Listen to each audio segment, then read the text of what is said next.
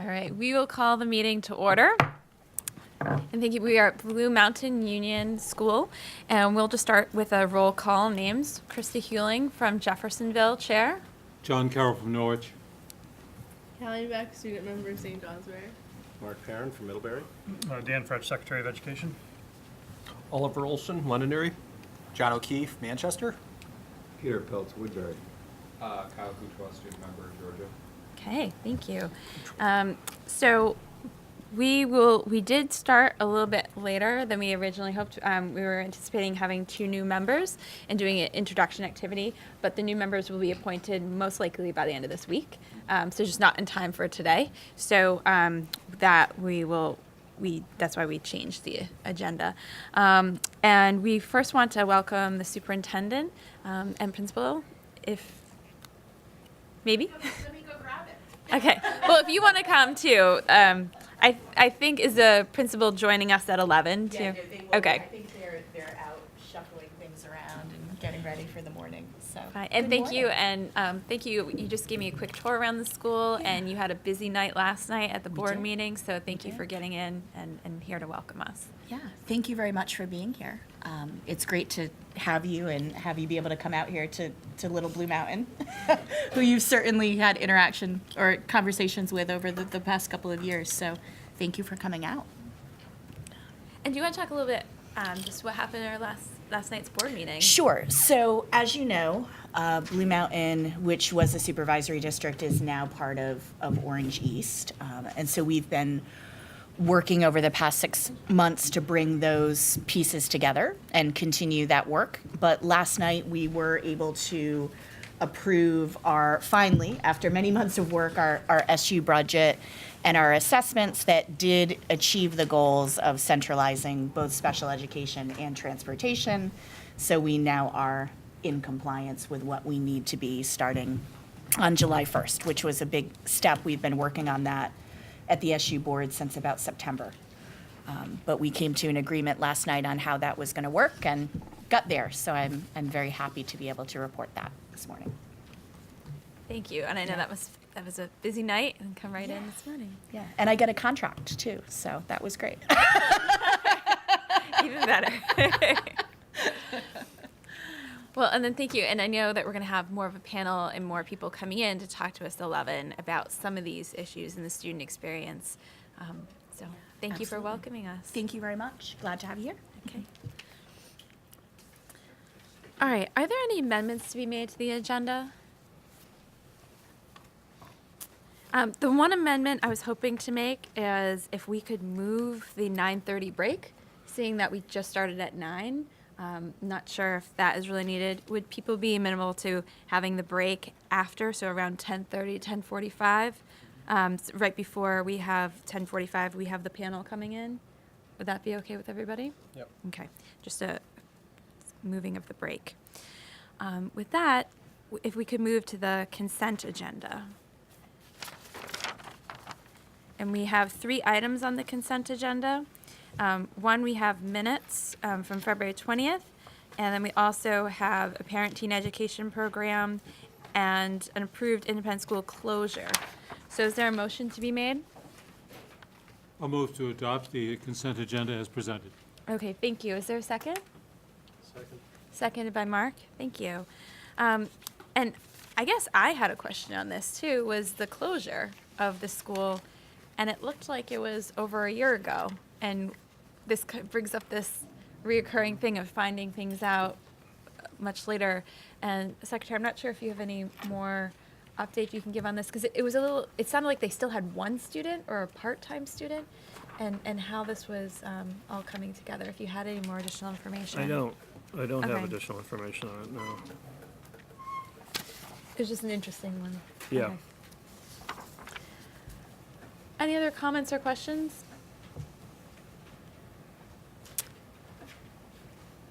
All those in favor, please say aye. Aye. Those opposed, no. The ayes have it, and we've adopted the consent agenda. As for board announcements. John, do you want to just quickly update us where you were last meeting? Just So give us a little update on what, I mean, you've been doing a lot with education just in another country. It's just a report on my delinquency. Truancy. I have several projects that I work on every year in Western Kenya, in East Africa. The main one being a school for marginalized children outside Kisumu, which is near Lake Victoria in the western part of Kenya. We have about 240 children that we pre-K through 8. They're mostly very marginalized children from families that were disrupted during violence in an election about 10 years ago. And I think the thing that makes me most pleased about the school, aside from the fact that it's completely Kenyan run, there are some Americans involved. I'm chair of the board, but it's run by Kenyans for Kenyans. And this school, which serves children who are just terribly disadvantaged, the children do better on their national examinations, which is a very important measure of achievement for 8th grade kids. They do better than virtually any other school in that part of Kenya. They outperform schools that serve middle-class Kenyans and a lot of privileged people. And this little school of ours, funded largely by generous Americans, outperforms them and gives these kids a kind of catapult into their high school careers. And we also have a scholarship fund that guarantees that any child who goes to high school will have the money it takes to go, because it's not free. So it feels really terrific that we're making sure these kids get all the way through high school and are ready for whatever might come next for them, and many of them will go on to college, and some of them have even become literally doctors, lawyers, and teachers. So that's pretty gratifying. So that's mainly what I did and do when I'm there. Krista? Yeah, John? Actually, I visited John's alma mater, during the last meeting. That's why I wasn't here, and checked in on Connor. Oh, how's he and doing? Our he's- former student rep. Yeah. Our foreign student rep, he seems well-fed and happy. Not too well-fed. Okay, good. Not too well-fed, but he was doing well and gave us a tour of the campus. Thanks for doing that. But he seems happy. Excellent. He says hi. Wonderful. Any other board announcements? Can I just ask John, can you describe the Kenya school system? It's a little different in terms of how they matriculate and whatnot. It's, It is, Peter. It's basically sort of the British system.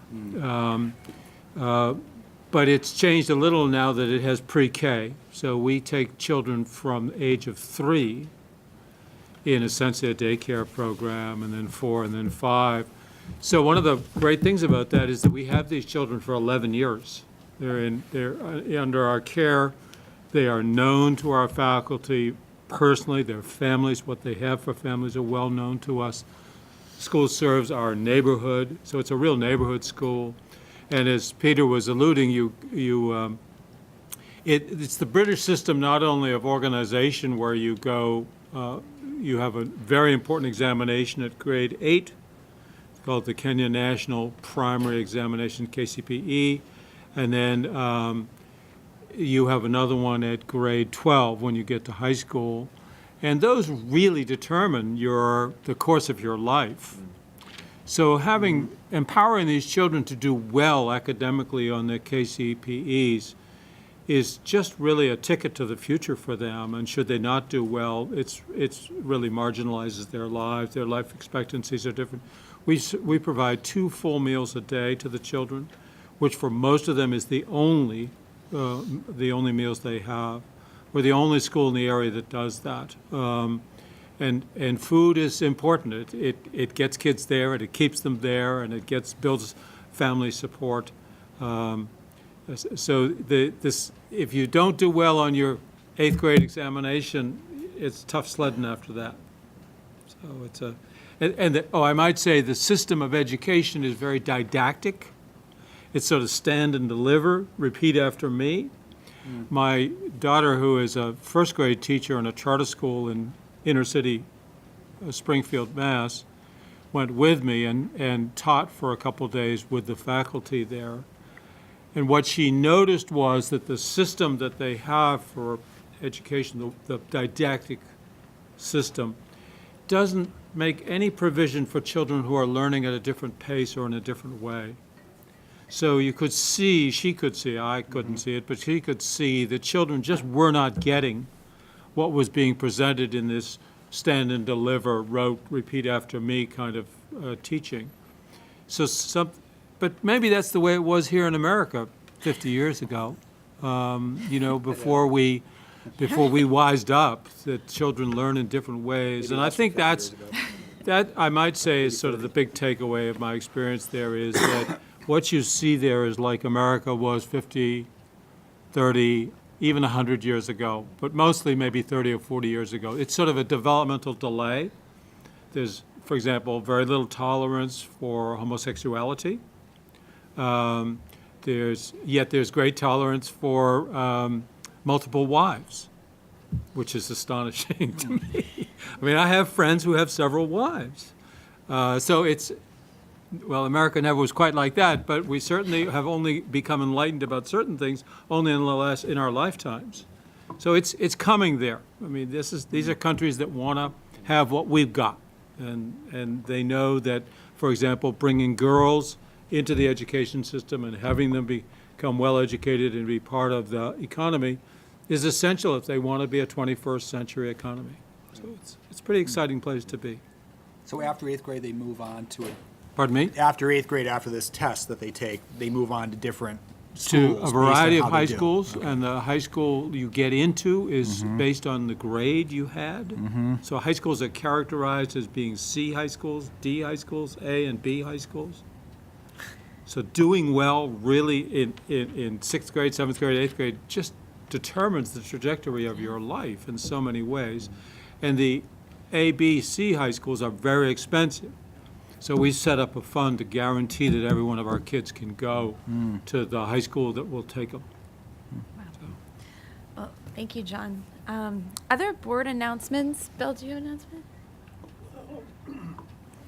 I'm going to have to leave early. I have a plane to catch too. You want me to make, I have some comments on some of the issues that I may be here for, but, Maybe just, so what time are you what time are you leaving? well, that all depends on how fast I can go up 302. We were just talking about some of the potholes, so drive safely. I'll be here through noon. Okay. So, if you have and did you want to submit comments or questions when you leave, or? It's your In case- pleasure. Okay, so maybe right before we break for lunch. Would that be okay? Sure. Okay. All right. So, student reports. So I reached out to Blue Mountain Union students for my report.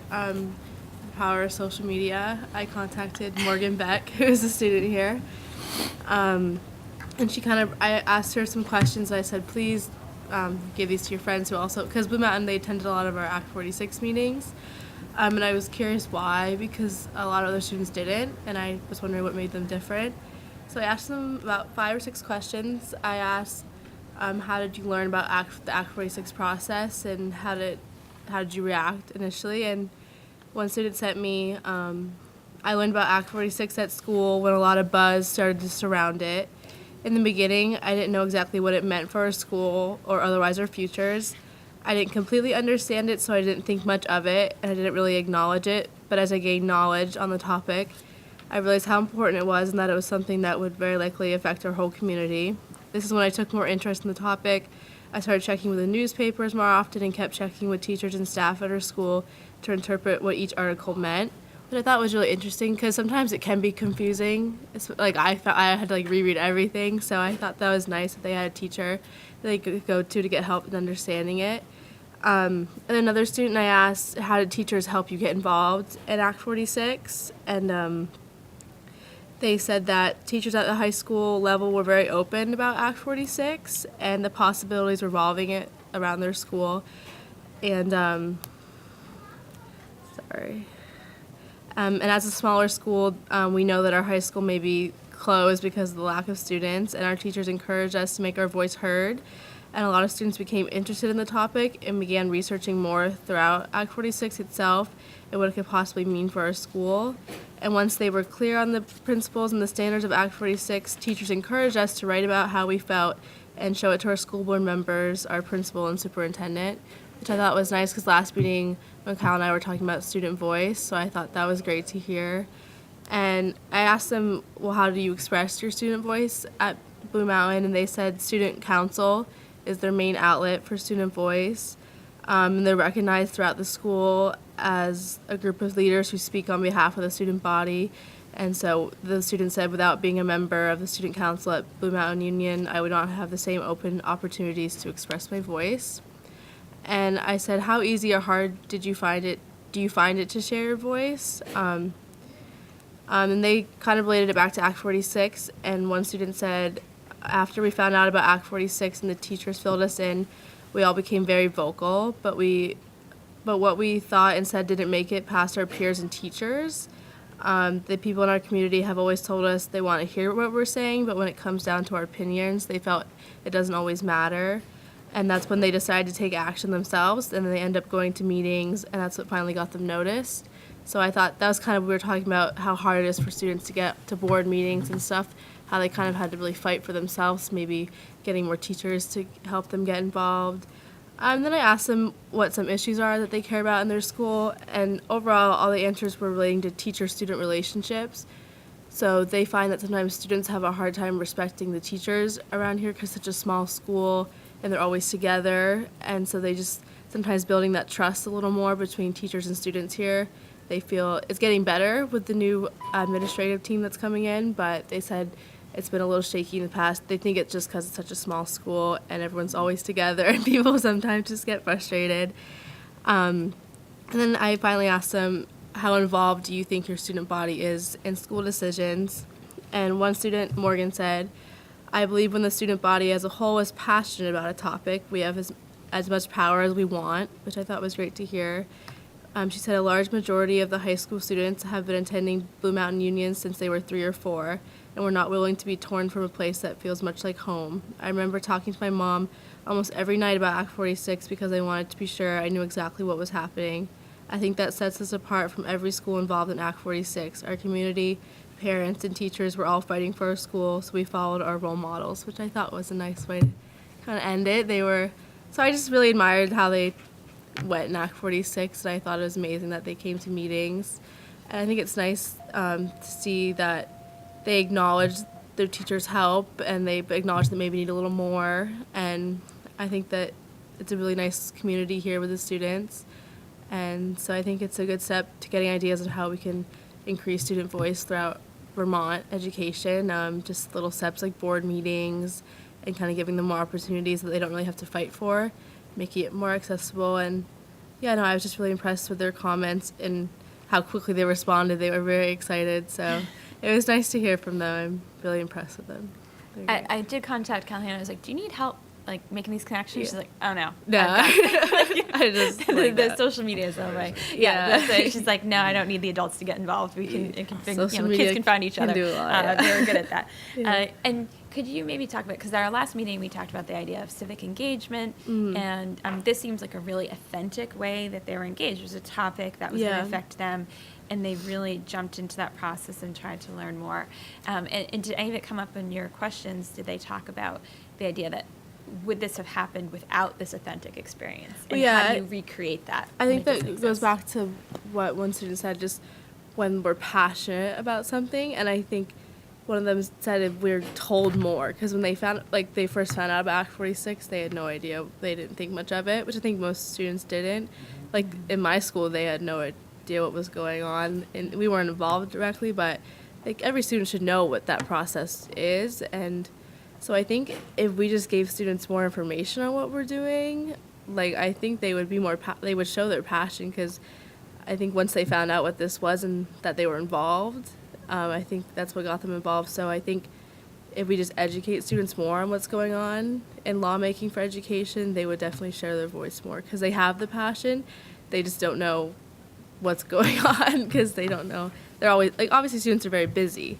We have homework, extracurriculars, work. So I think if we just somehow set up a way that we can give this information to them in an understandable, accessible way, I think they would share their passion with us very often.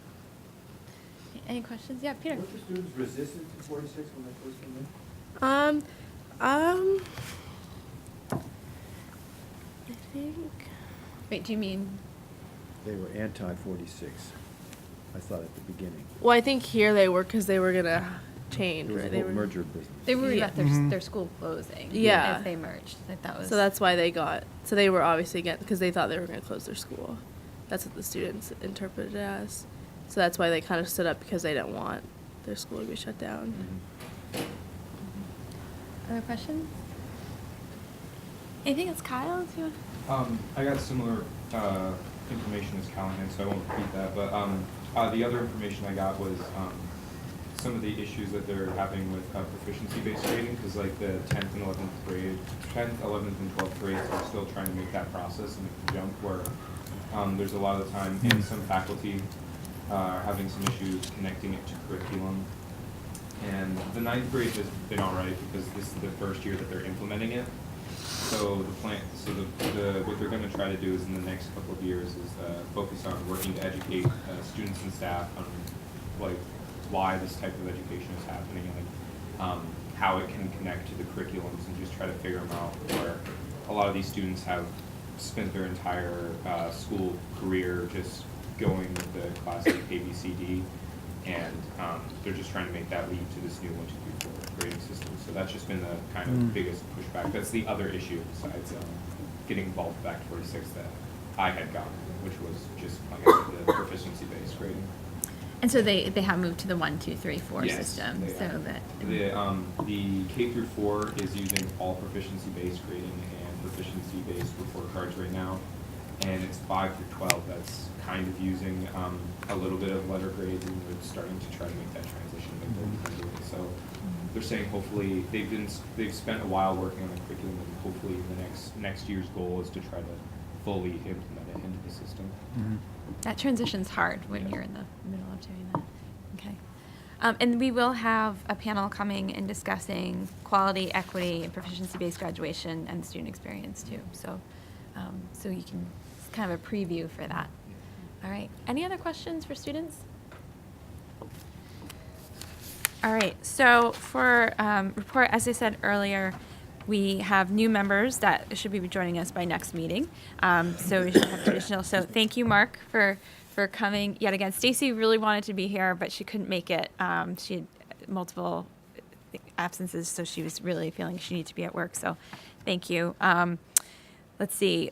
I want to update you that I did reach out at last meeting. You asked me to reach out to the legislature and just express our concern about 173, not and the timeline thereof, but not anything more than that. So it was just a short concern, and we are, as you can see, it's we have an update on the agenda, but we're actually not taking a vote on 173 because we don't have draft rules as of yet. But and we can talk about this later when we get further on. But we believe that if we can still achieve the timeline, and if that doesn't happen, so we can talk about that coming up. But I know that the agency's really trying to get the resources behind there. And one of the reasons we don't have draft rules is we want input from the other committee, because that's really imperative for us to get our work done, and then we don't. So it's making the timeline work. So I did express those concerns and not ask for anything yet. Say that other committee, which committee? So last meeting when we had Ms. Roy come, that she's the head. It's the committee in 173 that advisory group, right? That has come together and helping write those draft rules. And I think they just had their meeting yesterday, or was it today?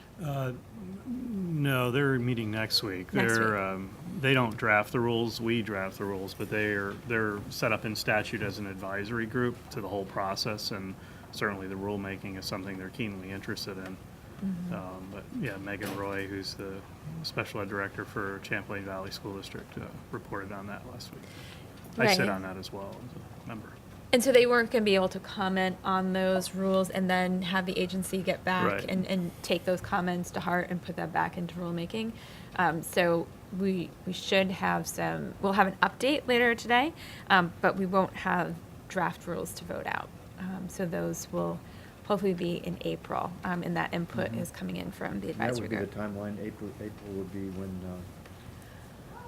This is where it's a tight timeline because it's supposed to be done by November 1st, which would mean we'd have to complete it by our October meeting. So all the series of process. And so that meeting that deadline may be a concern. And we're just alerting the legislature that could be tight. It may be late. And even if it is a month late, but we just wanted to give them that heads up. At the meeting, people asked for a letter. And I did hear from Representative Webb, and she did assure me that they're monitoring the situation. They understand. And I tried to express that the board will do its due diligence. It was a tight timeline that was created by the legislature and trying to honor that timeline in a way that honors the spirit of the legislation and getting it done well, not just getting it done. All right. So also, I did want to, as you know, in the news, Southern Vermont College has set to close. They were not ready to come to the state board with what to do with their records. We heard from Green Mountain College at our last meeting, and so we hope to have them at our April meeting to come in and to talk about that. In that vein, I did talk to the legislature about closing of schools and of these universities, and they are taking testimony and trying to figure out what should be the process moving forward. We're seeing more and more of these. There was some others in the news this past month that are looking at potential closing. And so the legislature was asking really about this record request and had talked about this may be an instance where the AOE may be better placed to do that than the state board. This is an administrative function of where should records go. So thinking about what is the role when it comes? The legislature may be asking us to look at the issue of small colleges and recommend to them for next January a plan of action. So that's something that they would come to us. So I was saying maybe separating that policy piece from the administrative piece, so administrative where do records go. I maybe that's not the best form of our time, but maybe thinking about policy would be. So thinking about that direction. So they're contemplating that. Yeah. Yeah, and on that note, I think I wholeheartedly support the notion that the disposition of records, et cetera, is purely an administrative function, and it's really not. I don't think makes sense for the board to have any responsibility there. But I do think that the board should be thinking about the larger question at hand, which is we're certainly going to see more closures. That's unfortunately that's just the reality, given the changing nature of the incoming population and the decline in student numbers. And I'd like to see us have some conversation about how we fill that void, because from an economic development standpoint, there's no greater catalyst than a really robust system of higher education. And all you need to do is look at the Burlington area, you look at UVM, Champlain College, all the economic activity, people can't find housing up there. You get outside of Chittenden County and it's just becoming more and more barren. And my concern is, as these smaller colleges and colleges mainly close down, it's going to create even greater stratification between Chittenden and the rest of Vermont. And I think there needs to be a conversation about how we can better sort of regionalize the experience, the educational experience that people are getting in Chittenden County, and make sure that isn't lost in the hinterland. And I'm not sure what that looks like, but it's a conversation I think we need to be having. And that's what the legislature is going to be asking us to actually do and present something to them for next legislative session. Chris, And just yeah. to jump on that, because Oliver and I are obviously from the same area, and both those closures really are going to have a regional impact. It does seem like this could be the start. I think there's other ones out there that struggle, that are under 1,000 students. Southern Vermont College did have, they are appealing They withdrew the They appeal. withdrew it. Oh, they did, okay, all Yeah, right. that was That's as of sort of a last mixed night. message. Yeah, it That was. was coming out. It was a past president that was coming back and trying to Okay. raise money to get it done, and then they withdrew that yesterday. Yeah. And so I think the best part of our meeting last week, besides the last month, besides the students coming in talking about racial bias in the classroom, was the idea when Green Mountain College, we had to engage them about records, but we engaged them about tell us more about what's going on. I think that testimony, it would be worth watching on their testimony because they were very frank and honest about what really it meant for the community and what that removed for 86% of their students were coming from out of state, and they were staying here doing internships, moving, starting businesses, and so not just the college itself, but that what they were bringing to local businesses, and then also starting their own, and this idea that it's this debt that's getting in their way of moving forward. So and that's what just the legislature, they were working on sort of corrections, and then they were moving in a different direction.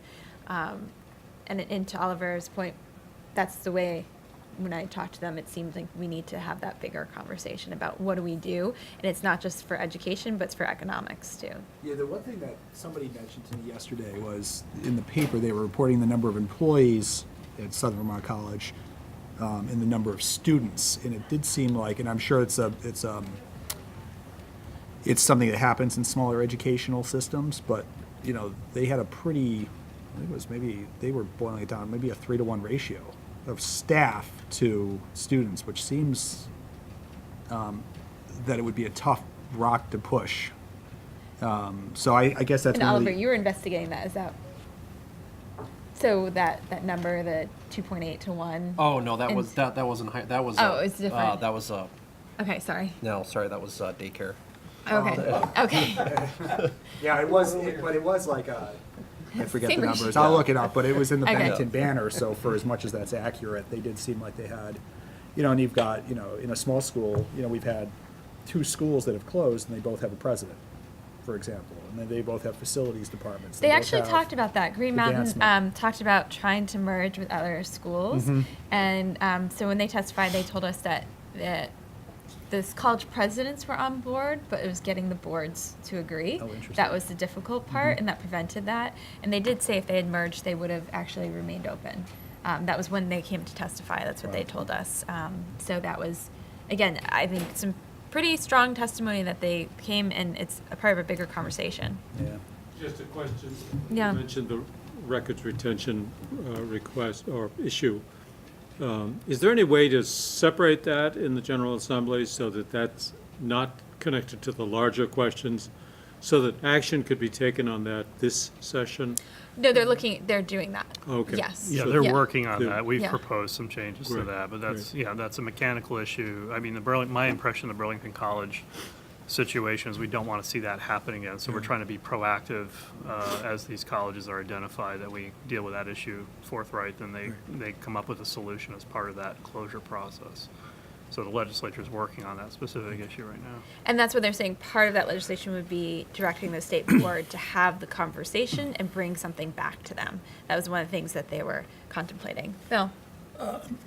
Just wanted to emphasize something that you all have said, is that this is maybe a symptom of a problem, and we need to look at the problem itself, which is social, economic, jobs, you name it.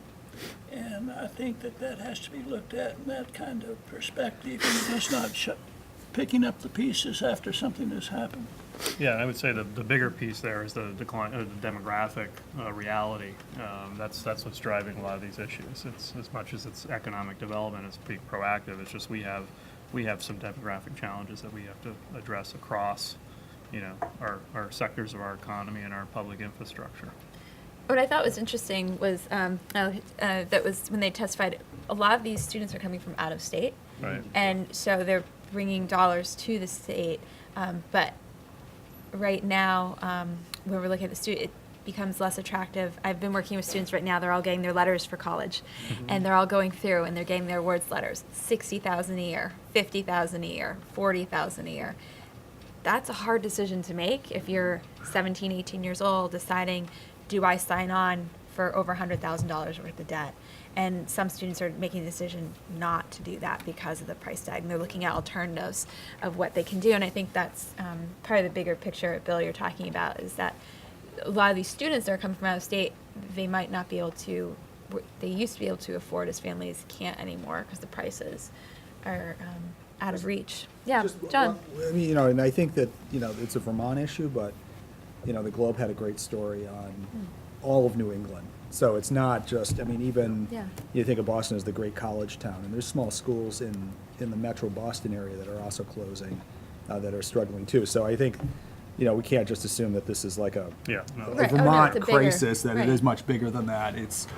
But it's definitely at least across the Northeast. I'm sure there's schools in California that are small that are struggling. But- I think, as Oliver pointed out, it is so crucial to our economy and to as we grow as a state, and as we're bringing new ideas to businesses, these internships, it really brings a vibrancy to a state that, if we look at the demographics, is aging, and bringing those dollars, that energy into the state is definitely needed. Yeah. Peter. So, you know, if you think of the rural area, there's been some studies about really good job training and everything else that goes along with the trades and whatnot. And it would seem in terms of our population, that's a trend I'd like to see develop further in terms of, especially in the more rural areas. You know, it's a tough one when private schools are going down. I mean, we don't even have resources to keep our own state colleges lively afloat. It's hard to think that, I mean, all we can do is, I don't know what, you know, it's tough. This is a tough situation. So can I just ask if the legislature is going to be asking us to look at this topic, and as we're moving forward, what sort of things would you like for the meetings as we're moving forward to talk about these issues, and to just start thinking about who would you like to come and discuss with us? Green Mountain was very open in coming discussing their problems. What specifically have they asked us to do? They're still working on that, but they would be looking at the problem of small schools, small colleges and universities closing around the state, and what should the state's reaction be, and is there any statewide policy that would be needed?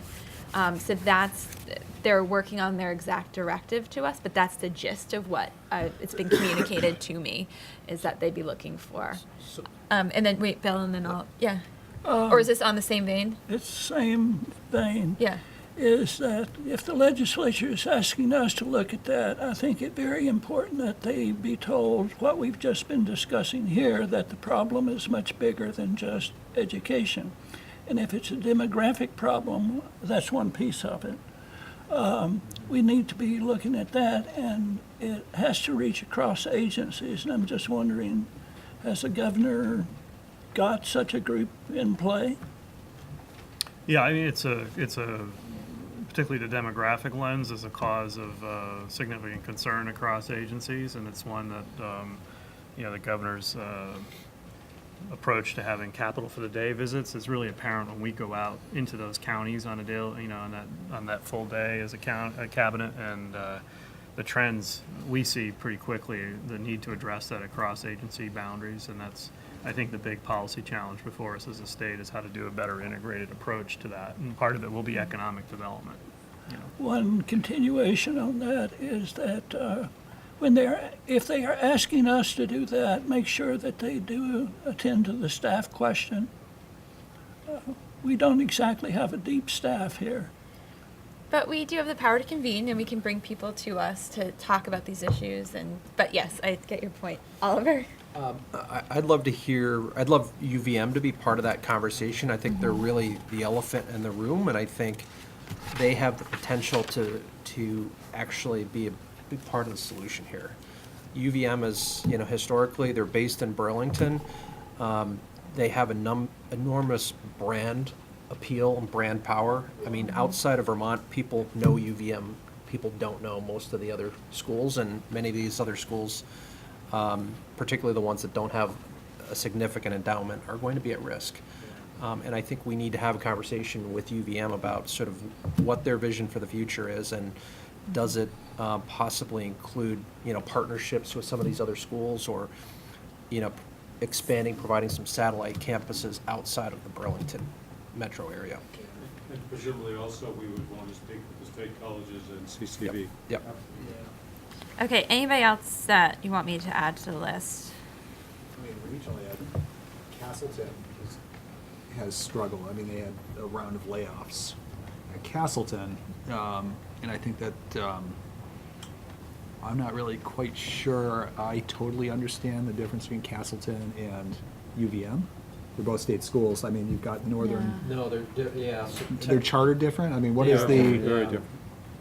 So, UVM is a private institution. yeah, Right. UVM is? yeah. And they have Yeah. to, by statute, I think, take 600 Vermont students Okay. each year. So there's, Mhm. it's, and they get state money for doing that. It's not part of the state college 600, system. okay, that's not. And there are few Right. trustees that are. Their enrollment appointed. is now over 10,000. I looked it up the other day. Yeah, but, yeah, technically they are, as John pointed out, a private institution, but they, Mhm. it's a little funky because they have, a certain number of trustees are appointed by the legislature, and Mhm. they do receive a state appropriation.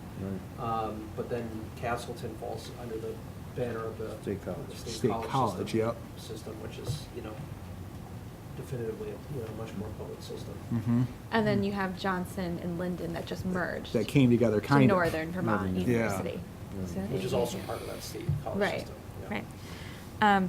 Okay, so we can start working on that. John? Just other possible resources. I think there's a consensus too that this is a demographic phenomenon, which means it's in part an economic phenomenon. And it would seem, I think as a conversation like this makes me think a lot about Japan, which has already been down this road of contraction of population and grappling with all of the consequences of that.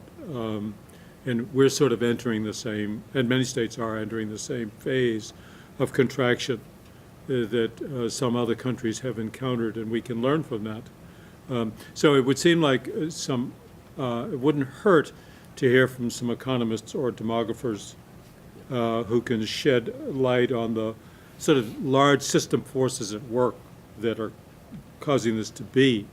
We're not the first people in the world to encounter this. And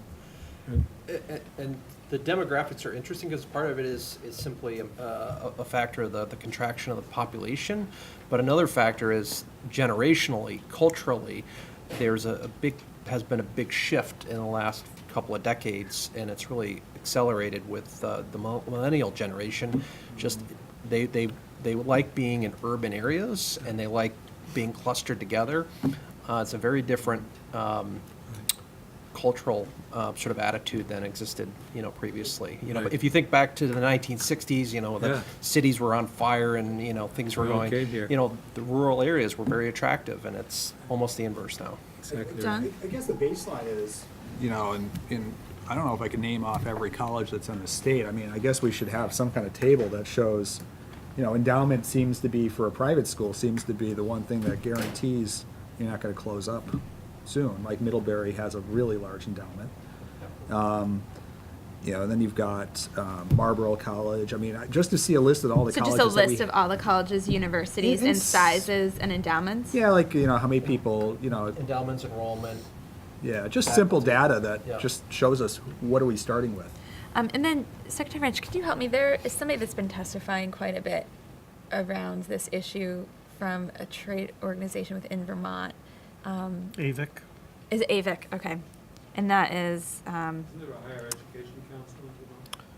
Yes, that's, depends on the organization we're talking about. Like the state colleges have a different setup than others, but the AVIC is the one with all the small colleges and universities. AVIC is an interesting entity that they're deferring to our general counsel. I've seen you. I think it's fair to say that we're re-examining their role relative to this specific issue and around record retention and so forth. But they're an important mechanism, I think, to ensure that the closure issue or the quality issue is maintained. Because they're So- in statute as having a role. Yes. Yes, that's what it is. So they Yeah. have a role in sort of determining. Just sort of protecting that sort of structure a little bit. So Yeah. that's being examined right now in the legislature. Okay, so would we foresee having a panel with various pieces of these coming together? Okay.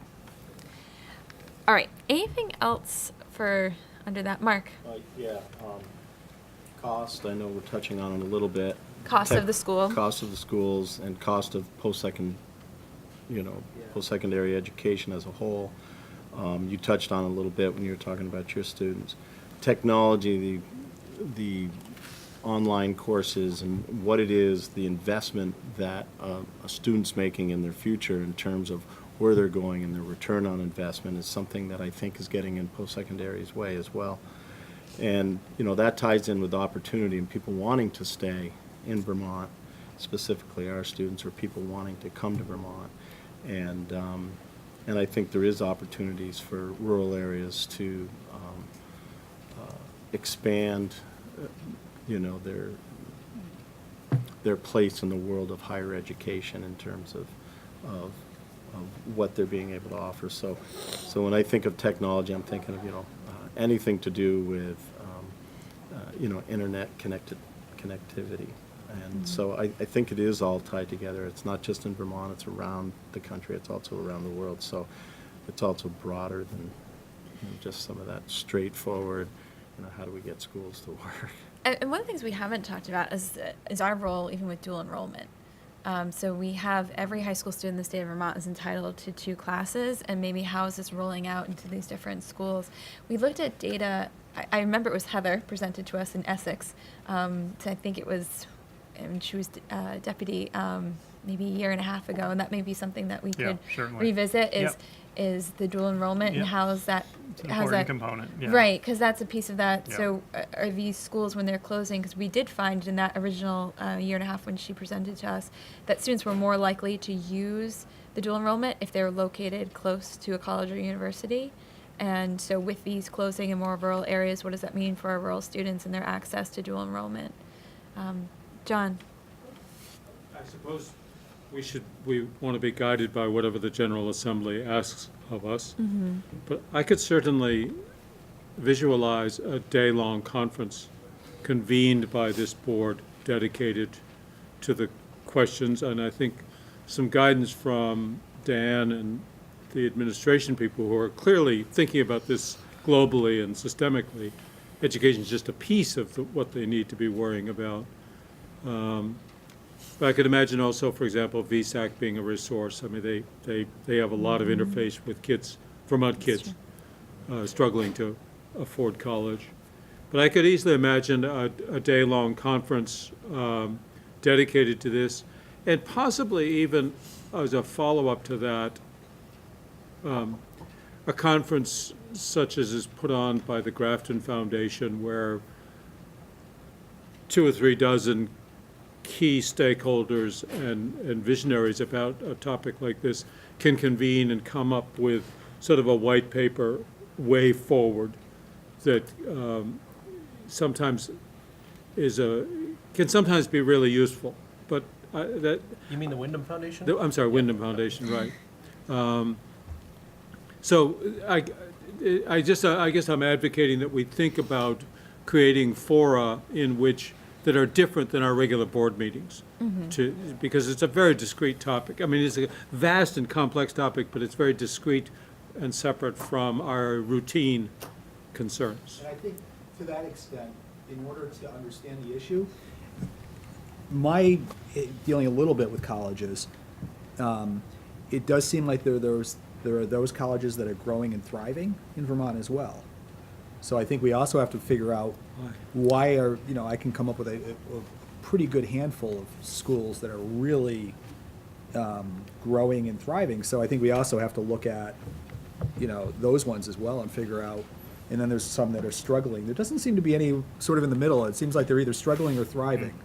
I'm sure there are some, like right in the middle, that are solidly just kind of moving along. I would just say, this might be an issue that I would be in a better position to convene than you. So you would be participants, essentially. I was just thinking I'll be talking about my Design for the Future proposal this afternoon, and there's a small presentation in your packet about that. That's presentation I formulated for a convening of higher education folks. So Dean Scott Thomas, who's the Dean of the College of Education and Social Services at UVM, who's fairly new in his position, desired to have us bring it together some folks from higher ed, and we included Paul Costello of VCRD, a few other folks. We brought in a gentleman, Peter Smith, who's his son, you might know Dan Smith. So Peter is an author of a book, Free Range Learning, and he's more or less an expert on He the also issue of founded, higher Community file College of CCV, Vermont. been around Vermont issue. So we convened a small group and started to kick around the ideas of, so where are we going with higher ed in the state? But I know folks at UVM, and I just was meeting with helped introduce the new president of UVM a couple weeks ago. I think I could follow up with that pretty easily with the leadership of UVM and Jeb Spalding of the state college system to sort of start framing out an event. And you guys could participate in that, but I could do it under my authority probably a little quicker or So in a what's, way that's a little more interesting, perhaps, in terms of bringing other people to it. all right, so how does the board feel about that? Should we defer to Dan, and you're going to organize a conference around this issue? I'll reach out to my colleague at UVM and see what our next, sort of like I'm thinking of a follow-up of what we already started to do and see if we can expand that out and see if they would be interested in broadening that out. I think it makes sense to me that we sort of pursue that energy. And then follow up in April under a real agenda item and figure out. Yeah, I mean, the legislature is going to do its piece, but I'm Yeah. just Right. starting to sort of put some of the pieces together that Yeah. I would agree with Oliver's comment that UVM has a leadership role in that, and I think the colleges, with their new leadership and their president, is going to be contemplating what their role is in the broader landscape of Yeah. the state.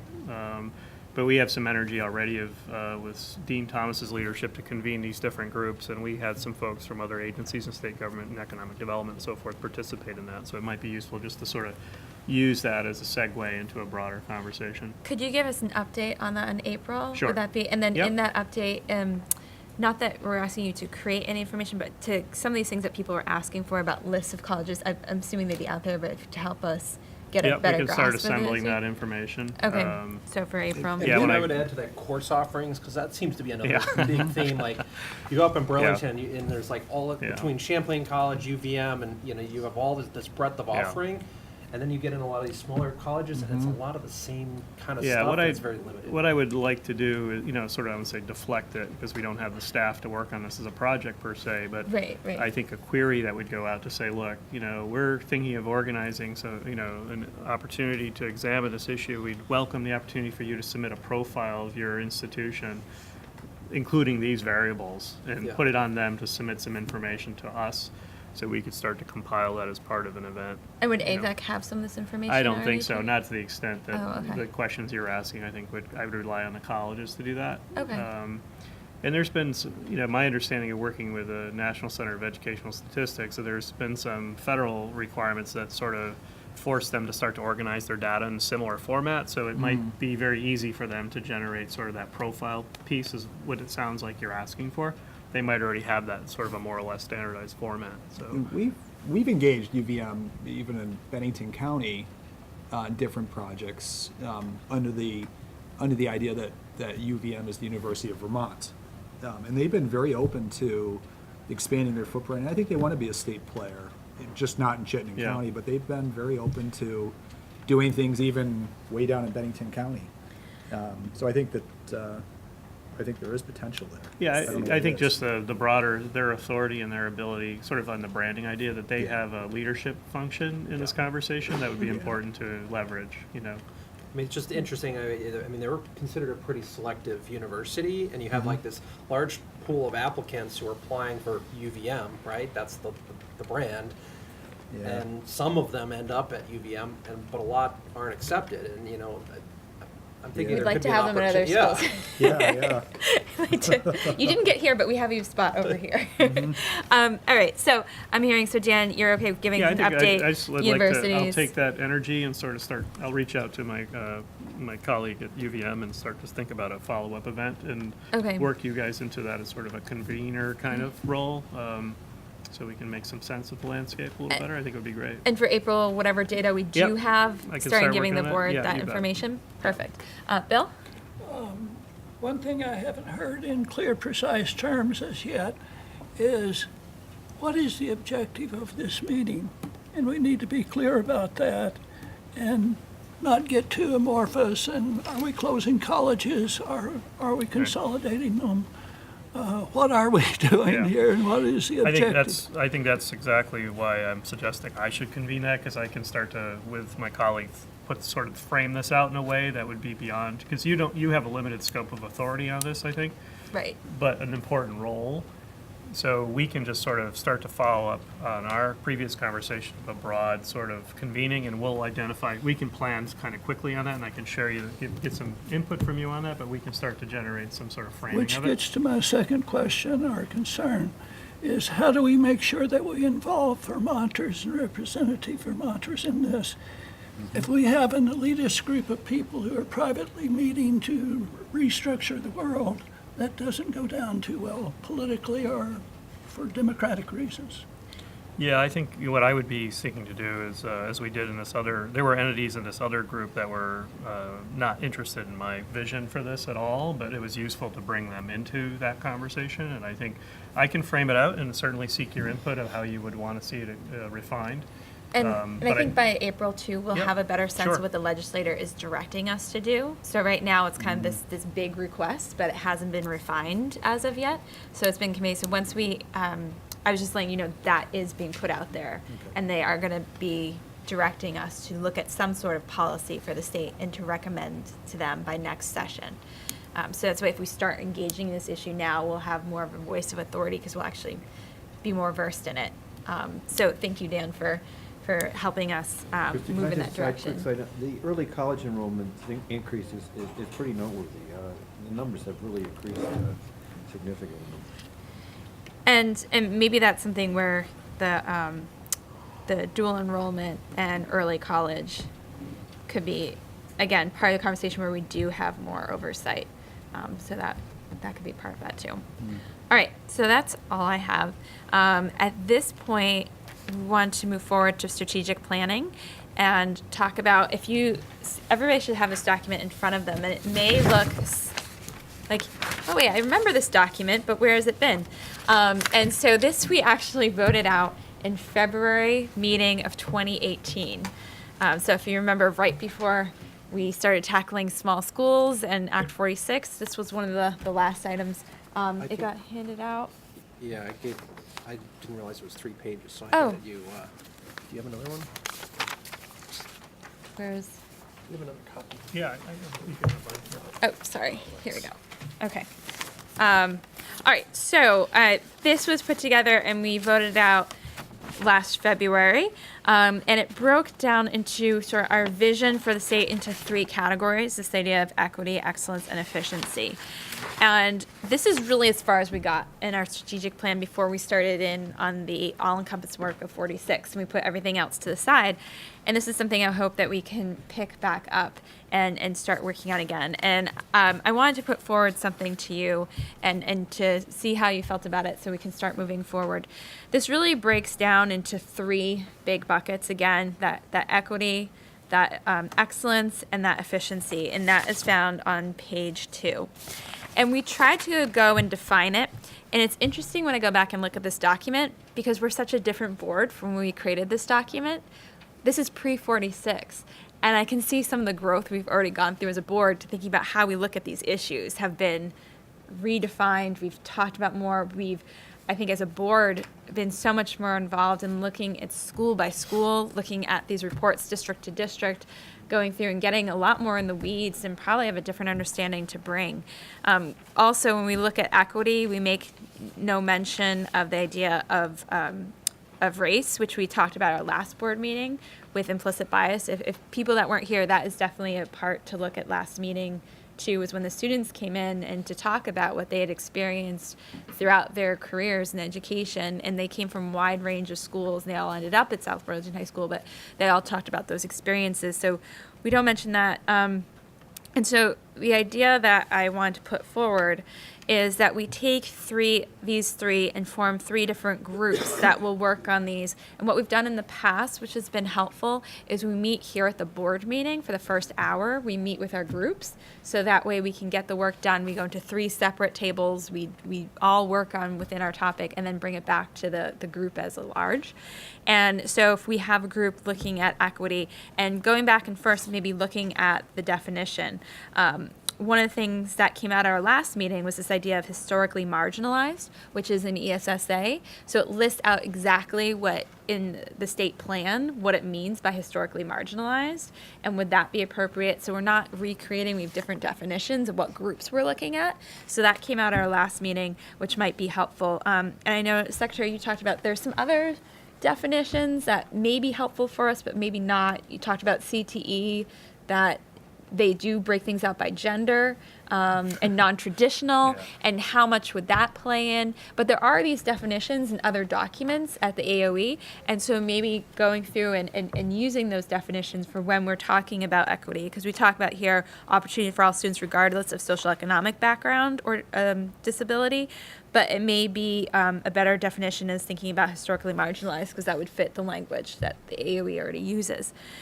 So if each group could if we'd form these groups, we'd get together and go back and really define, what does this mean? What do we say when we want equity? When it says we mean equity of opportunity, maybe working this as a group and with our knowledge post 46, and then thinking about what's our vision and then how do we move forward. And I was hoping if we could do this for April, May, and June, and potentially work on this at the retreat and have a better sense of the document. I'll say in just a minute. And at our last meeting also we talked about, and Dan, you can correct me if I'm wrong, like, so if we create a vision and instead of telling you this is the data that we want to review, that it would be best to, this is our vision, what's the best way to measure it? And you could give us the measures that you would see that you already have at the agency that would fit what we're looking for. So that way it's a process that we'd be working with the AOE and saying, this is our vision, what do we need? What data do you have? And being much more specific, and then going forward and setting a plan for the state board. What's our strategic vision, not just for the state, but for ourselves as a board too? What are we going to do, and what's the work that we're going to do moving forward? Oliver. So, apologies, I wasn't here last February. Right.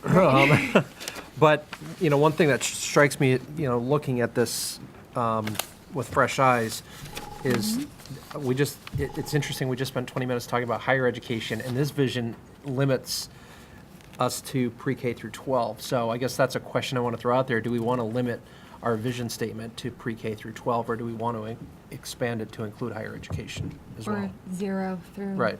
I mean, that's kind of the. And also mindful that we're going to have 2 new board members that are also going to Yep. bring fresh eyes to this document. So if we could just make a framework for how we're going to move forward, so that way we have all these fresh Yep. perspectives. And this was this was a vision statement. We Yeah, didn't yep. have, and it was. And this was pre-Act 46, when Yeah. Act 46 was on the horizon. So it seems like last year, Act 46 was on the horizon, therefore pre-K through 12 was really in focus. But I'm increasingly seeing higher education as coming more into focus here. So I think it would be worth including that. Okay. That's my personal perspective. I don't know what everybody else feels. Yeah. I think you're right. When we look at equity and dual enrollment, for example, we need to see who's enrolled and who's not enrolled, whether it's discriminating on equity grounds. And also, we're going to have to look at job preparation in an entirely different way. And also, I know we talk about pre-K, and pre-K is coming sort of, I think, back to the legislature. There's been a lot of different testimony. I'm not sure where it's going, but there's testimony starting around pre-K, and a lot of that goes back to what's that 0 to 3, what's going on. So I'm seeing some overlap between the testimony and what's happening. So that may be something to think about. There's more of a deliberate thinking at the legislature that is interconnected, and what is the role of the agency of education and AHS. And I don't know about you, but it seems like they're trying to figure out different boundaries. Yeah, I would agree. I think it's a question of, I think right now, just trying to queue up what they're going to work on. I think they're initially just sort of put the whole conversation of early learning and care in a trajectory to talk about next year. But they're bound to get into it this year, and they're just sort of setting the stage for it. But I think everyone agrees it's very complex. So I don't expect anything major to be done this spring, but we're setting the stage for a major conversation for sure. And I think this is document as we're trying to set the stage for Yeah. stage, so that may be better conversation, maybe that 0 through degree. So what's the age range, Mark? Yeah, that's interesting you say that because, you know, my involvement with the tech center, for example, we're reintroducing a new program that used building trades that used to be there for years and got rid of it because it dwindled to practically nothing, and that program looked, you know, like, oh, what do we need to do? What do we want to do, and so forth, and it's coming back, and there's a number of folks who are post-high school graduation that would love to get involved with that program, but don't have a way to get involved with it, either through VSAC and student loans or even space, even though you have a facility that's available beyond the traditional school day. So including, you know, beyond our sort of K-12 or pre-K-12, and some of these folks are ones with some of the younger kids and some of the younger, you know, the 0-3s that I know of. So it's an interesting dynamic how we look at that, you know, the full cycle of that. And How are you dealing with it?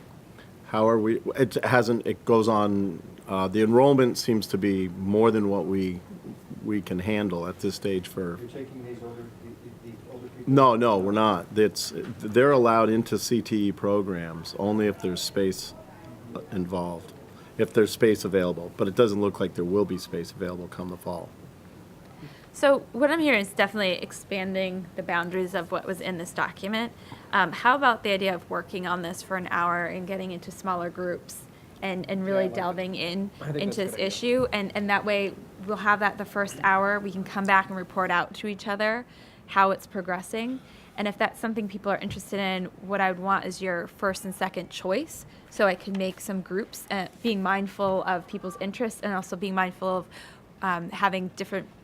If we have 2 new board members, I wouldn't want to put 2 new board members with just one other, so just mixing up that different experience. But the idea that if we're looking at equity, we also have the ethnic studies bill that just passed, that's on the way to the governor's office. That's going to play into the idea of equity and the work that's being done there. It's also the idea of ESSA, the historical and marginalized. When we think of the excellence and the quality, we've been doing a lot of re-examining of EQS, and is that the document that is defining what quality looks like, and if as a group, what we've been reviewing that document, and is that something we need to do more formally, or more open, if that's what we could look at where that quality is. And there's the efficiency sustainability piece that in Secretary French, the weighting study is not going to be coming out until Late fall. but there is another study that just came out that falls, I'm trying to remember, under the more efficiency, was a ratio study. Oh, yeah, the ratio study is complete. You should And have then- been provided a copy. of Right, that. so I Yeah. mean, that I think would be a good place for that group to dig into that ratio study and do those different researches. Yeah, Sorry to keep picking this apart, but. we can do a Yeah, lot of yeah, video. no, right, yeah. well, just before we, split up and delegate this work out, I think it's important that we're all on the same page about the overall vision. And so it speaks to 3 dimensions, and as I sort of reread these 3 dimensions, the thing I see that's missing is opportunity. So, in the preamble, it references opportunities, but opportunity is actually not specifically identified as a dimension. You could argue that it might fit under excellence, so maybe we redefine excellence, but excellence is really just focused on the outcomes. So there's really, I don't see any real mention of opportunity here. Could you expand equity? Yeah, because equity means equity of opportunity. Or maybe we should put that. actually, Yeah, but it's I not agree. necessarily, there's equity of opportunity and then there's the breadth of opportunity Yeah. as well, right? And they're 2 different things. What is the breadth of opportunity referred to? So you could have, I'm just using a really simple example. You could have 5 schools that have a very narrow offering, and they're offering equity of opportunity, but they're not offering a lot of opportunity. Yeah, it's the depth and the breadth of that Would opportunity. that fall under equality? I mean, that's what the EQS is, that you have to have the opportunity. I mean, to be meeting those quality expectations, Yeah. you actually have to be meeting the EQS. And a lot of that has to do with that opportunity and the breadth of that. And that may be something that we need to Yeah. examine more. And we could within- fit it into one of these categories, I just don't see it explicitly. And that's one of my concerns, particularly in a lot of these smaller high schools across the state, is, the opportunities are really limited in terms of the course offerings and things like that. So I want to make sure that we've got some focus on that. Yeah, and I hear that, and I think that the education quality standards, as we get closer into the getting more data, we're going to be moving into, is it May that we're getting more data, and then again in October, but looking at what are those opportunities for students that really, if they're meeting the EQS, they'd have opportunities, but I think we're going to see some of these schools not meeting expectations when it comes to course offerings. Yeah, so I think when we dig deep into that data as it's coming out, that's part of those questions that Okay. come up. I think the interlap of the three sections are not clean. They're going to overlap. That's just inevitable. Yeah, and I think again, because when we had the conversation, we talked about how all three of these really overlap and how you can't have one without the other. You could have equity by getting rid of all opportunity if you only Right, offer one thing. exactly, So exactly. it's making sure we're moving forward Yeah. in all three fronts. That we could have Yeah. an amazing opportunities but we couldn't afford it. Right, So how right, do and we- I guess it really falls under excellence, but it just seems very focused on outcomes, and I Yeah. would almost like to see this just tweaked a little bit so that it's, Inputs too. yeah. And I think that's where, again, that Yeah, focus yeah. on the EQS. And that's where it'd be great if each of these groups could go back to this and read, look at what do we mean by this? Yeah. What do we mean by equity? What do we mean by excellence and Yeah. efficiency? I think that would be the first step, just with new eyes. We all are looking at this a year later Yeah. with new eyes, which is actually an advantage, that we have spent so much time looking at all these different schools. So is this, yeah. I think we all are certainly enlightened, if not seared, by our experience with Act 46. I like to think enlightened. Yeah, I hope so. But I would say, for me also, and maybe that we shouldn't lose sight of the work we did on small schools, which was an attempt at a systematic characterization of schools and how well they're serving their students, their communities. And we it was perhaps a crude attempt, but it was, I think, maybe the first time that we've actually said, you can describe what represents a successful school and what doesn't. We probably didn't get it right, but we at least said it's conceivable to do this and that it's useful to do so. Now, you can argue with what use it's put. What we, in that particular case, we sort of rewarded the successful schools and we denied rewards to the less successful schools. You could argue that it should be just the reverse, but nonetheless, we were able and willing to say there's a difference between this group of schools and that group of schools. Differences that really matter in terms of equity, excellence, and efficiency. That, to me, it was sort of a breakthrough conversation of essentially trying to quantify and characterize schools differentially and say there are some that are admirable and there are some that need a lot of work. That's kind of new territory for us, and obviously something we need to be very thoughtful and careful about. But that, for me at least, has influenced my understanding of this. I think when we think about characterizing our educational system, is it excellent? Is it equitable? Is it efficient? The answer is yes and no. And the answer is found in a distribution of schools, that they're not all alike, that there are some schools that are highly efficient and some that are terribly inefficient. There are some schools that are highly excellent and some that are really not, and so forth. And that there are these, you could say there's quintiles for everything. And that if, for example, you wanted to drive up excellence, you would probably focus on the lower quintile and say, if we could bring them into the second quintile, we would significantly improve the overall excellence of education in Vermont. So the way of thinking about that allows us to think about how do we target our efforts? Where do we don't try to boil the ocean, we don't try to fix everything, we try to go where the needs are the greatest and strengthen those, whether it's about equity or efficiency or excellence. So I just thought that that the small schools characterization was the first dipping of our toe in the water of recognizing the differences among schools and saying that you could differentiate and you could respond differently to them. Oliver? And what was interesting there, though, was that that was a focus on elementary schools. And I would argue that the differences in terms of opportunity within elementary schools is fairly narrow, where you really see a lot of disparities in the high schools. Absolutely. Yep, big time. And I did want to, I know we're going to talk about the budget book later, but if you, this was coming up under item J, I thought this actually pertains to this conversation on page 5. The secretary, there's a message from the secretary, and to really, I thought was important as we're thinking about our strategic plan moving forward, is the list you write at the very top here of all the initiatives that are going on at the same time. And how does that play into our strategic plan, how we're moving forward? I think it's very important to keep that in mind. The idea that we have Act 77, education quality reviews, 166 with early learning, 173 with special ed, which we're going to be working on. We also have the implementing several statewide data systems, and then Act 46.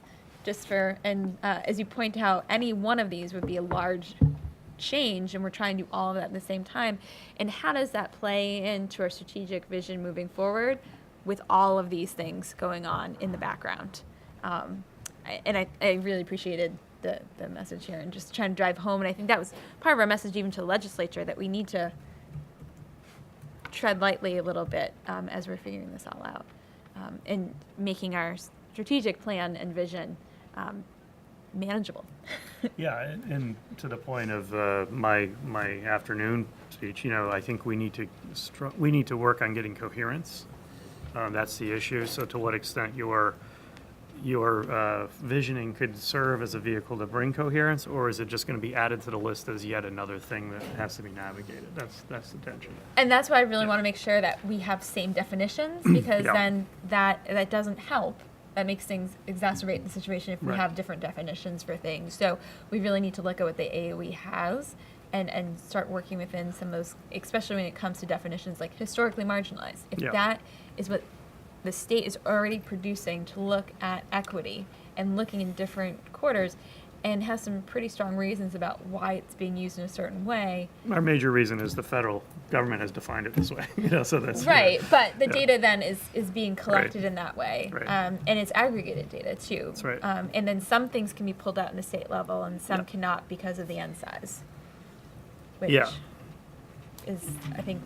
When we turn the new system on in May, I mean, that's really, I think, going to be the beginning of a conversation to get back into this. Here's how we can measure it, or we've designed to measure it.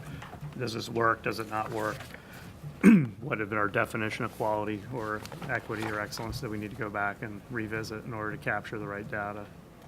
And I guess, so my question is, as we're moving forward, if we're doing this at the beginning of each meeting, one thing that came up for me is that we have 2 meetings before our June retreat. And this came up before, is June the appropriate time to have the retreat? So this came up actually at our last retreat before you were there. But is June the right time? Because the data comes out.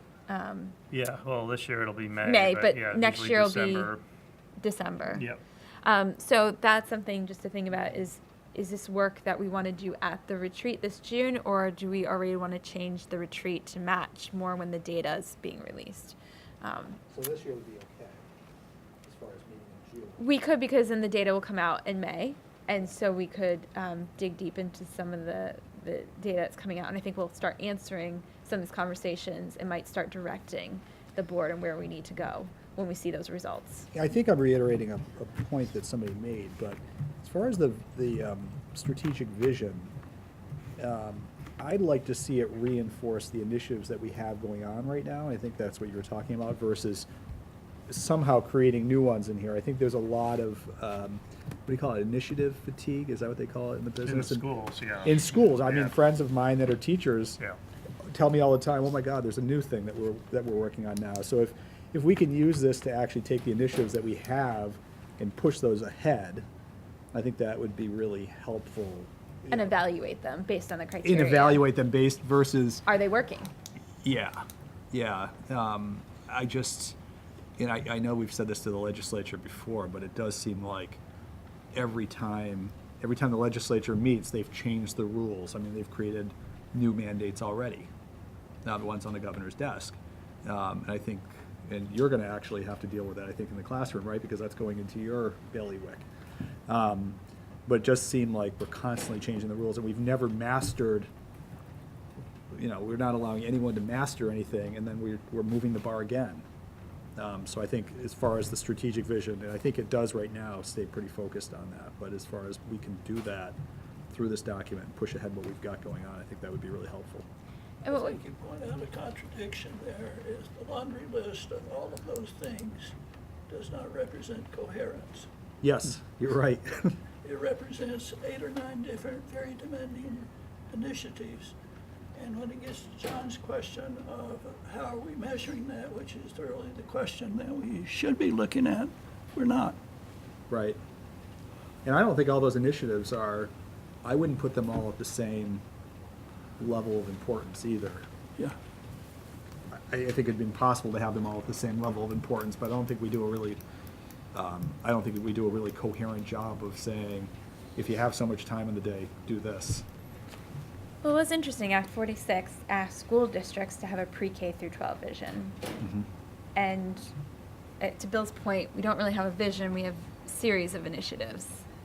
But that's, I think, what we need to work on. Is this vision, and how does it fit in, and how are we doing, how could we do better?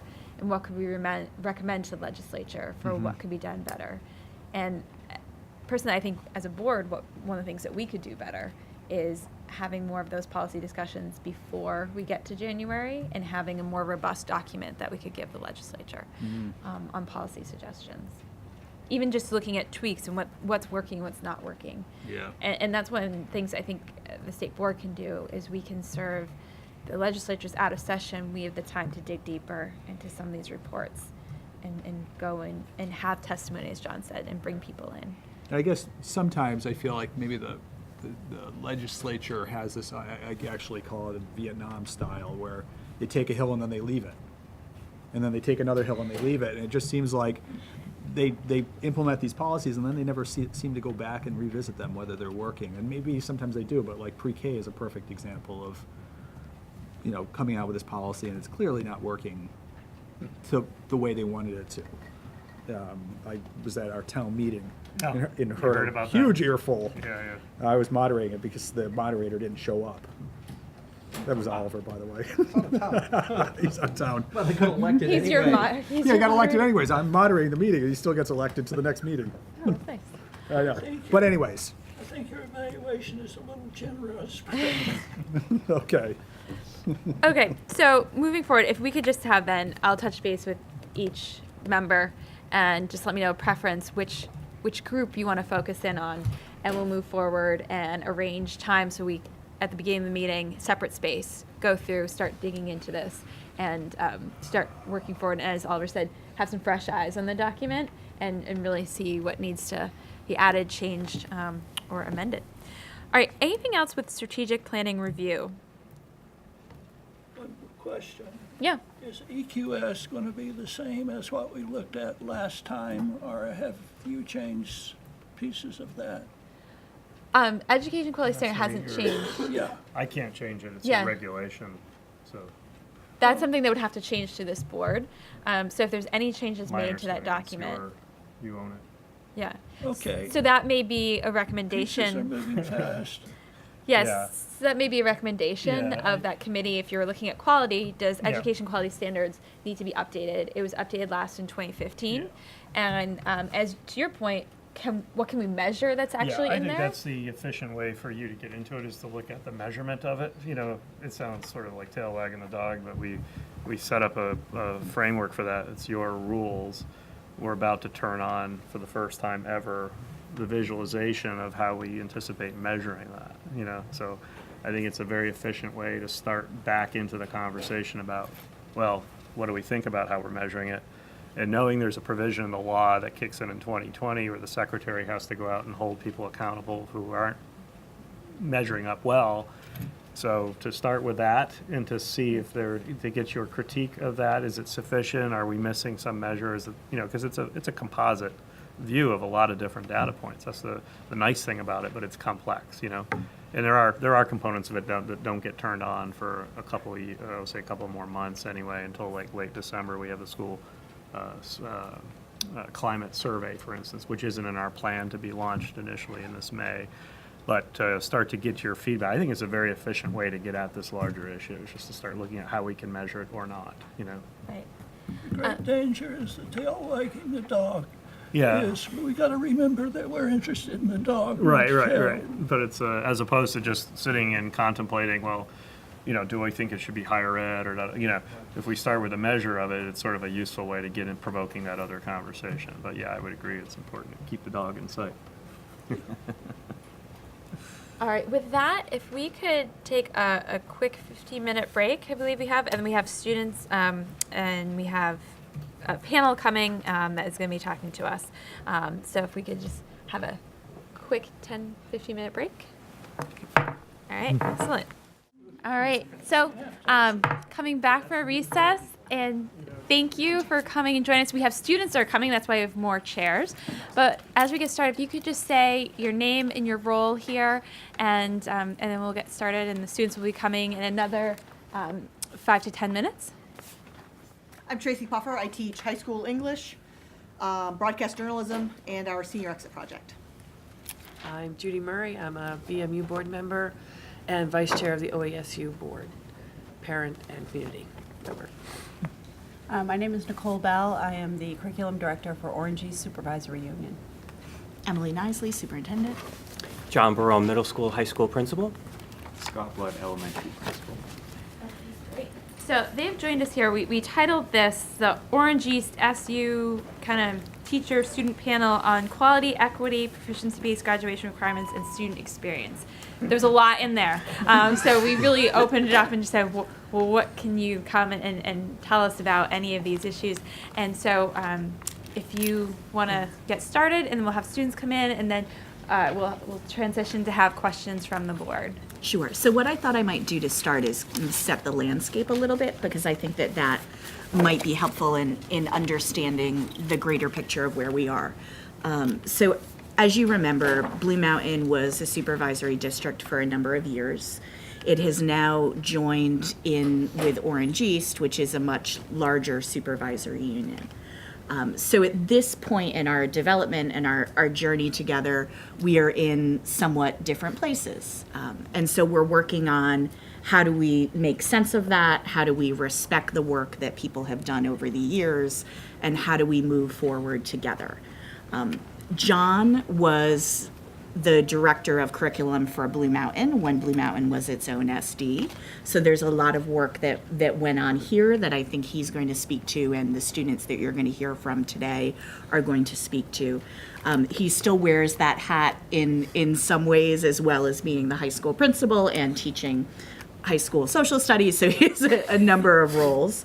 And then Nicole, this is her first year with us at Orange East as the director of curriculum and instruction, and she's been working on navigating and learning where everyone is as well.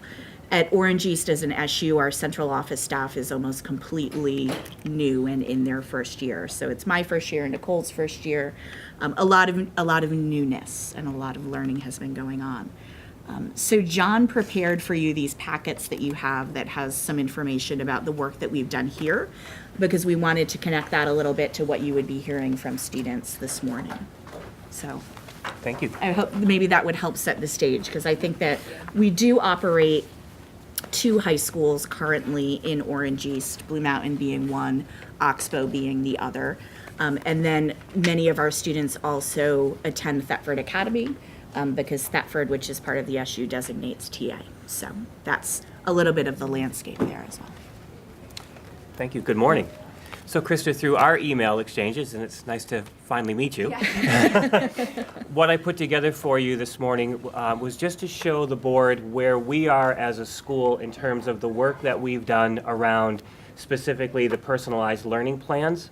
And Tracy Puffer, part of her responsibility this year is to oversee the PLPs for all of our students. So that's part of Tracy's job this year, is she is our PLP as well as our work-based learning coordinator. So students through Act 77 that are earning alternative credits, alternative pathways to graduation, have to definitely work with Mrs. Puffer, and that is part of the PLP work. So you have in your packet several things just to show you.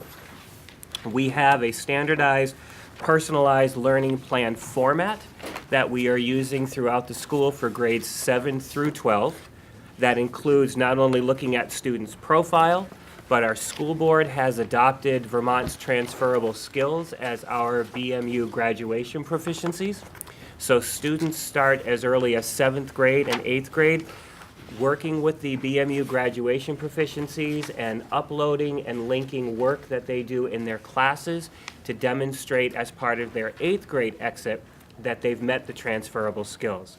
And part of what Mrs. Puffer has our students do when they are seniors for their senior exit project is they have to fully demonstrate all of the BMU graduation proficiencies and the performance indicators with evidence from their high school careers.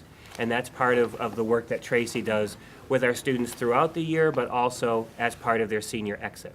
So you have the PLP format. We also have just recently revised our high school graduation requirements to more accurately reflect Act 77 and the proficiencies, so I wanted to show that to you folks as well. We are still looking at having students earn graduation credits, but in addition to the credits, they also, to graduate from Blue Mountain, have to meet all of the graduation proficiencies. So that's in your packet as well. You have... Just to clarify, this is more of a hybrid system, so you're earning credits, and those credits are in the subject areas themselves, but the proficiency are the transferable skills. That is correct. So we actually are very much in a hybrid model still, and we really have two sets of proficiencies. We have the graduation proficiencies, which you see, which are the transferable skills, but then each content area has proficiencies as well. So in your packet, you will see what I believe says art proficiencies, but we have identified and created proficiencies based upon our K-12 curricular frameworks, based upon the Common Core standards, the Next Generation Science standards. We also have content proficiencies, which classroom teachers embed into their instruction and into their grading. So the content proficiencies are very much a part of what teachers are teaching and assessing on a daily basis. Every student has to pass the same proficiencies regardless of track. I'm assuming you're That tracking. is correct, sir, yes. Now, in an individualized class, that may look differently for the students in terms of differentiation as to how they meet those proficiencies, but in terms of the graduation proficiencies, all students have to meet the transferable skills or the graduation proficiencies, but through flexible pathways, through individualized educational plans if that's necessary, 504 plans, EST plans, or just through accommodations as a classroom teacher. What may happen for Scott in my class may look a little bit different for Emily, but they're held to the same proficiencies. So, And just as we're entering in, I just want to recognize the students and thanking you for coming in. And is there any way you can shift a mic over that way closer to the students? Do you mind, Kyle, grabbing this mic so we can get over there? And just, I'm not sure it's gonna reach. is it not going to reach? It's a little close. Okay. Do and not touch. just as we're, if you can mind, if we just let them introduce themselves. Absolutely, please. So if you wouldn't mind just introducing yourself, maybe your name, your grade, and if you have any sort of leadership role here, if you're on student council, if you are leading any of that. So want to start with you? Hi, I'm Willow Schaefer, and I'm a junior here at Blue Mountain. Thank you. I'm Devontae Gilmore. I'm a junior here at Blue Mountain. Davis Parker, also a junior. I'm Antony Munson, and I'm a junior as well. I'm Lauren Alley, and I'm also a junior. I'm Morgan Beck, and I'm a junior as well. Okay, you already came up at our meeting. Interview. All right, so continue. Thank And you. I just wanted to, I invited these students because in addition to being members of our junior class, there are also students who are participating in Act 77 with alternative pathways, and each of these students are involved in dual enrollment college classes here at BMU.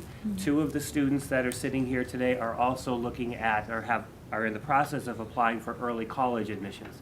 Because again, they've definitely embraced Act 77 and looking at earning their graduation requirements as well as their BMU graduation proficiencies through alternative pathways. So we thought for the board, it'd be nice for you to maybe get a chance to talk to them about their journeys. Okay, thank you. You're welcome. Yeah, so if you want to keep going. Sure.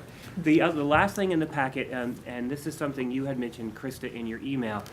3 years ago, my first year here, Blue Mountain went through the process of having the folks come in and do the ed quality review. And we went through that process 3 years ago and received a document that looked at commendations for things that we were doing well and also some recommendations for improvement. What I wanted to show the board is you have a copy of BMU's 5-year improvement plan. And this, again, as Emily said, was written when we were still our own supervisory union. But this is our 5-year plan, and all of the recommendations that were given to us for areas of improvement from the ed quality review have been embedded into the improvement plan. So we took that information. The format that you're going to notice follows the Vermont's MTSS framework. So we decided to move to one plan planning. So instead of having multiple different plans for the administration and the teachers to manage, we have one comprehensive improvement plan, which involves our compliances for our title funding, the recommendations from the ed quality review, the compliances for IDEAB funding, our technology plan. It's all in this one plan. And we, as a leadership team, go through this plan on a regular basis, and you'll see that we update the plan, and we're moving right along and have met most of our action steps already. And we, for example, next year we'll be focusing quite a bit of our work on the MTSS system that we need to address here at Blue Mountain. And in terms of the proficiency work, we made the conscious effort to begin by focusing on curriculum, because that was one area that the ed quality review said that we were deficit. So we now have board-approved curriculum, K through 12, in all of our content areas. From that work, that then led to the proficiency work that you've seen here, the individual class proficiencies or content proficiencies, the personalized learning plans, and that was just the process or the direction that we chose to take here at BMU, was to start with the curriculum, work on the proficiencies, and now next year our focus will really be on the development of our MTSS system. So I've done all the talking. Feel free to chime in, you guys. Or questions that board members may have. Very logical. Yeah, Peter. Thank you. So your hybrid model is that you have to get your 26 credits to graduate, and you have to show your proficiency. Correct. That is hybrid. How much outreach is there beyond the campus in terms of proficiency?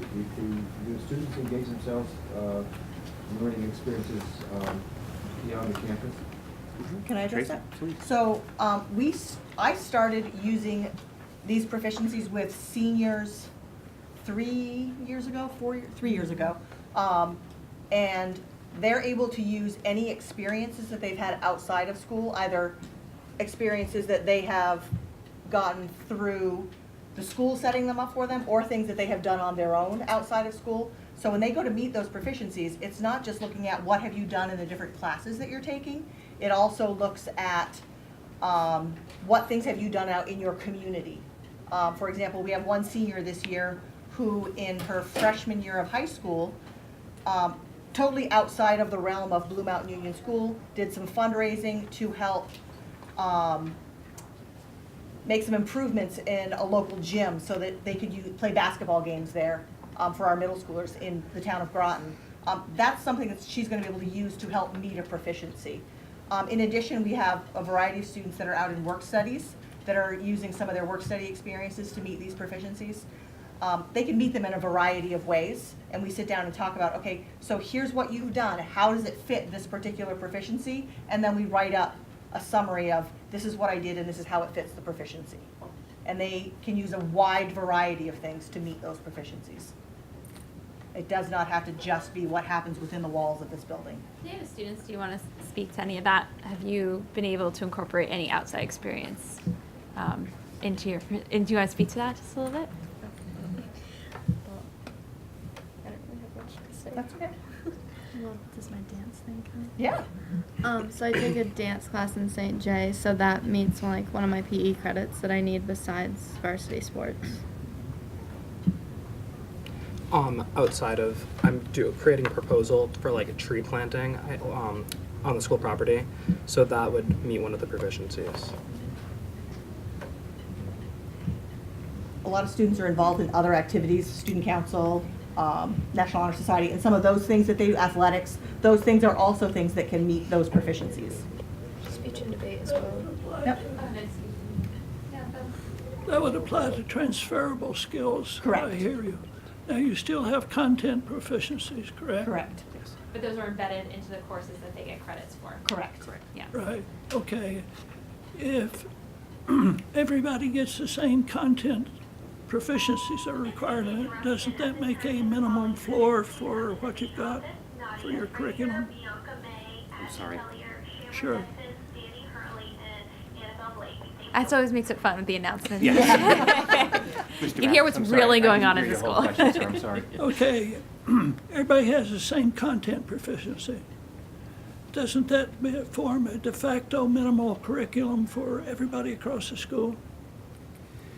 I would say yes, it does create a de facto minimum curriculum because, again, when we look at all of those proficiencies, so if you look at that list of proficiencies, Tracy and I and Neil Emerson teach social studies classes here at BMU. One of the things that we have not done yet, because this is our first year with full implementation of our new curricula, as well as the proficiencies, our next step will be for Tracy and Neil and I as social studies teachers to go through those social studies proficiencies at the high school and make sure that they are all being addressed. So I would agree, yes, it does create a de facto curriculum in addition to our curricular frameworks, but we haven't done that work yet of making sure that they're all being covered. So someone like Willow, for example, who is sitting here, Willow, look at her, look at me. Willow has, they're never going to forgive me because I told them they'd be able to sit behind us and they may not have to say anything. They're all students in my class as well, so I'm in a lot of trouble tomorrow when I go back to class. Well, just so in the addition board to knows. that, Willow has actually been a regional, you participated in the regional tournament for forensics, speech and debate, so the fact that she's acting so shy is shocking. But Willow, for example, has earned, Willow, correct me if I'm wrong, 3 credits in German, correct? You've done German 1, 2, and 3 through the Vermont virtual learning. So that's another way that students access the proficiencies. And I bring that up because with Willow doing 3 foreign language credits or world language credits through VTVLC, because of that breadth, I know that she's addressed all of the world language proficiencies through her study of German. These students are all in my political science class right now. But in terms of if looking at the 6 of them and going through the social studies proficiencies, right now what I cannot guarantee to you as the board is that they've met all of those social studies proficiencies. We just haven't done that type of mapping work. That is something that we have to do next year. So you mean with the big categories, when you look at EQS, that you say in economics and then in cultures and history, Correct. inquiry, so that still is being mapped out? That work still has to be mapped out. We do content mapping at the beginning of each year in terms of every teacher has to lay out what their content will be. Next year, I foresee the content and then the proficiency work overlapping with that so that we can make sure that all of those big targets are being addressed through our content, through our classes. So you really have the curriculum, but not the proficiencies embedded as of yet? That's correct. We're moving towards that, and that's one of the things this year that I've sort of been working and trying to finagle through and figure out how we're going to look at next year. That right now, a big part of my job is to work and learning the PLP system, but next year, the plan will be that we will train teachers in how to, okay, here's an assignment, how does it fit the different proficiencies, how might this fit into the graduation proficiencies, the transferable skill proficiencies. So tying all of those things together from bottom to top, when you give an assignment to a student, here's how this fits with the curriculum, with all of the proficiencies that you need to meet. Yes, yeah, Jen. There was some reference to early graduation, that 2 of the students were going to graduate early. It does seem like Early college. Early college. Early college, okay. And it does seem to be an emerging trend. I've heard more and more students doing this, and back a long time ago, it was extremely unusual to leave high school early or go to college early. tell us about the process and what you've seen in the past as far as pros and cons of it. Obviously, there's probably benefits and drawbacks to it. Do you want Davis to? How about Davis? You are applying for early. How do you Davis, feel? can you tell the board why you're looking at early college for next year? Well, I'm applying to the VAST program at VTC, so I'll be like living on campus and taking full college classes, but I'll still be earning my high school diploma. And the requirements are that you've taken all the high-level courses at your high school. So there are definitely courses I could take next year, and Dr. Barone is always challenging us, so he would make sure I get a good education next year. But I've completed most of the higher level courses at high school, so I'm ready for the next step. What are you going to be studying at VTC? Electromechanical engineering. Cool. Well, I'm applying. I haven't gotten accepted yet. Yeah. So I think from what the trends in terms of the number of students accessing that over the past couple of years, I think is definitely increasing. I would say that, and Tracy and the students can speak to this as well, it seemed like there were a few students in the past couple of years that explored that and looking at CCV, but we do seem to be seeing a bit of an uptick in the number of students accessing that. Does that match your experience? We've had dual enrollment coursework on campus for a number of years, 7 or 8 years now maybe, through partnerships with Southern New Hampshire University or CCV. So students were accessing that here and not having to go someplace else just because of our location, quite frankly. And that was really successful, and I think all of you, I believe, have taken part in those courses, right? And is it a student option, or does the school get involved as far as? So the people, how that has worked is that Blue Mountain faculty are teaching those courses, but are also employed in a sense by those universities. So actually, when I was here as an English teacher, I was the first person who kind of tried that. So I was actually an SNHU employee and a Blue Mountain employee, but we were able to give the students credit through SNHU. And so that was a bit of an experiment. That has now expanded, and I think we're up to, is it 21? Students can access about 21 credits. I would say anywhere from in the 21 to building. 25 credits within the building. So most of these students will graduate anywhere from 9. I think most of you will have somewhere in the neighborhood of 9 to maybe as high as 21 credits, college credits, when they graduate between CCV and SNHU. So, One follow-up question? yeah. AP, my understanding is some colleges won't take AP now. Do you find that more colleges are likely to accept the dual enrollment credits versus AP?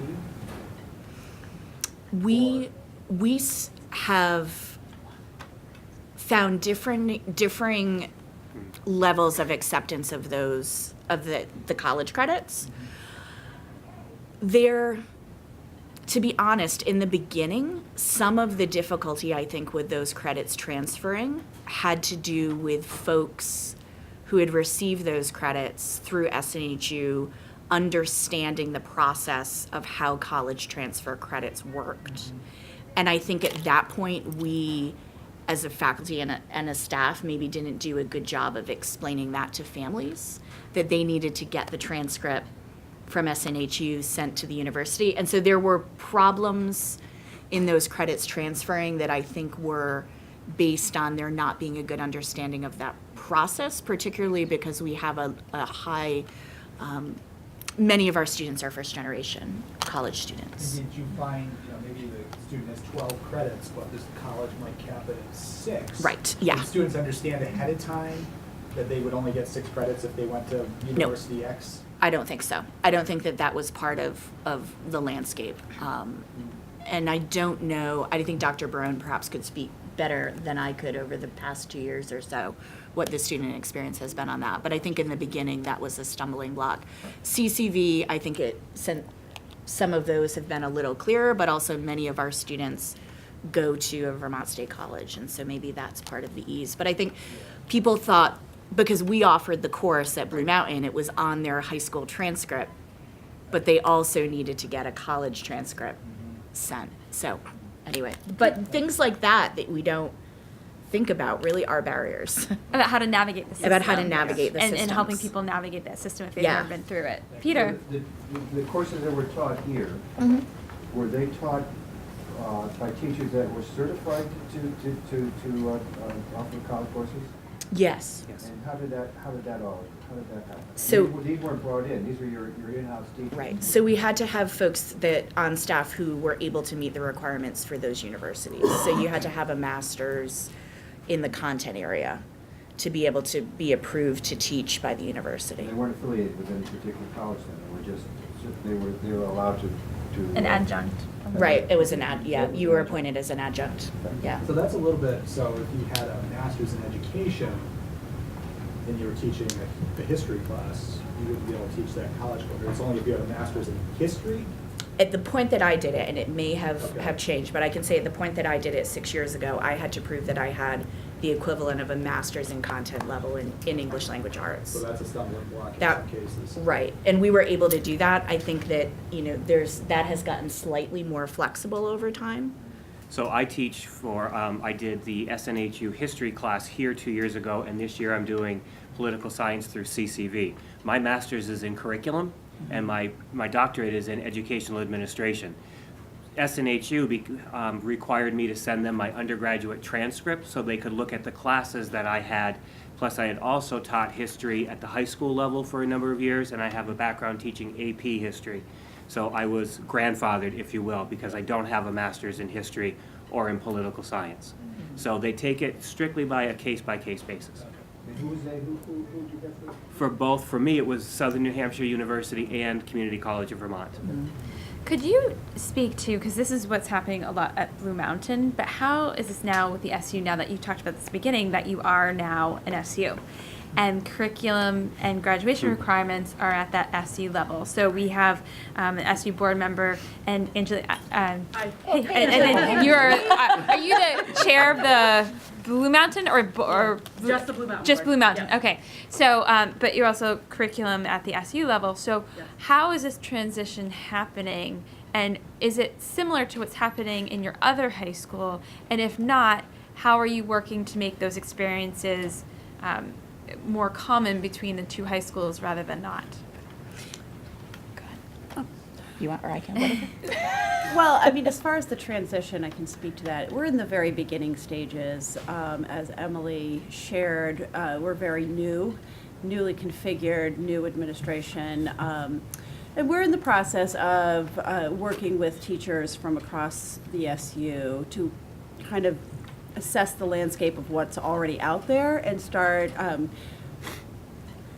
moving forward with a plan. So we're at the very early stages. I think Blue Mountain is further along with developing a proficiency-based graduation requirement system than Oxbow. And I think John could speak to this, but I believe that the two principals are communicating and are working and sharing on how to move forward with that. And I've been in contact with Pat Fitzsimmons periodically throughout the year just to get some clarity and some input on how to pull things together.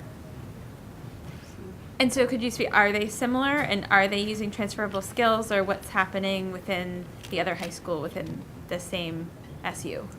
I believe that they're using the transferable skills that align, maybe not verbatim, but align in concept with Vermont's, with BMU.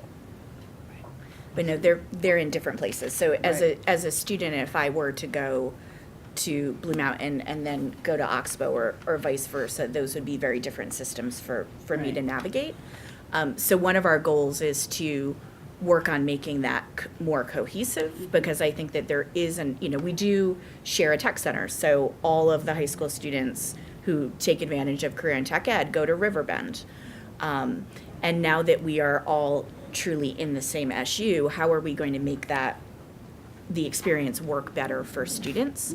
We have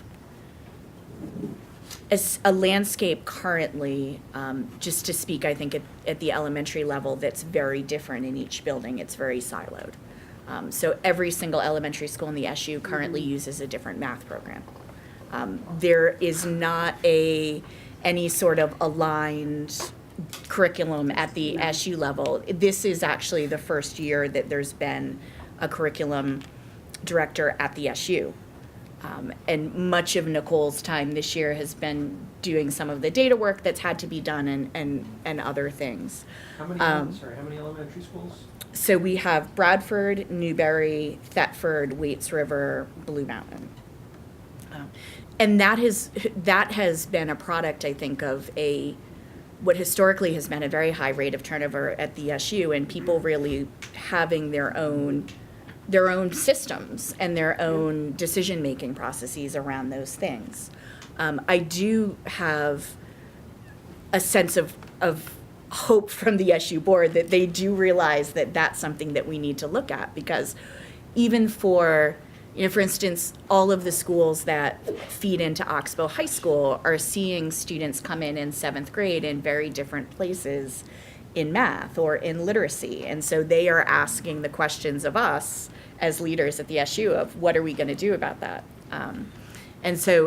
We have a teacher leader cabinet, which is part of what Nicole was talking about that we started this year, where we bring teacher leaders from each one of the buildings together every month. And they are definitely reaching out and saying that they would like this kind of consistency across the SU. I think the balance to that is how do we honor good work that people have done without having them be frustrated, yet making sure that we're serving students the best that we can. And I think that's the biggest challenge, because there are so many different things in place right now across the SU.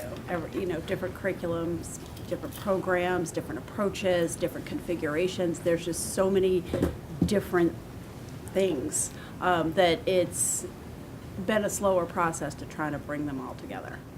And could you maybe speak to that as a board member? I mean, this is laid out in rules and law that curriculum should be done at the SU level.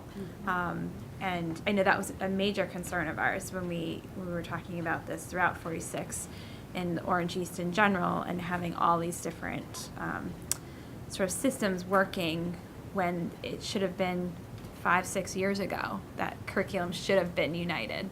So as a board, is there a sense of urgency to fix this and to have I know last night we got the update that there was a sense that you were now merging special education services at the SU level, which again was from 153, 156 years ago. So is there a sense of urgency to work on this curriculum piece? And if so, where are you in that work?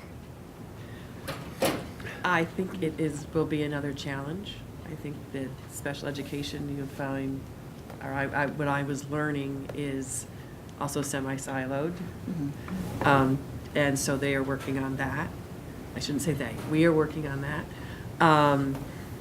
I think having Nicole there is fantastic, and working together. I think it will be being able to showcase the best of all of the systems and then finding a way forward through that. I also sit on the policy committee, and there's differences between our school, the BMU's high school and Oxbow's graduation credit. We require 26, I believe they are 23. Mm-hmm. We did agree, however, that it will remain as a credit in the policy. So I think it's melding these two systems is challenging. And the board remains, everyone's trying to learn how to work together. Is curriculum as high on as SPED? I can't say that. I don't know. Yeah, has there been any success, like, for example, you teach high school history, you seem very well qualified. Has there been any ability to flex staff between the two high schools or any of the other schools to provide more coursework to students, or any other benefits like that now that you have a larger supervisory union? Not yet. Not yet, okay. Not yet. So this is our first year together. There hasn't been. I think that we've talked about ways that we could perhaps creatively think about sharing tech ed things amongst the schools. So we've talked about areas like robotics, or areas like the journalism, the electronic journalism program that Tracy's doing, and how could we have some of those specialized programs be accessible for more students? I think that sharing more is a goal, but we're not there yet. How far apart is the high school? Oh, 20 minutes. So, yeah, we have, and we do have a bus that because of the tech center, we have a bus that goes back and forth. And historically, there has been sharing. So if we know, because of the nature of Blue Mountain being on the smaller side, we've always partnered with Woodsville across the river or Oxbow down south to say, we have a kid who needs health, or we have a kid who needs X, Y, or Z. Can they stay there for the afternoon to take that there? And so that's gone on for a long time. But I think larger scale ideas around physics, let's say, or something like that would be, if there was a student who needed something, I know that I can speak to the fact that people have always made that work creatively. But I think in terms of expanding perhaps what you might see in a course of study, we're not at that point just yet. So far, it's been sort of on an ad hoc basis. Not Yeah. a systems. an enhancement basis. Not Right. a systems. Yeah. Oliver and then Pete? So, sort of follow up from that vein, two questions. So one is, have you done really kind of a side-by-side analysis to see what are we doing that's redundant between the two schools, and what does each school offer that is unique? So that's the first question. And then the second question is, the public school choice program, what kind of numbers are you guys seeing, both in terms of kids coming in, where are they coming in from, and the ones who are leaving, where are they going to? Sure. So in terms of us doing an analysis of that, we did that a few years ago in terms of who offered what, when we were having some of our initial conversations as part of a 706B process. But we have not done that, for instance, this year since I've been on board. We have not. In terms of public high school choice, we have had agreements between Oxbow and Blue Mountain in terms of switching students that have predated the public high school choice agreements. And those actually go down into middle school as well. So the majority of our students are going back and forth between the two schools now. Do we have anyone who's at another one besides Oxbow? I don't think so. I believe we have 3 currently at Oxbow and 4 students from Oxbow that are here as school choice this year. Yeah. Peter? Teachers' contracts, Sure. So, as of July 1st, all of the special education staff are on the OESU contract. There is a merged agreement for several of what have been traditionally the OESU districts. Blue Mountain right now has their own teacher's contract that's good for another couple of years. But there is not one merged agreement SU-wide yet. Never mind Blue Mountain, even within the Orange East, they Correct. don't have a unified contract. Not as for required by everyone. law. Not for everyone. They're required to Thetford, bargain together, not Yeah. necessarily. Right. Right, okay, but do they Yeah. bargain together? yeah, yes. They do. Except for Thetford teachers. Except for, Except for Thetford. okay. Yes. well, everybody except this one. Okay. Except for Thetford, if I think about it. I have a book like this in my car of all of, that I call my car office of all the various agreements. That Yeah. was Thetford's 2007, different. that requirement. Right, Yeah. yep. Good luck and God bless them. So, I mean, and I know, it's, it's a, Work in progress. ongoing, yeah, it is, and Good I stuff. have to say, I know that centralization of special education and transportation should have happened a while ago, but I can say the fact that we got that done Yeah. last night was a step, and there's, there's a lot of things to consider. We had an all-day leadership retreat yesterday, and the list on the wall was daunting. But I do think that that those things are on the radar screen, but I do think that realistically, there's a 3 to 5 year plan for that to really come to fruition. So, and next month actually in 2 weeks because our meeting schedule, but at the OESU board meeting, we're going to go over the work that we did in leadership team retreat yesterday and what some of those goals are. And so I think we're headed in the right direction, but I think I'm the 5th or 6th superintendent in that many years, so that has had its impact. To follow up on that, so some of the questions that you've had about has Emily had time to do this? I don't think folks, or maybe you do remember that we were just without her as of July 1st, still waiting for Act 46 to find out where we were going to be and how we were going to be distributed or left alone. And so really, her work has really only just begun because we were just combined as an SU as of November. So some of the questions, have we tapped into that and have we looked at that? I feel very confident in Emily that those will be. Thank you. You can come up now, Angeli. There's a chair. And do you want to just introduce yourself for the record? I mean, I think everybody remembers you, but if you want just for the record. So I'm Angelina, I'm the Blue Mountain Board Chair.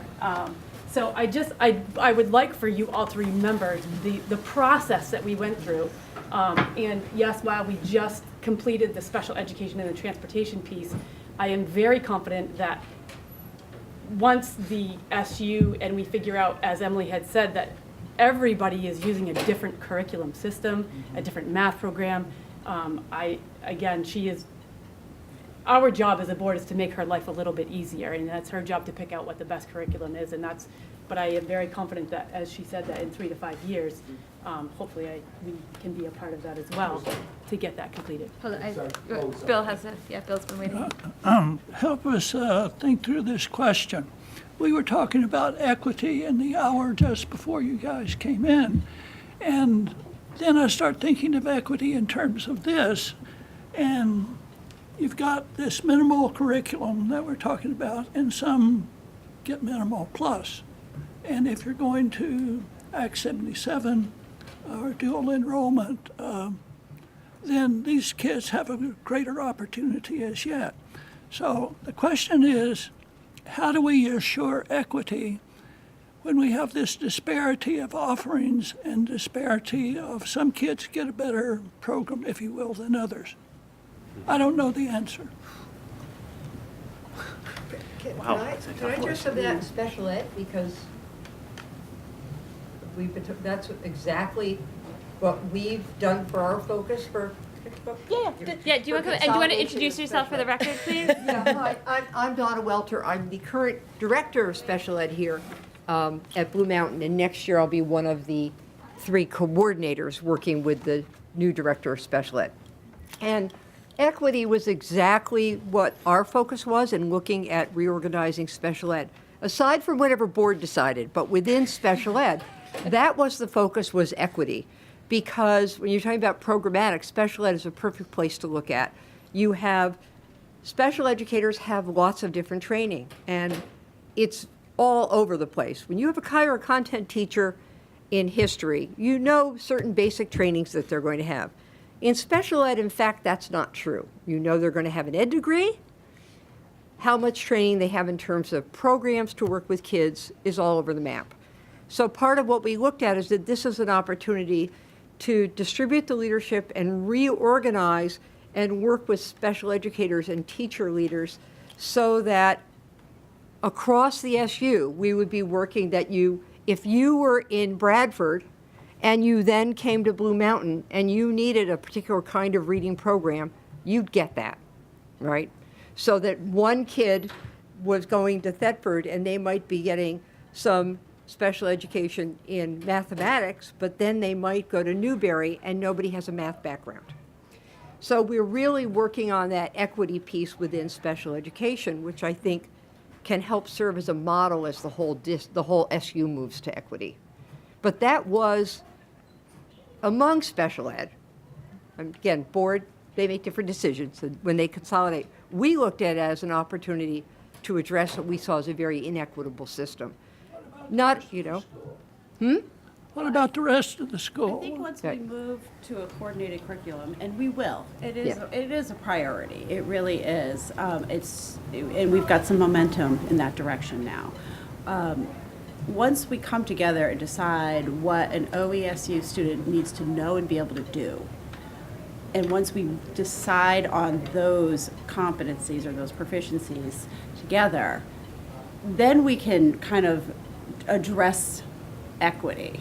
we have to kind of determine first what we want students to know and be able to do. And then we can take a look at our instruction, at our proficiencies. We have to kind of lay that groundwork and that framework first. And then we can start almost taking the approach that special education is looking, and look across the board and see what we have for talent in our OESU. I think in terms of what you're asking, I think that part of, I think that those challenges are inherent in the system. I think that and they don't just exist in the high school. I think that the ability for students to access some of the options has gotten better. You know, one of the reasons that we made the decision to offer those courses on site was to eliminate a transportation barrier, that we know transportation is one of the largest barriers for our students to be able to access programming. You know, we tend to have communities that are very close-knit, and also communities that tend to stay here. They're not going to journey to St. Johnsbury or Montpelier or Barry to access something. That's just not. So we've tried to work on bringing those opportunities here in the building. We don't have, you know, what we used to years ago, right, have prerequisites. You have to do X, Y, or Z to be able to get into this course. Those have gone away. If a student wants to access something, we are going to let them access that. John has, in particular, in one of the courses that he teaches, has taught kind of, you know, multiple options within those courses so that kids can access what they need to be able to access. But there are other issues. There are issues around, which was, you know, I'm embarrassed to say, I just thought about this year when my fourth grader, who's a student here, came home with the instrument rental form for band. Right, and here's X, Y, or Z amount of money that I have to sign up for to make sure that he can participate in band. And that struck me as saying, that's not okay. You know, it's not okay that because I can pay the $43, you know. So we worked as an administrative team to eliminate that. So I think it's on the radar screen. I think we've also come to see that there are a lot of other things we can do, you know, absolutely. John, and then John. So I think at the middle school level or the high school level, in smaller schools, and you were talking a little bit about band, or plays, musicals, sports, it's not just the opportunities to participate, but it's also sometimes the numbers, like, you know, a band with 3 kids, or a play where the kid's changing into 6 different costumes, or a school that doesn't have 11 to 15 kids for soccer. I think Scott can take this one. Okay. Our participation rates are probably amongst the highest in the state. Oh, yes. I mean, if you were to look at our band, we have a very large band. Jazz band. Jazz band. We've never had a problem finding enough students to be in band. We've never had a problem finding enough students to participate in a play. I mean, we offer those opportunities to kids, and my son can't sing to his way out of a paper bag, yet he sang in Mary Poppins, you know, so we adjust things so that. My daughter was 3 things in a small school. Right, and we allow them those opportunities to do those things, and I think it's great for kids to do that. Is there any plans to do even more between different schools as far as like whether it's sports or arts or anything else like that? There's obviously some opportunities there, I suspect. I mean, we've had students historically who have played football at Oxbow. You know, that's something that's gone on. You know, things that we don't have. We've also had a very strong relationship between the schools around cross country and track and field over the years. I think that one of the pieces, and I do want Scott to jump in on this though, I think this is a passion of his, but one of the pieces that's been good about the environment here is because of the nature of our size and our flexibility, and the fact that we know there are only so many students. It's a place where you're not the student who does band. You're the student who does band, soccer, baseball, basketball, student council, yachts, all of those things. But anyway, Scott, stop talking. Yeah, just I think it was last year or the year before, we were at Just a reminder that there is a Global Explorers meeting happening in Mrs. Fraser's room right now. Again, So we had about 70% of our student population in high school participating in extracurriculars, which was tremendous. And so we've always, at Blue Mountain, been flexible, and we remain flexible as to making sure that we're filling some of those equity gaps so kids can access the academics, the sports, the extracurriculars, whatever it may be. I think that that's definitely one of our strengths here, and I foresee that moving to the SU. And you know, we have had kids play football at Oxbow, and we've had conversations around, so when our numbers are down in soccer, you know, should we be thinking about joining programs? We haven't gone there because we didn't necessarily have to, but those are the conversations that do exist to make sure that kids can have those opportunities. And we actually offer those opportunities to other middle school areas that don't have enough to make a team. We take in Barnet kids and other kids, so. We actually just petitioned to have 2 6th grade students access track and field at Oxbow, because we don't offer track and field. One benefit that obviously is now the student experience, when they may go to different communities, they'll see kids that they know because they can track with them, so they play football with them. So I think it makes a bigger community too. Yeah. When you do that kind of stuff. That's great. Sure, I can speak to that. My youngest son participated in, I have a son who graduated from Blue Mountain and a son who graduated from Oxbow. And my younger son, he was track and field, loved it, started in middle school, and that led him to becoming a student at Oxbow as a result of his love of track and field and cross country. But again, that sense of, he has a much larger sense of community as a result of that. And I think that that's important to allow those kids to go back and forth to do those things. I'd like to ask about governance. I mean, you're speaking about your own children with a sense of community, but very often, as you know, especially newly created boards don't have very much of a sense of community except their own. So, and it feels to me like governance has not been very strong here for some time, operating kind of in silos and without respect to state law, among other things. Mm-hmm. So what needs to happen to change that? What needs to happen to create at the governance level? I mean, I get it that you're all bought into this, but the leadership also needs to come from the citizen governance of these entities. What do you do, especially to you who are on the board, what do you do to make that change? I mean, I think the first piece is trust. I think that down at the, when I say SU, I guess I want to say the old SU before we became involved, that as Emily said, they've had a lot of change over there, and there hasn't been a lot of trust. I think it's going to take a little bit of time to gain that trust. They were welcoming, you know, with us on the board, it works very well. But again, honestly, I think it's time, and I can't speak to, you know, the governance piece and how she's going to handle that. I can speak to how she's handled it here, and clearly, in my opinion, I have nothing but amazing things to say for all of the programs and everything that she's been able to offer, my daughter being one of the people sitting here that will probably graduate with 9 to 21 college credits. So, I mean, that's just my personal opinion. And for me, I see leadership.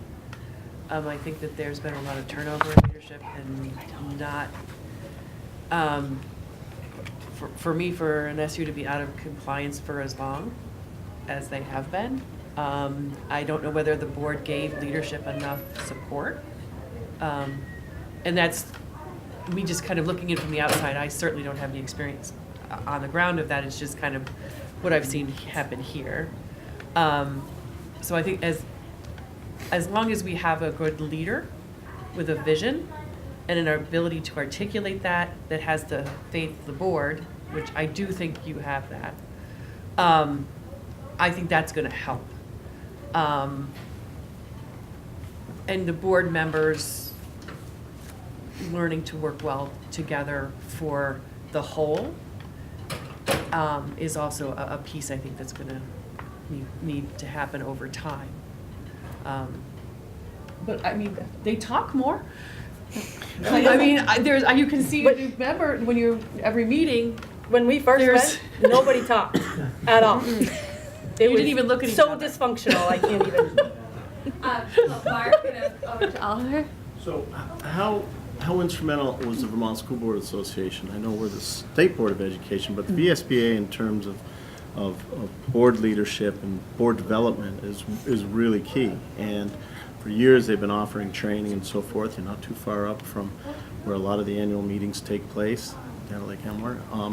How instrumental has the VSBA been in terms of board leadership and the work that needs to be done there, or has been done, to get to the point where the balance between the local boards and the administration can work together?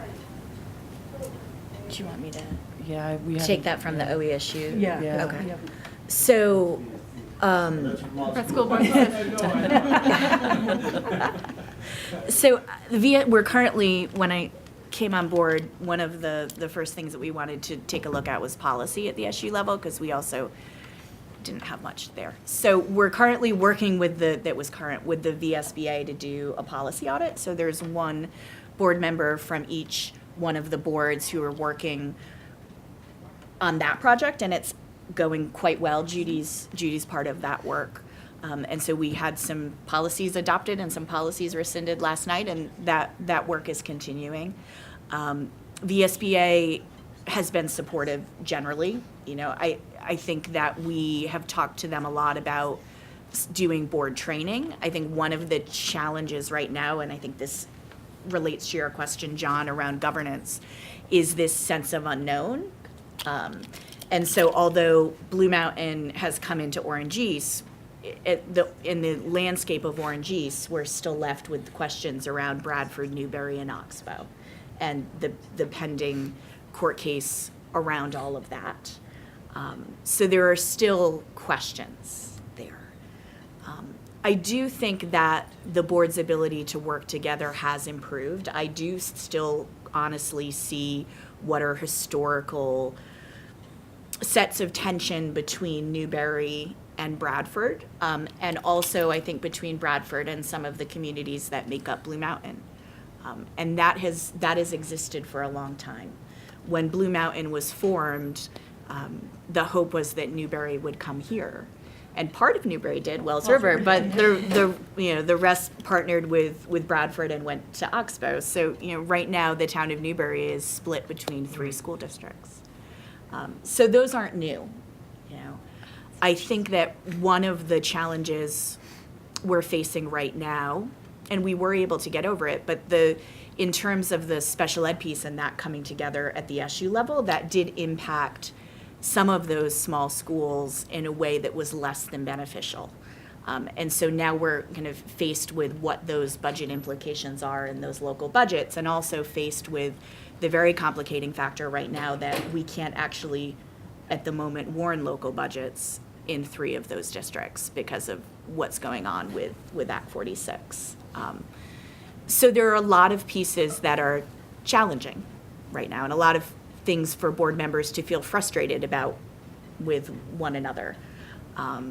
Bradford is generally pro consolidation. Newbury is not. So there are a lot of issues to work through.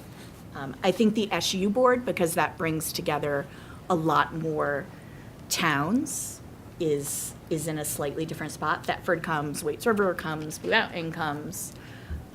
So. Oliver? So I just want to say I'm really encouraged by everything that I've heard, and it sounds like there's a lot of exciting things going on the ground, and it almost sounds like your governance is sort of catching up a little bit. That's just my outsider's perspective, my take on it. But I just want to encourage you all to really keep the foot on the accelerator, and perhaps get sort of beyond the the mindset of consolidation and think more about partnership. And I asked a question earlier about sort of this this analysis of where there's redundancy and where there's kind of specialty in each of the schools, and I would really encourage you to move forward with that, because you're schools in isolation with our declining enrollments are just not going to be able to offer the kinds of opportunities our kids need in the future. So, but working together and identifying, where your relative strengths and weaknesses are, you can eliminate some of that redundancy and reinvest that in expanding opportunities and leveraging the fact that you do have, basically 2 facilities. That's a real positive. So I would just encourage you to do more of that, because I think. When you think about broadcast journalism, that's my teaching partner and I are. That's exactly what Yeah. we have in our heads. I'm sure that with everybody, but in our heads, we have a 5-year plan where we have a bus that goes back and forth to Oxbow. Why are we not bringing some of those Oxbow students up here and letting them participate in our broadcast journalism? It would be silly to duplicate that program in the other building. Likewise, it would be silly for you to try to recreate the wheel or boil the ocean here if there's something over there. So the more of that you can do is all to the good. And I think, if I may, what helps that, having been in Nicole's position, prior to coming to Blue Mountain, I was superintendent in Milton, I was assistant superintendent in Barry. So I've done the work, and I think the key is starting with our curriculum. Because if we have a unified curriculum across the SU, that allows us to have those conversations that you were just talking about. By having a pre-K through 12 curriculum that spans all of the schools, we then can do that analysis. We can then look at offering broadcast journalism, having similar schedules between the 2 high schools so that we can share students. But it has to start with a unification, and I believe that's the curriculum. I agree. You're in the right job. I don't believe we do, and we don't have the same schedule. We don't, and the schedules don't match. Yeah, all of those silly created AB blocks. days and Yeah. summer and block. Yeah, so it's just it's having that But part of overlap. that, the transportation schedule, or the school starting on time, is Blue Mountain has a shared busing contract with Woodsville across the river. There you go. Yeah, right. Very exciting. It'd be nice if you could get that done before 5 years. Oh, yeah. Cool. So literally. we It's in the appreciate, because you really had been coming so much to state board meetings. We figured you had offered to host us, and so we thought it'd be a good opportunity for us to actually drive here to where you are and to see some of the magic that a lot of you had talked about with Blue Mountain, and then also to learn more about how this, because it was last June that we approved having Blue Mountain join the Orange East, and how that transition was going. Knowing that, and as we did that, and then as we got further into 46, really seeing some of the deficits of what was not happening in Orange East, and what that meant for this transition and people coming together. So we wanted to get a better picture of how that affected the student experience, really. And so I would encourage all boards to really think about the student experience, because sometimes you get stuck in the past. That was before the kids were born. So we really need to move on. Newberry didn't join. That's okay. That was years ago. And we need to do what's best for the kids today. And keeping that at the forefront is really is the best way to move forward. And you will, like I said, you're doing that, but is getting everybody on board and moving in that direction. So thank you for coming in and sharing your experience and your story, and thank you for really being role models for your students about being sort of having a passion, finding that, as Callahan was saying, that it really did affect the students, and having the idea that being involved in a topic and understanding it. And they had mentioned that their teachers helped them go over newspaper articles and really practice civil engagement, not just memorize these things, but really be part of civil engagement. And we really appreciated having all those students in all their yellow T-shirts around the state. I mean, really around the state, coming and expressing those views. Well, and I'm just going to give a little plug for our broadcast journalism class. Their very first news package was your decision around Act 46. And they went to that meeting knowing they could be creating a story that was going to be positive for Blue Mountain, and we were going to save our little school and choose BMU, or they were going to be telling a story of how we were going to be part of this larger consolidation and not remain a district. And they didn't know what they were going to have to come back with, and they came back with all the video and created about a 3-minute news package that afternoon within 24 hours to be presented to our school board. So we have a Facebook page, BNN, the Bucks News Network, if you would like to go and see some of the work that they have done.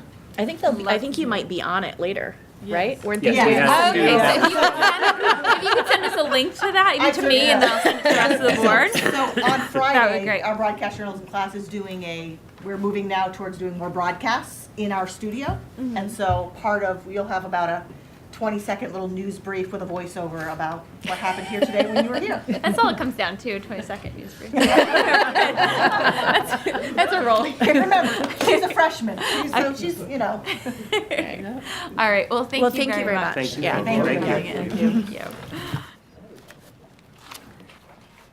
That was my favorite class in high school, was broadcast journalism.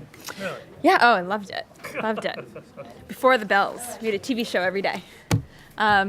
All right, it was pointed out to me that in the schedule changes as we were dealing last minute with reissuing the agenda, when we found out we weren't going to have board members and moving stuff around, we inadvertently took out public comment.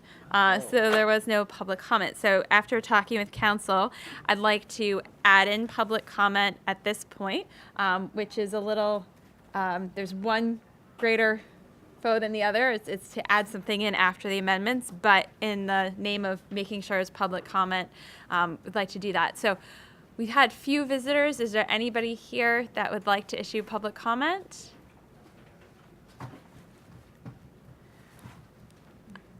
All right, so seeing none, we can then move on to the elections.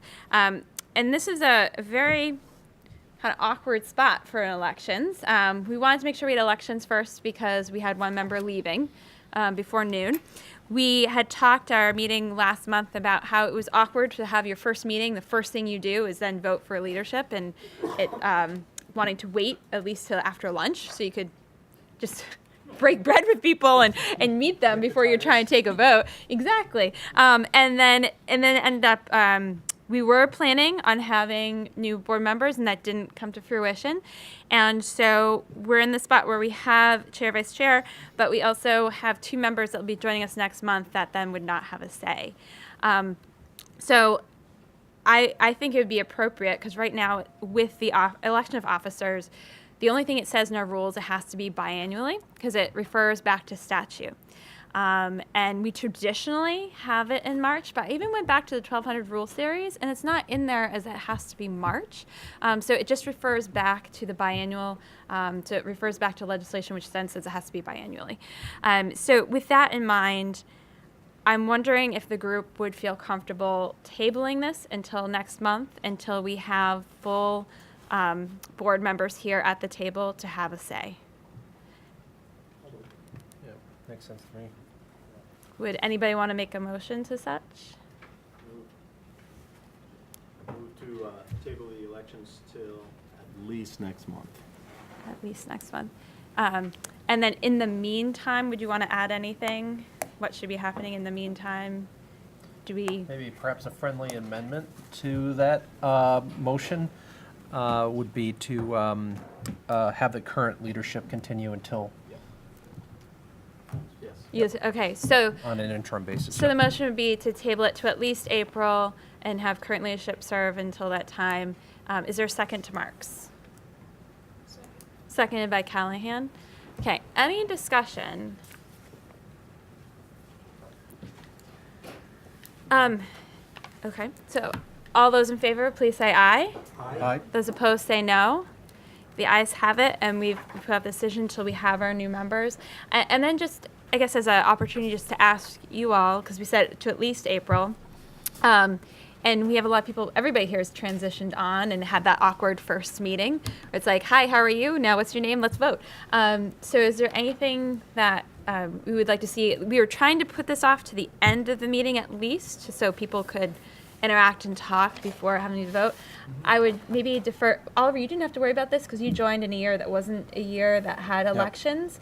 But I know John and John, you did that. It was Mark, and if Stacy was here, that experience happened too, where it's your first meeting and then you're taking a vote.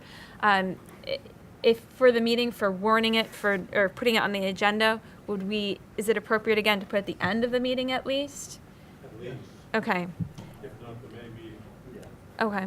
And so that would be, and at the meeting, we would need a motion to untable it, so before we do anything else. But we put maybe the very last, so that way Sure. it might be a vote not to untable it. Take it off the table and Yeah. you can put it back on the table if you want to go to May. I Right, don't think it's the most pressing matter we have right now. right. Yeah, So I think, if it didn't happen until May, I'd be fine with that. yeah. Yeah, I won't be here in the meeting. Okay, Or maybe, all right. So for April then, maybe we can just, let the line people can get to know each other. Yeah. And we can do the icebreaker activity. Oh. John, I know, loves get there to be- know you icebreaker will there be activity. trust falls? I'll make John do a trust fall, but Off the table. so you sure you don't want to change that vote right now? So groovy. I'll be dieting until then. All right. So with that, let's adjourn for lunch. You're gonna, Bill Or- is gonna make comments. Oh, that's right. Wait, because Bill is leaving. Let's have lunch first. Lunch first. I'll stick around for lunch, and if we can be fairly fast about it. We're good at eating. rushing All lunch, right. Bill? So we're gonna You can't rush. leave for lunch. All right, so we'll come back from lunch, and I would just want to acknowledge that, as Bill mentioned underneath the board announcements, is that he needs to leave to catch a flight, but he just wanted to, because he was not going to be here, he just prepared some questions for some of the things coming forward, and wanted to pass those out to the full board. So, Bill, if you wanted to just introduce that. 2 pieces of paper, one circulating this way, one circulating that way.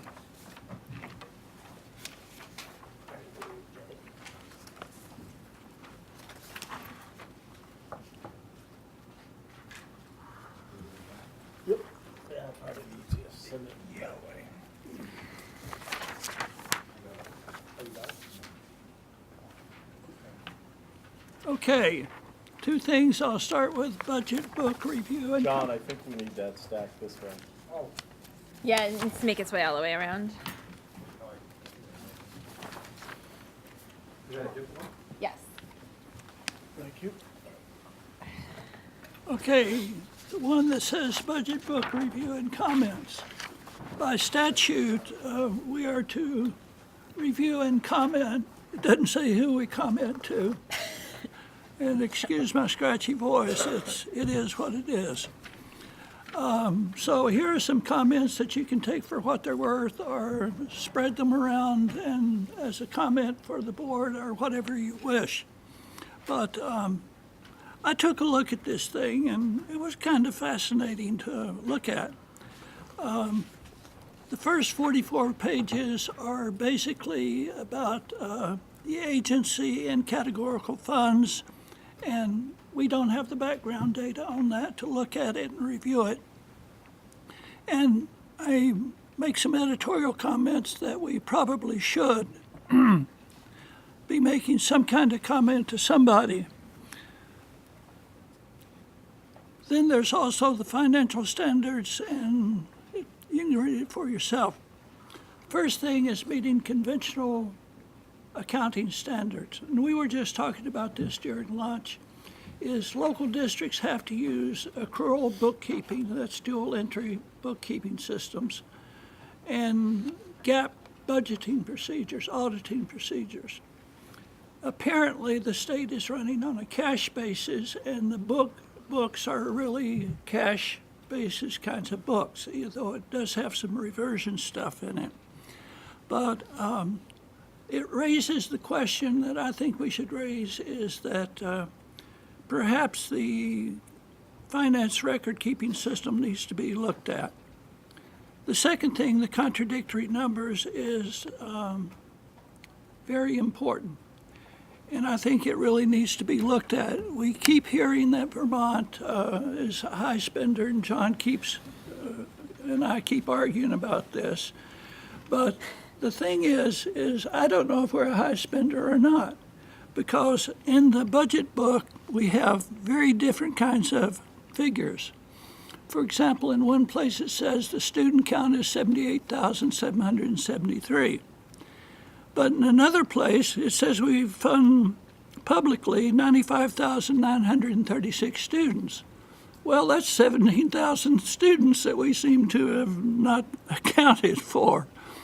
And if we used one of the cost figures, the 23,557, which is also in the book, that 17,000 students is $400 million. Now, that's a nice piece of change. And there's a different figure of 14,651 as an expenditure, which is very different from the 23,557. And then when you look at the spending on page 13, in one place it says 1.578 billion and another is 1.3. Well, where's the other 278 million? Now, I think what's happening is that different ways of accounting are getting into it, but when this gets into the public record, as we're spending so much money and we're a high spender and so forth, we really don't have the numbers here to back that up. And I'm sure Dan will address this after I leave. So when we discuss that, people have that, can refer back to it, and maybe we want to ask some questions to that effect. And then, since you're leaving, you're also missing the end piece of the day, and you have this series of questions that you have, and board members now have. Is there any comments you want to make? Yeah. Some quick comments before we get started with 173? The blueprint, the second handout, and basically I have a bunch of questions here. They really speak for themselves. And this is dealing with the blueprint.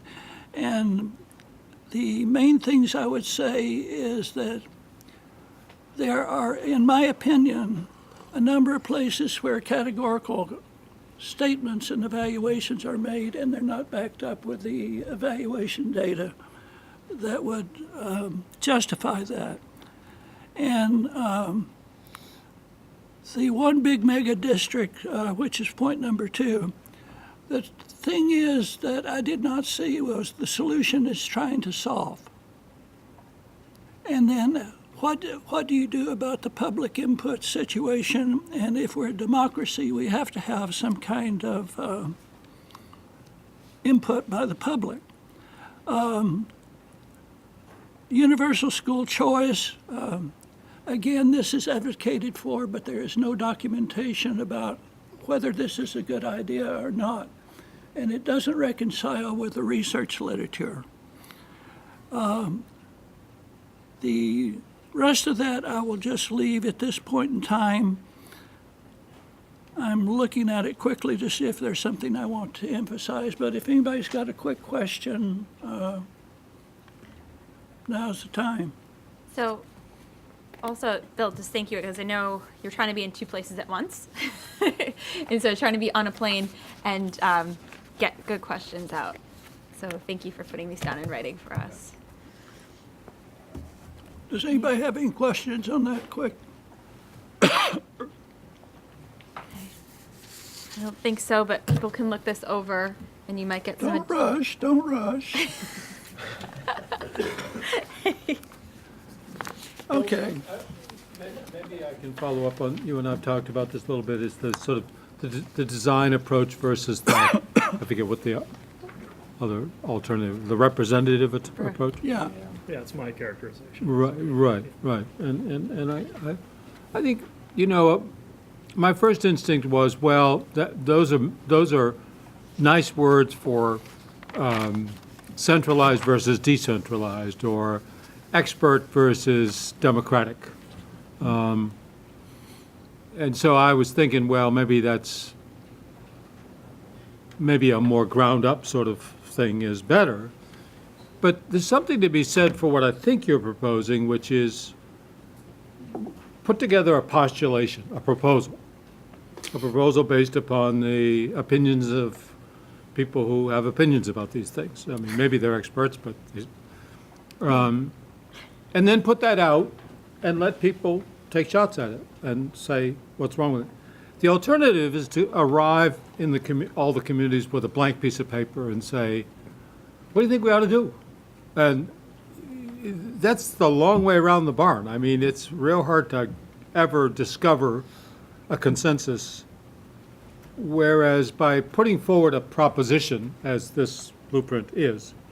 At least it gives people something to react to, respond to. If, as I understand it, you visualize taking it out into the world in some way or other. Oh, absolutely. Yeah. Yeah, I'll be talking about that later. So, again, we'll have that conversation later Yeah, in the day, yeah. but we have these questions to ponder and Right. put forward. Right. Geez, and I'll miss it. I know, Bill. I will take it personally, but we'll have the opportunity to weigh in later on. Yeah. All right. So, if we could move to the 173 update, and if you want to join us at the table, and again, we're all friends here, but if you could just put your name out there for the record, thank you. Benefit of Benefit I'll of the make up a public. new name for the record. Yeah. No, I'm Emily Simmons, the agency's general counsel. At your last meeting, the assumption was that the agency would be giving you the draft version of the Act 173 funding rules that we've been working on for your first month of consideration following your normal process, where you typically will review material 2 meetings and vote at the second meeting. So you would have reviewed it at this March meeting, looking at a vote at your April meeting. Because of some concerns that were really well received by the agency from the chair, and I'll just tell you what those concerns were. That timeline that I was talking about would have had you as the state board looking at and discussing the draft of the rules before the census-based advisory group had their final conversation about the draft rules, their final chance for input at that stage of the rules. And that did seem a little cart before the horse. I think that was good feedback that you gave us, Madam Chair. So there is time in the rulemaking process with the goal of having your final rules adopted November 1st of this year to bump back a month and give the advisory group more time to discuss the rules at a warned meeting, which I believe will be April 6th, and give formal feedback that they will discuss and vote on as a group to then bring to you at your April meeting.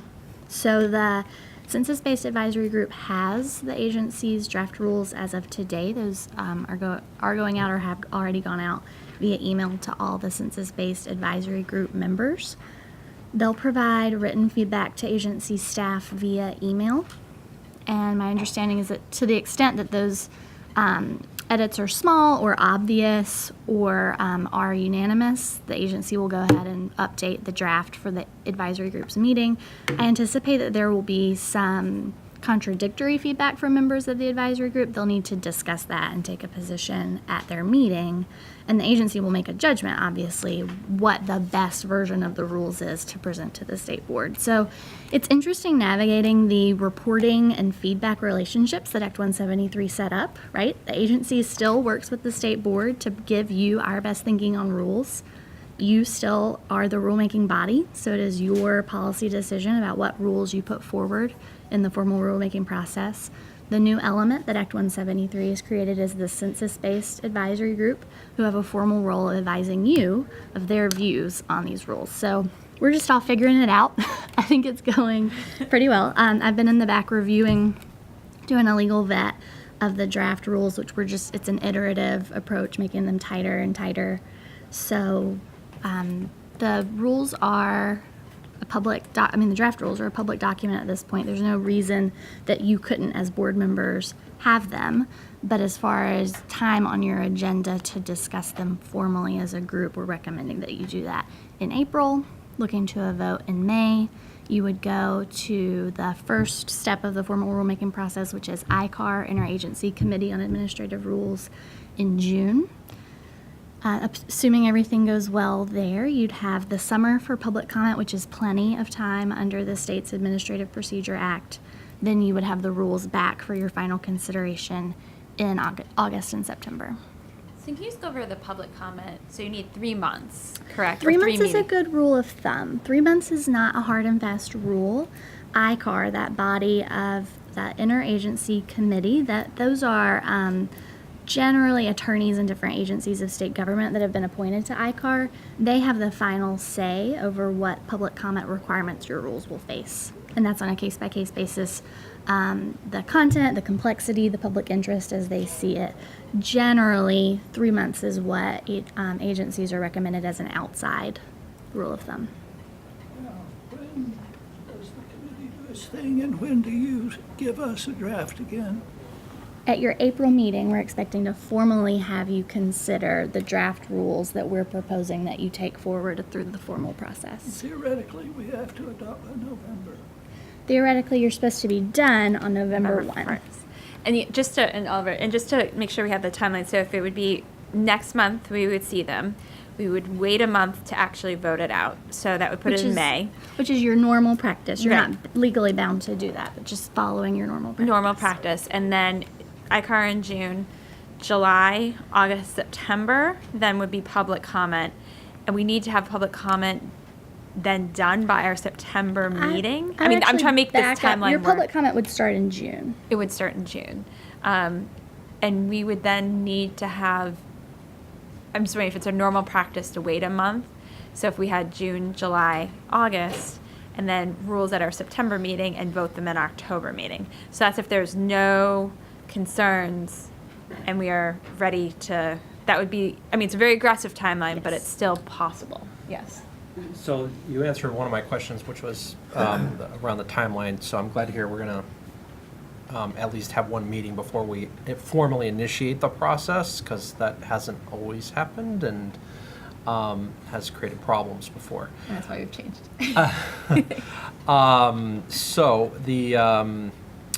But I just want to get your or the agency's perspective. I'm hearing sort of anecdotally that well, Act 46 was a really big lift, and there was obviously a lot of, there's a certain amount of acrimony around that.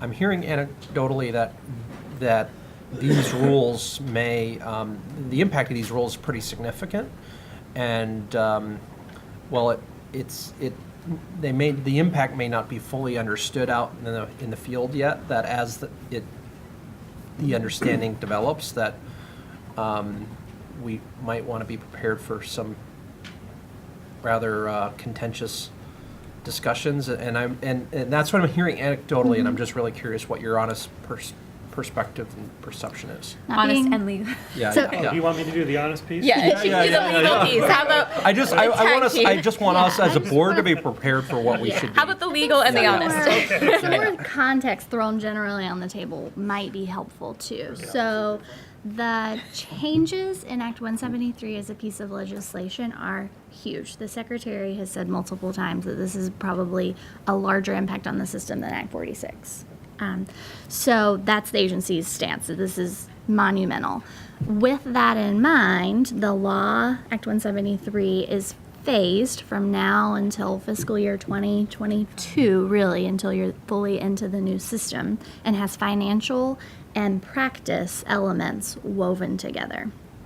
So financial in terms of moving to a new way to have a state-centric share of special education costs, but really that's grounded in the DMG study, which is demanding of the state new special education practice that is better for students than what we currently do. So as a strategy to start somewhere with some work to bite off that was manageable, the agency and the advisory group thought that it was best to start with a small chunk of rules that are focused solely on making the administrative rules consistent with the law around funding only. So the relationship between the Agency of Education as the fiscal agent for those federal dollars and the LEAs as the recipients who will get that money. So how it is dispersed and how the LEAs account for their spending from a monitoring point of view. There will be phased rollout of rulemaking that will get into the practice. And those rules, I think you can expect they will be controversial. The question really is how public comment for these fiscal rules will interact with the desire of many stakeholders to get into the special education practice rules now that they're sort of open. So those are those are going to be questions for public comment that ICAR will also be advising us about. And can you just go over, because you weren't at the last meeting, with the, how the agency is approaching this in general when it comes to the separation of those two in the rulemaking? Yeah, so right now the special education rules are a blend of financial rules just about the flow of dollars, financial monitoring rules about accountability, practice rules about actual entitlement to special education services and pure implementation of IDEA, and programmatic monitoring, which is accountability similar to the fiscal. So I would say that they're totally blended. It makes it very difficult to amend those rules because it's a big universe and maybe the update is only needed in one realm.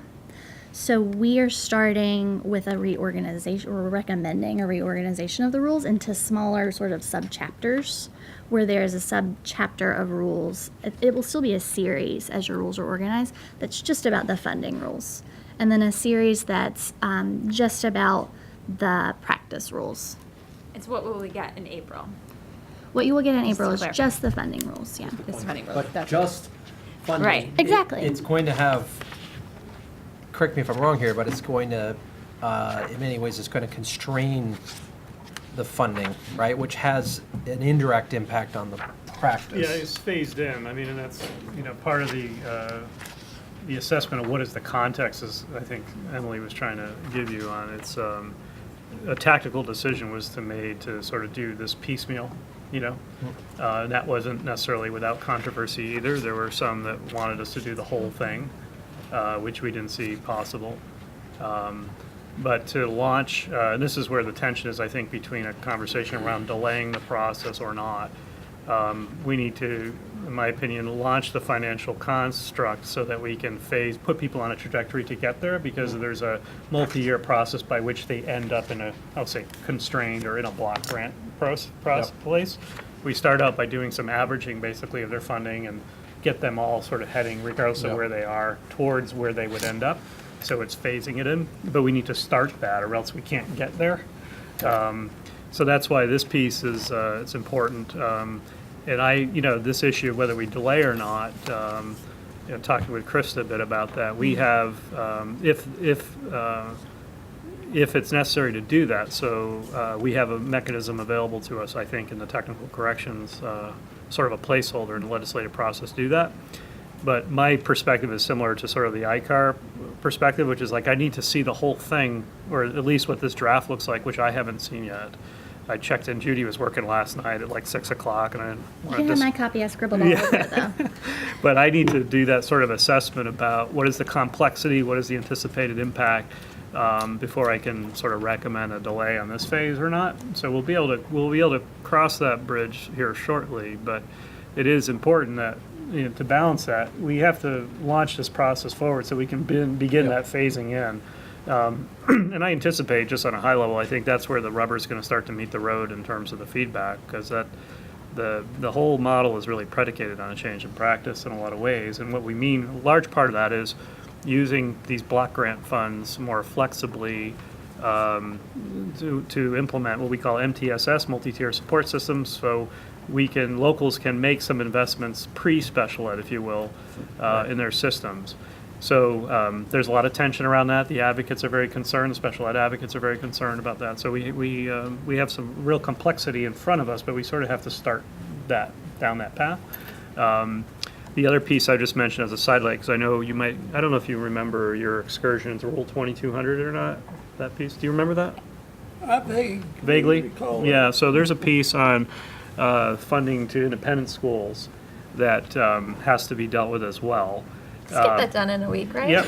No problem. So what we did at a couple meetings ago at the advisory group level is that, because that advisory group is comprised of folks from all different stakeholder groups, including independent schools, I offered to sort of pull that internally within the agency for a bit. So we're working on that just based, firstly, on our understanding what the law requires. So under IDEA, which is the federal special ed law, we're sort of brainstorming and working on some modeling around how to address the independent school issue in the environment of a block grant funding model.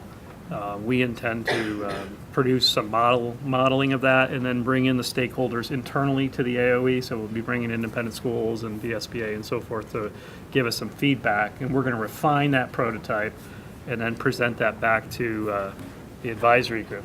So we thought that to be an efficient way to address that very complex issue. Bill? Yeah, I think you answered part of my question, but a census-based block grant system with an extraordinary kicker doesn't really seem like a terribly complicated thing to do. But why would there be disagreement on the 2,200 if everybody plays by the same rules? Yeah, the question is whether we can have them play by the same rules or not. So, for instance, starting just from a legal understanding, it's my understanding that we can't subgrant to non-public entities in the same way we could subgrant to public districts. So there's a local fundamental responsibility the LEA has to ensure students are receive a FAPE, a free and appropriate public education. Even if enrolled in a private school? That's right. That responsibility cannot be delegated similarly to an independent school. So it was useful, I think, and everyone had certainly admired us taking it off the table for them to argue about, but it's useful for us to sort of carve out some space to start with what the law requires. And that reminded me of Emily's prompt there around the monitoring piece. There are folks that would love to see the monitoring become very simple, even under the new system. And I certainly, as a former superintendent, would like to see it simplified, but the legal requirements in the federal government don't go away. So we have to figure out how to do this. So at any rate, long-winded response. There are some differences and nuances in the law that have to be played out, and we're able to do that right now inside the agency. But we'll be bringing it out to stakeholders as sort of a side conversation. But I think that's what Megan was talking about at our last meeting too, this idea of trying to,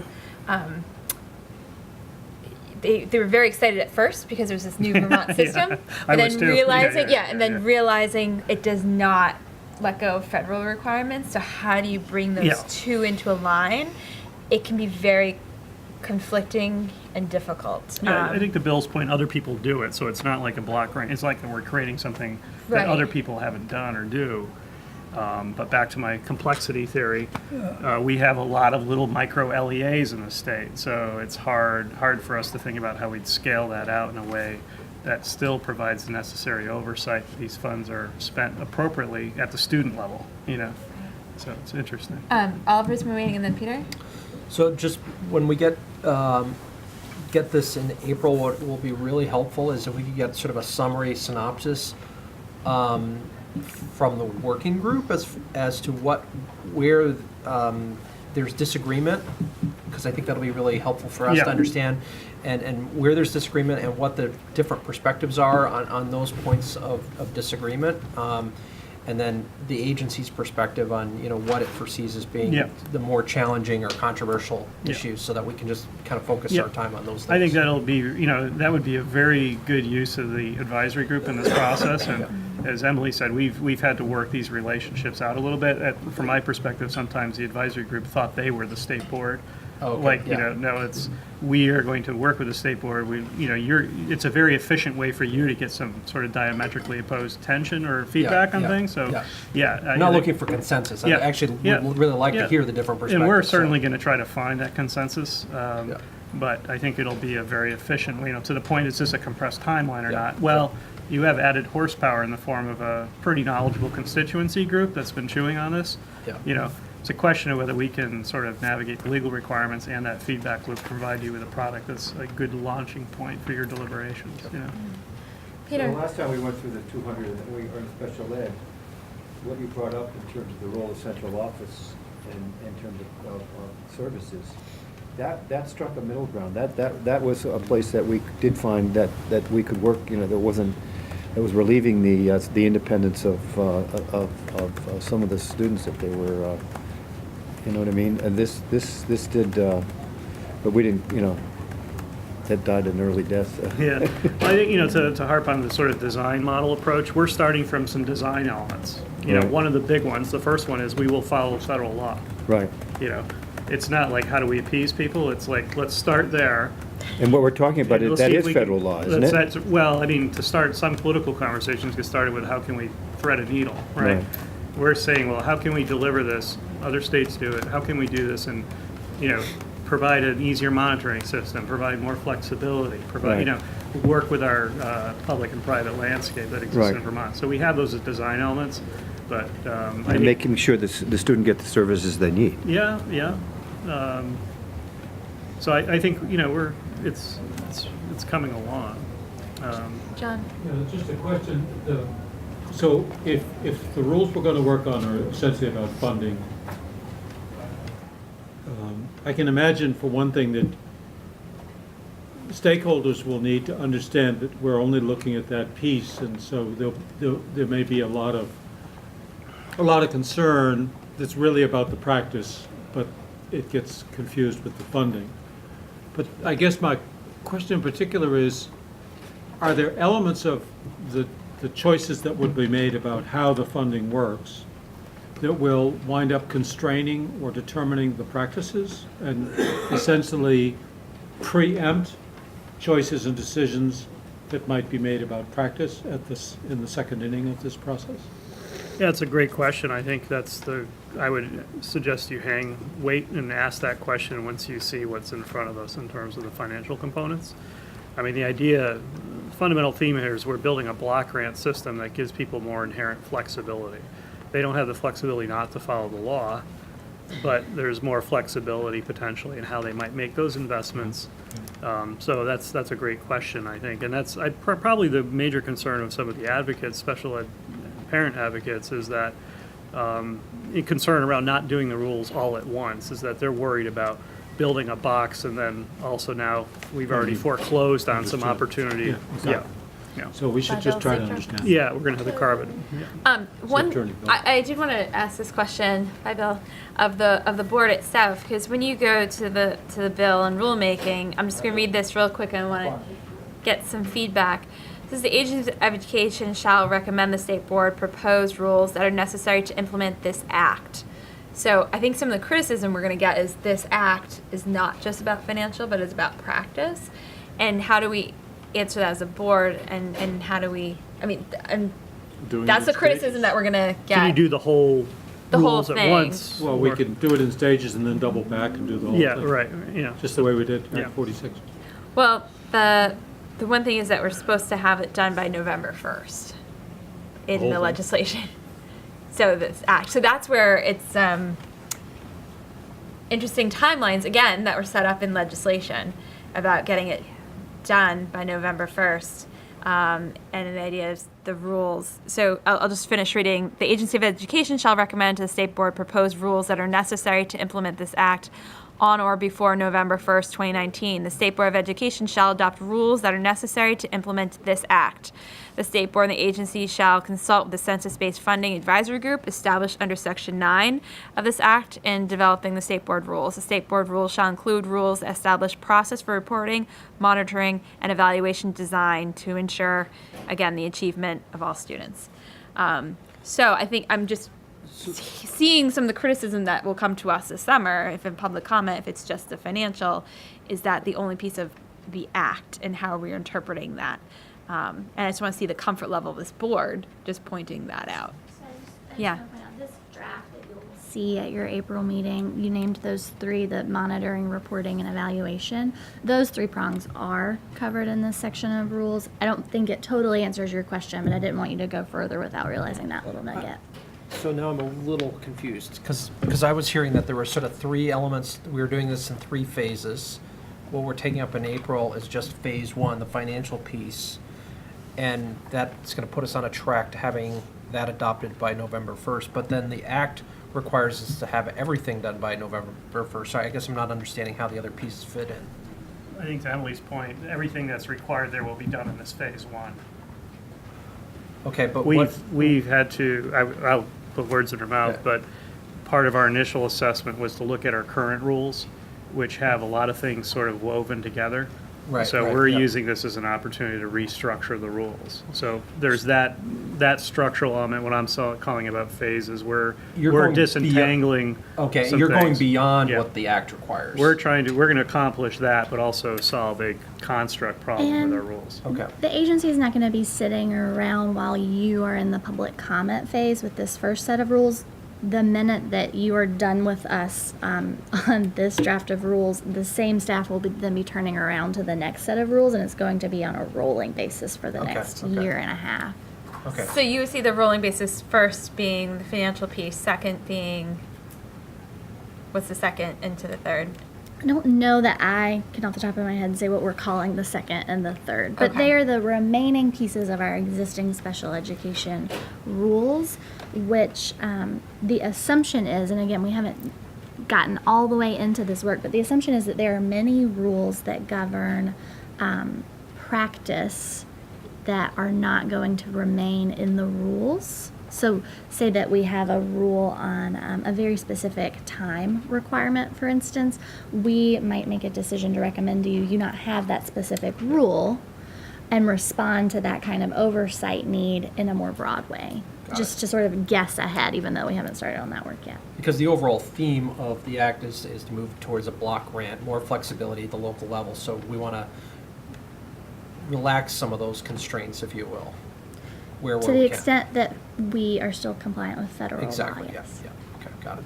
Okay. John? If I didn't follow it closely, does the act specifically provide direction about practice?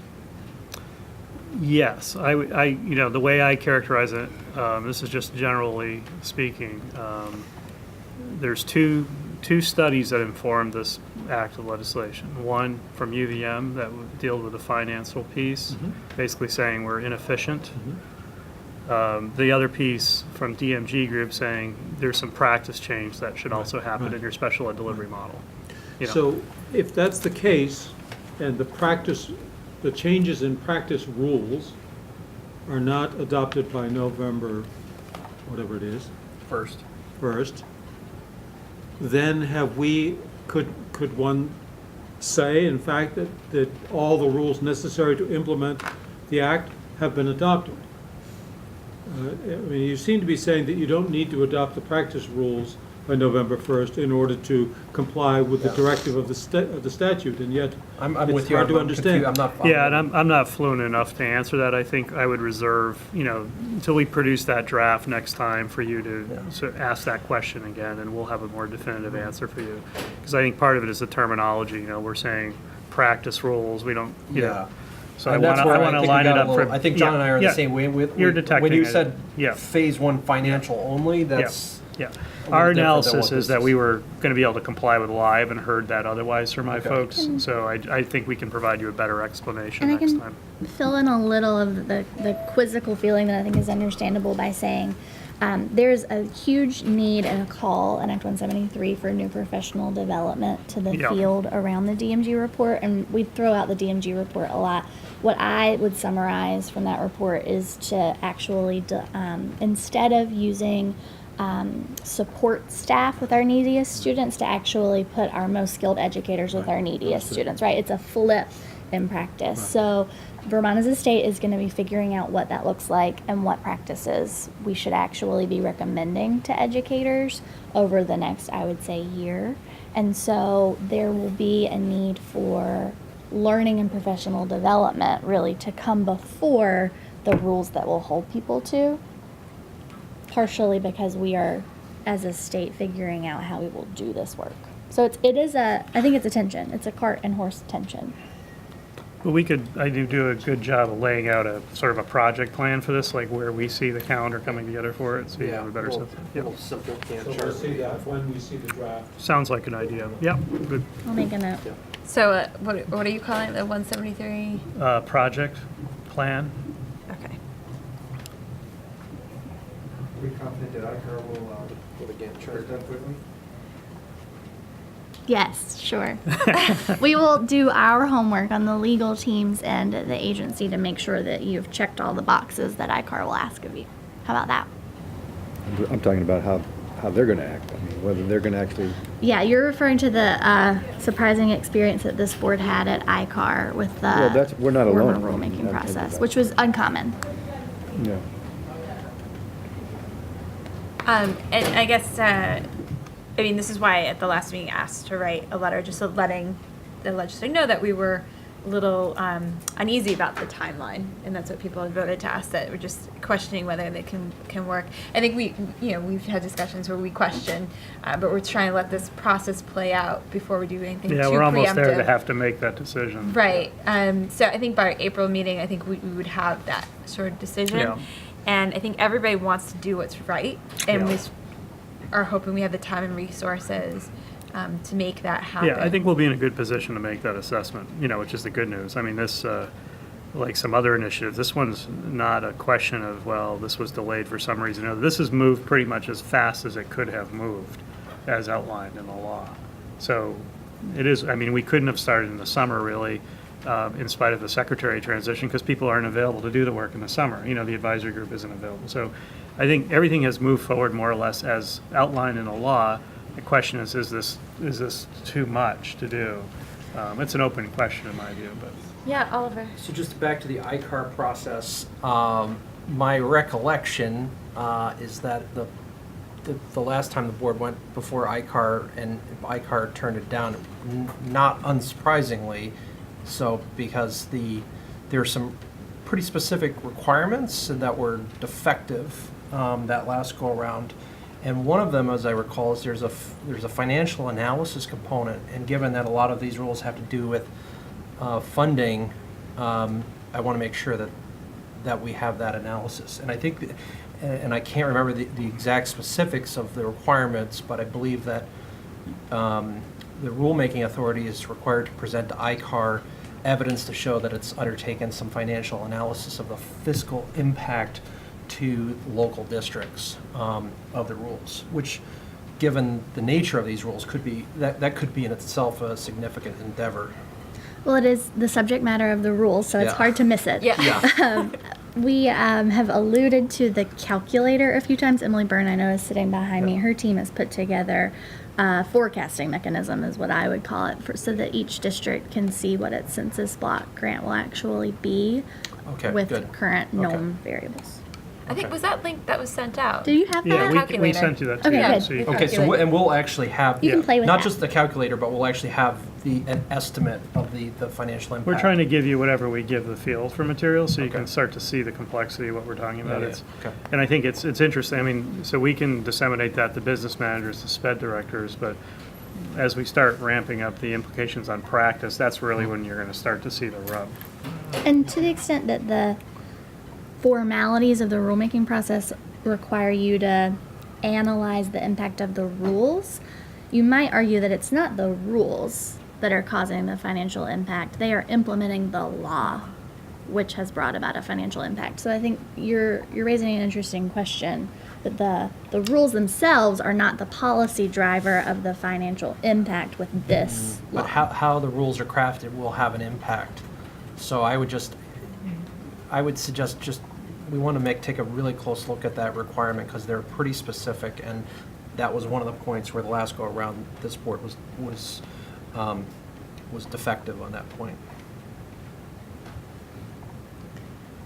Any more questions, comments with 173? I'm glad Act 46 warmed you up for policy creation. Getting ready for marathon meetings and public comment. Right. Okay. Yeah. Highly technical policy. Go around the state again? I love that stuff.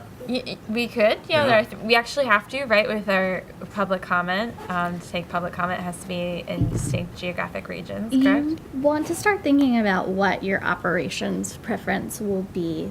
You'll need to tell us, do you like going around the whole state as a board and sitting and having public comment? Because other agencies send one representative and focus more on phone public comment and online public comment. So you have some input into what your preference would be. We had, just in the past, I remember being with Mr. Mathis and sitting in CVU and having public comment. It was just two of us. So we have divided around the state, and have done that If, also. if all of you want to go to every corner of the state, I don't think ICAR is going to stop you from doing that.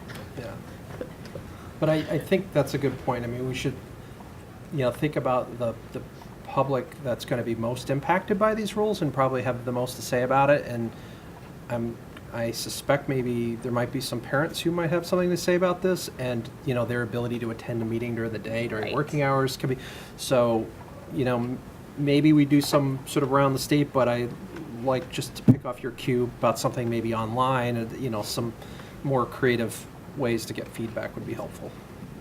One of the local members of the legal staff at the agency is a member of ICAR, so I'm making a note to pick her brain about the creative proposals that she's seen on that board. Okay. Anything else? All right, so we look forward to next meeting. Thank you. So moving ahead, we have the review of the agency budget. So that itself, we have, is it two? We have the budget book item J, and then Right. I believe there is a presentation. Smaller, yeah. And these are, this is, you want to introduce yourself for the record? Sure. Emily Burns, Financial Officer for the agency. So, as Dr. Mathis commented earlier, there's a statutory requirement for the state board to review and comment on the agency's budget. So that's what we're endeavoring to accomplish today. So the materials you have in your packet, both the budget book and the presentation, are the exact same materials we utilized in our presentation to the committees in the legislature as part of the larger budget adoption process.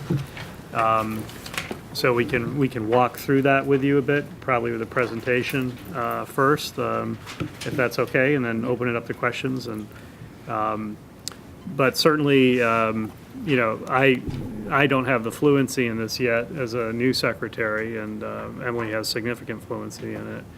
But I will say, part of the invitation to me to do this was to think about the introduction. And to what extent, how are we going to frame this? The issue of agency capacity, from my perspective, I think I mentioned, I was sort of taken back that we had a large number of vacancies in the agency. So as I'm literally on the job in August, having to work on a budget immediately without really fully understanding the agency's operations or our staffing, I really was reluctant to advocate for anything else in my budget. So basically, from my perspective, the budget is pretty much last year's budget with, the natural increases and so forth. But in terms of framing the introduction, I tried to talk about that a bit, and particularly, once again, the audience here is the legislature itself. Firstly, the first slide talks about the structure of the budget, that we're going to talk about the work of the agency, budget highlights, and then a little bit about the Ed Fund.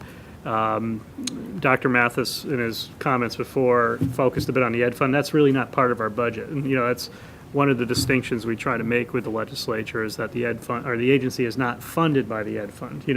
There's a little slice that we pick up as an administrative fee for maintaining that work, but we are not funded by the Ed Fund. So it's an important distinction. And I think Emily said to me that, they're going to expect some commentary on this as part of our budget presentation. So it's not like we can't create some slides to talk about it, but the temptation is there to conflate the issue. So we try to draw that distinction.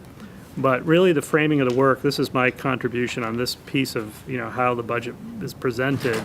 And this is a theme I'll pick up later on with the designing conversation, is that part of what I'm doing in the designing conversation is just sharing my views as a new secretary coming in, but it certainly is someone, I've worked in the state for a while, and I'm not saying my perspective is better or worse than anyone else's, but I just thought it was fair and something you should require me to reflect on what I've seen so far.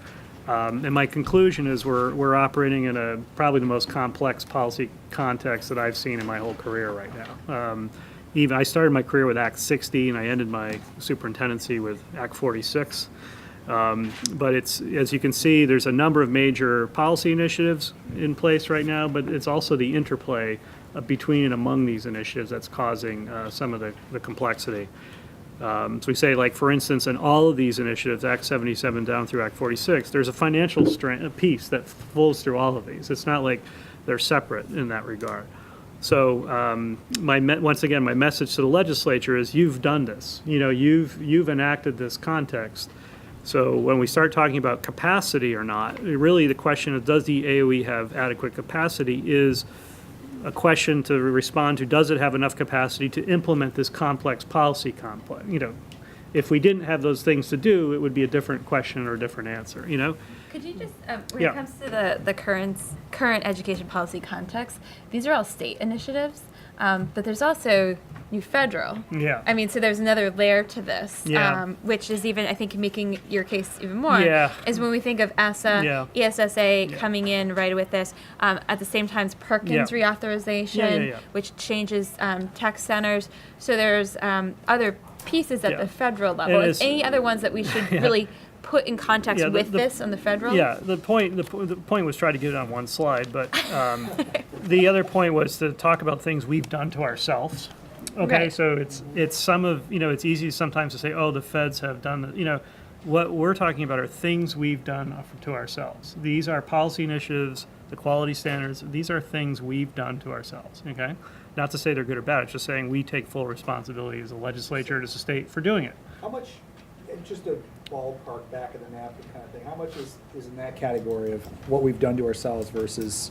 Well, we'll show you a slide in a minute Okay, that okay. shows the funding, which might be representative of that. Okay, that's fair. Yeah. Disproportionately, because a lot of what we do to ourselves is not necessarily funded by the feds, Well, and I think that's the point, is Yeah, that that's there's the tension. different Yeah. requirements that are being put Yeah. forward by the federal, which is coming with dollars. Right. And this does not come with dollars. Right. But it's A lot of this significant. Yes. Yeah. But, to keep it simple, I was really trying to focus the conversation on things we've done to ourselves, essentially. So I kind of review some of the sort of organizational changes that have occurred. Really, to this last piece about future resources is kind of the question we were just talking about. Is like, interestingly enough, when we do get initiatives from the federal government, they often include resources. When we do things to ourselves, they often do not include resources. And those areas that put the most strain when we do things to ourselves are probably, this is just my preliminary prediction, are in data and financial areas. I mean, because those are when we look at the budget of the agency, those are the general funded activities of the agency, okay? So, for examples, I just threw up 2, school construction. We have a big conversation going on around lead, radon, facilities, maintenance, and so forth. In spite of this conversation and other conversations we've had in the legislature about capacity of the AOE, which the committees would express interest in acknowledging our need for more staff, it doesn't stop them from creating new initiatives that, when we propose resources, they delete them from the bill. So it's happened a couple times to us where, we've said, if you want to do that, it's great, but we don't have anyone in the agency to do that right now. And So- did you, was it somewhere in the budget book that you said that there used to be 3 Right. positions that just dealt with school construction? Right. And now there's 0. Yeah, we've had a moratorium on school construction in the state since 2007. School construction aid, I should say. At that time, we had 3 full-time FTEs dedicated to that program. Once the program was shut down, we didn't need the FTEs anymore. But resurrecting it, which is something we're going to have to do as a state, does require additional resources for the AOE. We don't have anyone at the AOE to do this right now, so it's an important. So basically my point, this is, sort of my reaction earlier to your idea of visioning, is that I think for me, this is just once again, my perspective after 6 or 7 months of doing this work now, that I think, Vermont, we have an excellent education system, but it's not because of our policies. It's almost in spite of them, that I am not an admirer of our policy framework. I think, I was talking with John briefly about his trip to Africa. I'm a technologist. Some of you, I've listened to an international conversation around technology and education. I've traveled to other countries, and it's pretty clear to me when you go to places that are very intentional about education, that there's a hunger for opportunity. I think it's maybe something as a country we had after the World War II, and that really drove that generation's acquisition and the GI Bill and things like that, acquisition of knowledge. Our education policy, certainly at the federal level, has been interesting, but I think at the state level, we're struggling with getting coherence out of the system. And it's not because of the quality of our teachers. I mean, our teachers are doing great. Our systems are great, but the policy framework's a mess. So I think we have to take that head on, and that's my interest as secretary, working with you on the visioning piece and trying to pull these things together, because I think there's an opportunity for us to leverage our collective best thinking if we can focus it, and right now we're not doing that. Our policy making process in education is very haphazard at best. If we take Sometime. go ahead. Not necessarily now. I'd love to hear you expand upon the phrase, our policy framework is a mess. Yeah. You know, solutions always require clear definitions of problems. Right. So understanding precisely what you mean by that phrase, which I'm not disputing, Yep. but I don't No, I understand what it appreciate means. you calling me on that. And therefore, what might be Yeah. the solutions? I'm editorializing a bit, but I think that's, I do agree that from a responsibility standpoint, you should talk specifically and also provide solutions. I think I would say specifically, for instance, in the early ed policy area, it's something I'm trying to work on as to how to critique the current structure, like the dual agency regulatory framework that we have now, that's exposing a lot of issues and it created a lot of complexity. How do we do a better approach to that? And we've proposed some specific solutions on how to do that, but that's a big conversation. So anyway, that's how, when Emily said to me, yes, Mr. Secretary, we want you to frame out sort of the context for this budget, this is how I responded. This was maybe December-ish, January-ish, as I was thinking. Not a lot has changed. And once again, these are the same materials. To Dr. Mathes's point, we haven't, this isn't a detailed printout of our expenditures and so forth. This is our budget presentation that we do to the legislature, So part of, back to this complexity issue, I'm going to continue to sort of advocate for the agency in terms of getting coherence on these things. I don't want to have to create separate reports for you that I also have to do to the legislature. So my hope is that you'd be able to work with whatever materials we produce for one and not have to produce additional things because you have 15 questions that you'd like, So I think hopefully these materials will work in that regard. So if we just want to walk through budget highlights a little bit with them. Sure. Can I just quickly Yeah. say, I think this is the most comprehensive budget report I've seen from the agency. We can argue about the specifics, but Yeah. as far as the package, I compliment you. I think I tried, this was on my list because I know at some point, sometimes you haven't had a presentation, in requirements with the statute. No, usually it's so- just Yeah. Bill or somebody coming in Yeah. and rattling off some information Yeah. and have a good day. Handwritten charts. Yeah. But it's important just to draw a distinction between the ed fund and the agency's budget. So your statutory authority is really like, what is the agency's budget to review and comment on it? Cool. So I can go through some of the details. I did bring, and I'm sorry, Bill has left, expenditure level detail of the budget. If anybody else, send it to Maureen if anybody wants to dig through it. It's not super interesting since we don't have, since it's, like how much are we planning to spend on printing, right? It's not super fascinating, but, so I'll jump, Secretary French kind of covered the first probably 2 pages of the slide, so I'll start up on page 4. I think ours is because we have double on.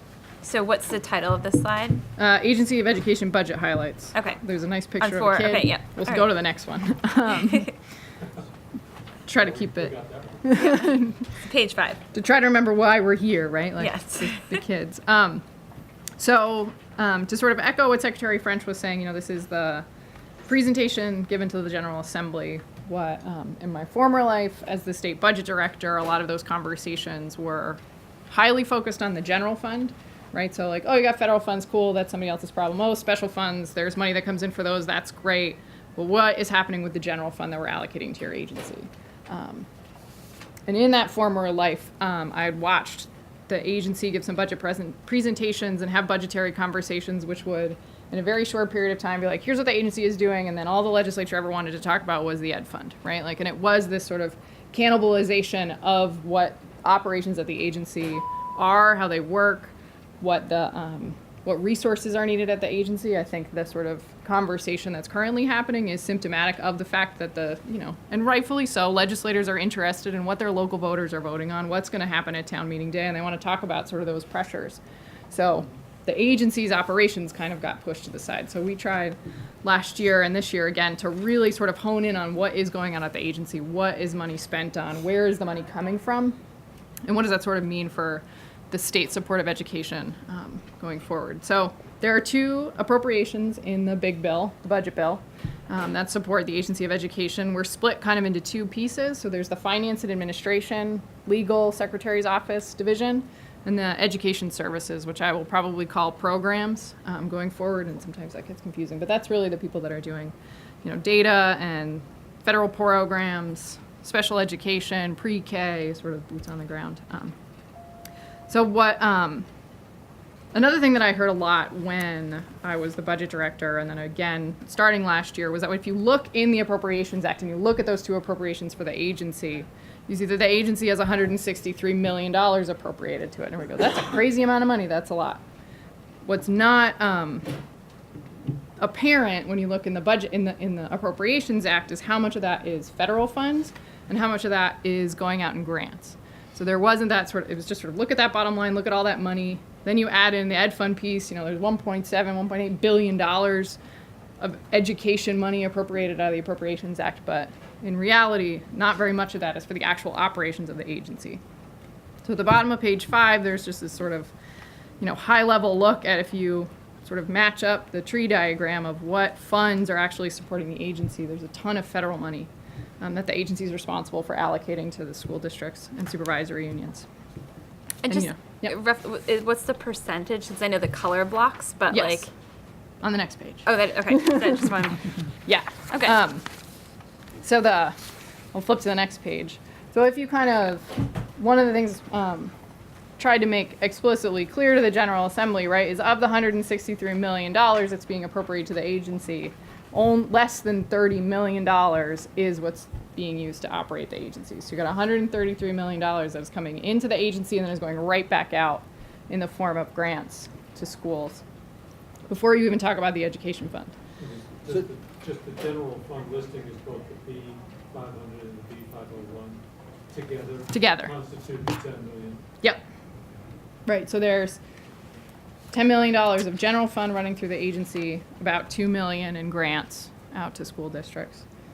And then the balance is sort of supporting the finance and data teams and some other programs of the agency, but that's generally, I know one of the big questions that you had was sort of what's the relationship of federal to general funds.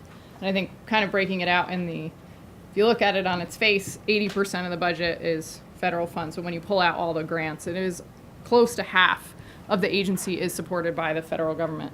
And about less than a third is through the general fund. The special funds at the agency constitute two funding streams. One is the teacher licensing fees. So that supports the educator quality division, and the team that does the work with licensing. The other special fund, and is a little nuanced piece, is the Medicaid special fund. So school districts provide Medicaid services, they earn federal funds for that, and then some of those monies come back to the agency to support general operations. So is that the global commitment line item here, the $300 million? No, the global commitment line is actually the Medicaid administration funds that are used to support the staff that run the Medicaid program. Got it. So it's a little funky. Well, but then why is it $0 without grants? Because presumably those people live within AOE. Right, they're in personal services. It is. Thank you for clarifying. It's actually a little confusing. So those funds, I had it wrong initially. Those funds are actually used to pay AHS for the use of the Medicaid claims system. Oh, okay, got it. Okay, so it's an interagency transfer. It's an interagency transfer, okay, yeah. Cool. The staff themselves are actually in the interdepartmental transfer line. That's what IDT is, Yep. and the general fund. So there's kind of this funky flow back and forth between AOE and AHS in terms of how to cover the operational piece of the Medicaid program, and then that earned dollar comes back to the agency. Half of it goes out in grants, a chunk of it lives with the agency. So if the Medicaid reimbursement, I guess I'm a little lost, which line does that show up under if it's not global commitment? It's in the special fund line. So if you look. Okay, it is, okay, got it, okay. Yeah, got it. that 14.3 million, Yeah. most of that is the money that goes back to the school districts, their 50% earned Medicaid Okay, receipts. got it. And just real quickly, before moving on, the special funds with the licensure, and that's the money that's being generated, is that a static number? I'm forgetting, or is that something that is going to change over time, or is it in statute that it is this much for licensure? Because that could depend on how things change from year to year. Yeah, so the fee amount is set in statute in terms of how much each type of license is, or how much the fee for each type of license. There is some variability. The fee bill is something that comes up every 3 years for the agency to go to the legislature to ask for more fees, or to ask for a change in that level of fees. We are trying to do some better analysis around the how those fees come in, what's sort of like changing and stuff, because I guess there used to be a 3-year cycle on licensing renewals. Now it's a 5-year cycle. That 3-year cycle also had a year with more than other years. So trying to predict sort of when those fees will come in. Right, because that could throw off. Can throw some stuff Right. off, right? They Like made the change, they didn't think of us. Right, right. And that's, I was just wondering, Yeah. because this could change from year to year, and that could be a big Right. driver of Sure. increase in budget okay. Yeah, definitely. One of the nice things about special funds is that to the extent you have extra revenue at the end of the fiscal year, it stays in the special fund. And as long as you can convince finance and management and the legislature to leave that money available in in a year where there's a decline in So they actually have to actively revenue. sweep it. Yes. It's not like it's an automatic. No, they have to actively get it. That's a place we're going to have to look in the future. The teacher licensing system is up for contract renewal and all of that. So in the next couple years, that's why we're starting now to do that analysis on the fees, because if we're going to have to outlay a significant amount of funds to Yeah, renew we could that have added that to system. the list too. So there's lots, we got little things going on. Went for 5 years, was there an adjustment? I believe There was a so. change in the There was a fee. change in the fee. Yeah, there was a change, but it was. Just equal to the extension of the time period. It wasn't like that's my impression anyway. The Yes, analysis was yeah. just to make it equal to 5 years, the same cost, but spread out Like over. 40, Yeah, 20% more. Yeah, but that'll have to be, continued analysis of the agency in terms of as the number of teachers starts to change over time and what those fees are, what does the agency need to run a system and staff a system, and how it relates to the number of teachers that we have will be something we'll get to do in the future. Well, I love this tabular presentation. It really makes things very clear, so. Great, cool. So I'll keep moving along. The graph right below that is just a graphical representation of the column without grants, just to kind of show. I'm more of a visual graphs person, just to show the sort of amount of federal funds. So moving on, there has been a fairly large conversation in the legislature around capacity at the agency and the number of positions that the agency has. The slide at the top of page 7 just kind of gives a high-level overview of what has happened to positions at the agency since 2008. So after 2008, there was a significant reduction in positions, not just at the agency, but across state government, and just sort of to demonstrate that recovery has not really, we have not really recovered from that in terms of staffing. The tobacco money gone? It is a very small line at the top, I believe. There's one position at the agency that's funded with tobacco funds. It's so small you can't even see it really. Yes, but it's there, and it is, the tobacco, what to do with tobacco money is always a subject of conversation with finance and management. So that figure of 25 vacancies, does that go back to 08, or where does the vacant 25 vacancies? We're going to get to that in a second on the next slide. But this is positions, not Right, there's no Right, not vacancy peak, on the yeah. bar graph you're looking at. There's no vacancy analysis on there. It's just number of positions. positions, I yeah. understand, but it's being used, and it's almost suggestive that they could be filled, or, they should be filled, or. Yes, These are filled and unfilled positions, though. this is Right. everything. Yeah. And so this was the net loss of 53, correct? Was that what I was trying to remember one of your Yeah, letters. it's in that ballpark. Yeah, of net loss of 53.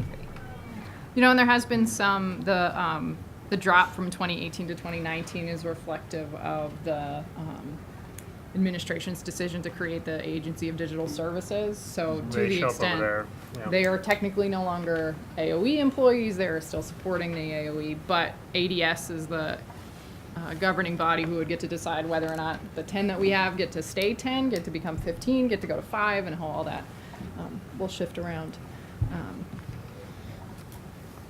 So yeah, and as we, I was going to mention this earlier where you were talking about federal funds.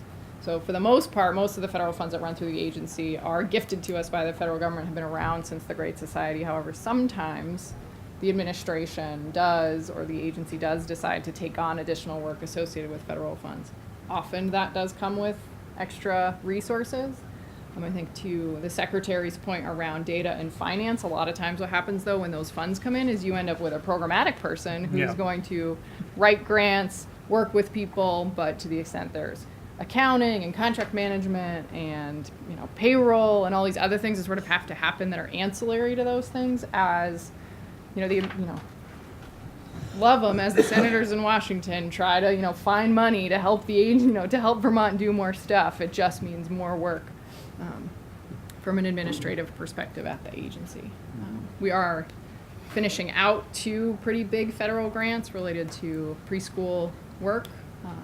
So we're sort of in a, I was talking with some of the accountants today and being excited about how they were going to reallocate work when those 2 grants go away and they can kind of slow down. But maybe is it safe to assume that federal mandates are more likely to come with some funding versus the things that, quote, we do to ourselves?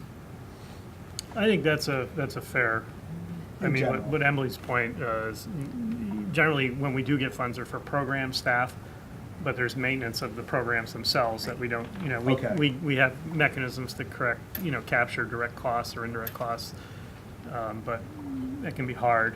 We certainly look at program grant opportunities, but it also has to be in with eyes wide open, knowing what the demand on capacity will be much more broadly than just administering the program. It's kind of like the COPS program where you added a police officer, but then funding left.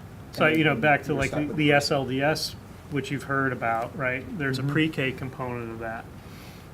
And that was sort of added in. I mean, we were in the middle of delivering this big project as it was, and then we got the idea, well, we got some extra money, let's do this, but it just added a whole layer of complexity to that project. Yeah, okay. Cool. So I'll keep moving along. At the bottom of page 7, there were 2 additional, the General Assembly added 5 new positions to the agency last year through 2 different mechanisms. There were 3 FTEs in Act 173 to help implement the law, and then there were 2 additional positions in the budget bill last year to support pre-K work at the agency. So there was some movement in terms of additional positions at the agency. To the extent it's difficult to fill special ed related positions, we've had trouble filling the positions, so that sort of contributes to the vacancy issue, but they're available. So continuing on, the next slide just provides a high-level overview of what's going in the budget for the Finance and Administration Division. So there are sort of the natural budgetary pressures that are included in the budget for the agency. So what's known as Pay Act. So not a very familiar term for those who haven't hung out in the legislature a lot, but it is the... It's how you get paid. It's how you get paid, right? So for whatever reason, state government does not appropriate the funds associated with the current year's state employees contract and the cost increases associated with that. So we always have to annualize the cost of the prior year contract into the budget, and then the legislature actually appropriates separately this current year's funding needs for contractual costs. So there's always a recognition of prior year in the budgets. Internal service funds are the charges that agencies and departments are given to do the internal workings of state government, so costs associated with the central human resources department, buildings and general services, rent, those sorts of things that the other agencies and departments let us know what our bill will be, and then we're expected to figure out how to pay for them or work with finance and management to make sure we have resources to cover those bills. Within the budget, there is some sort of movement between the Finance and Administration Division and the Program Division just to reflect some of the reorganization that occurred. So just some positions moved from one group to the other to realign based on that reorganization. So not necessarily net increase in costs. There are a couple positions that got reclassified to reflect the changes in their job duties. So there's a little bit of cost changes there.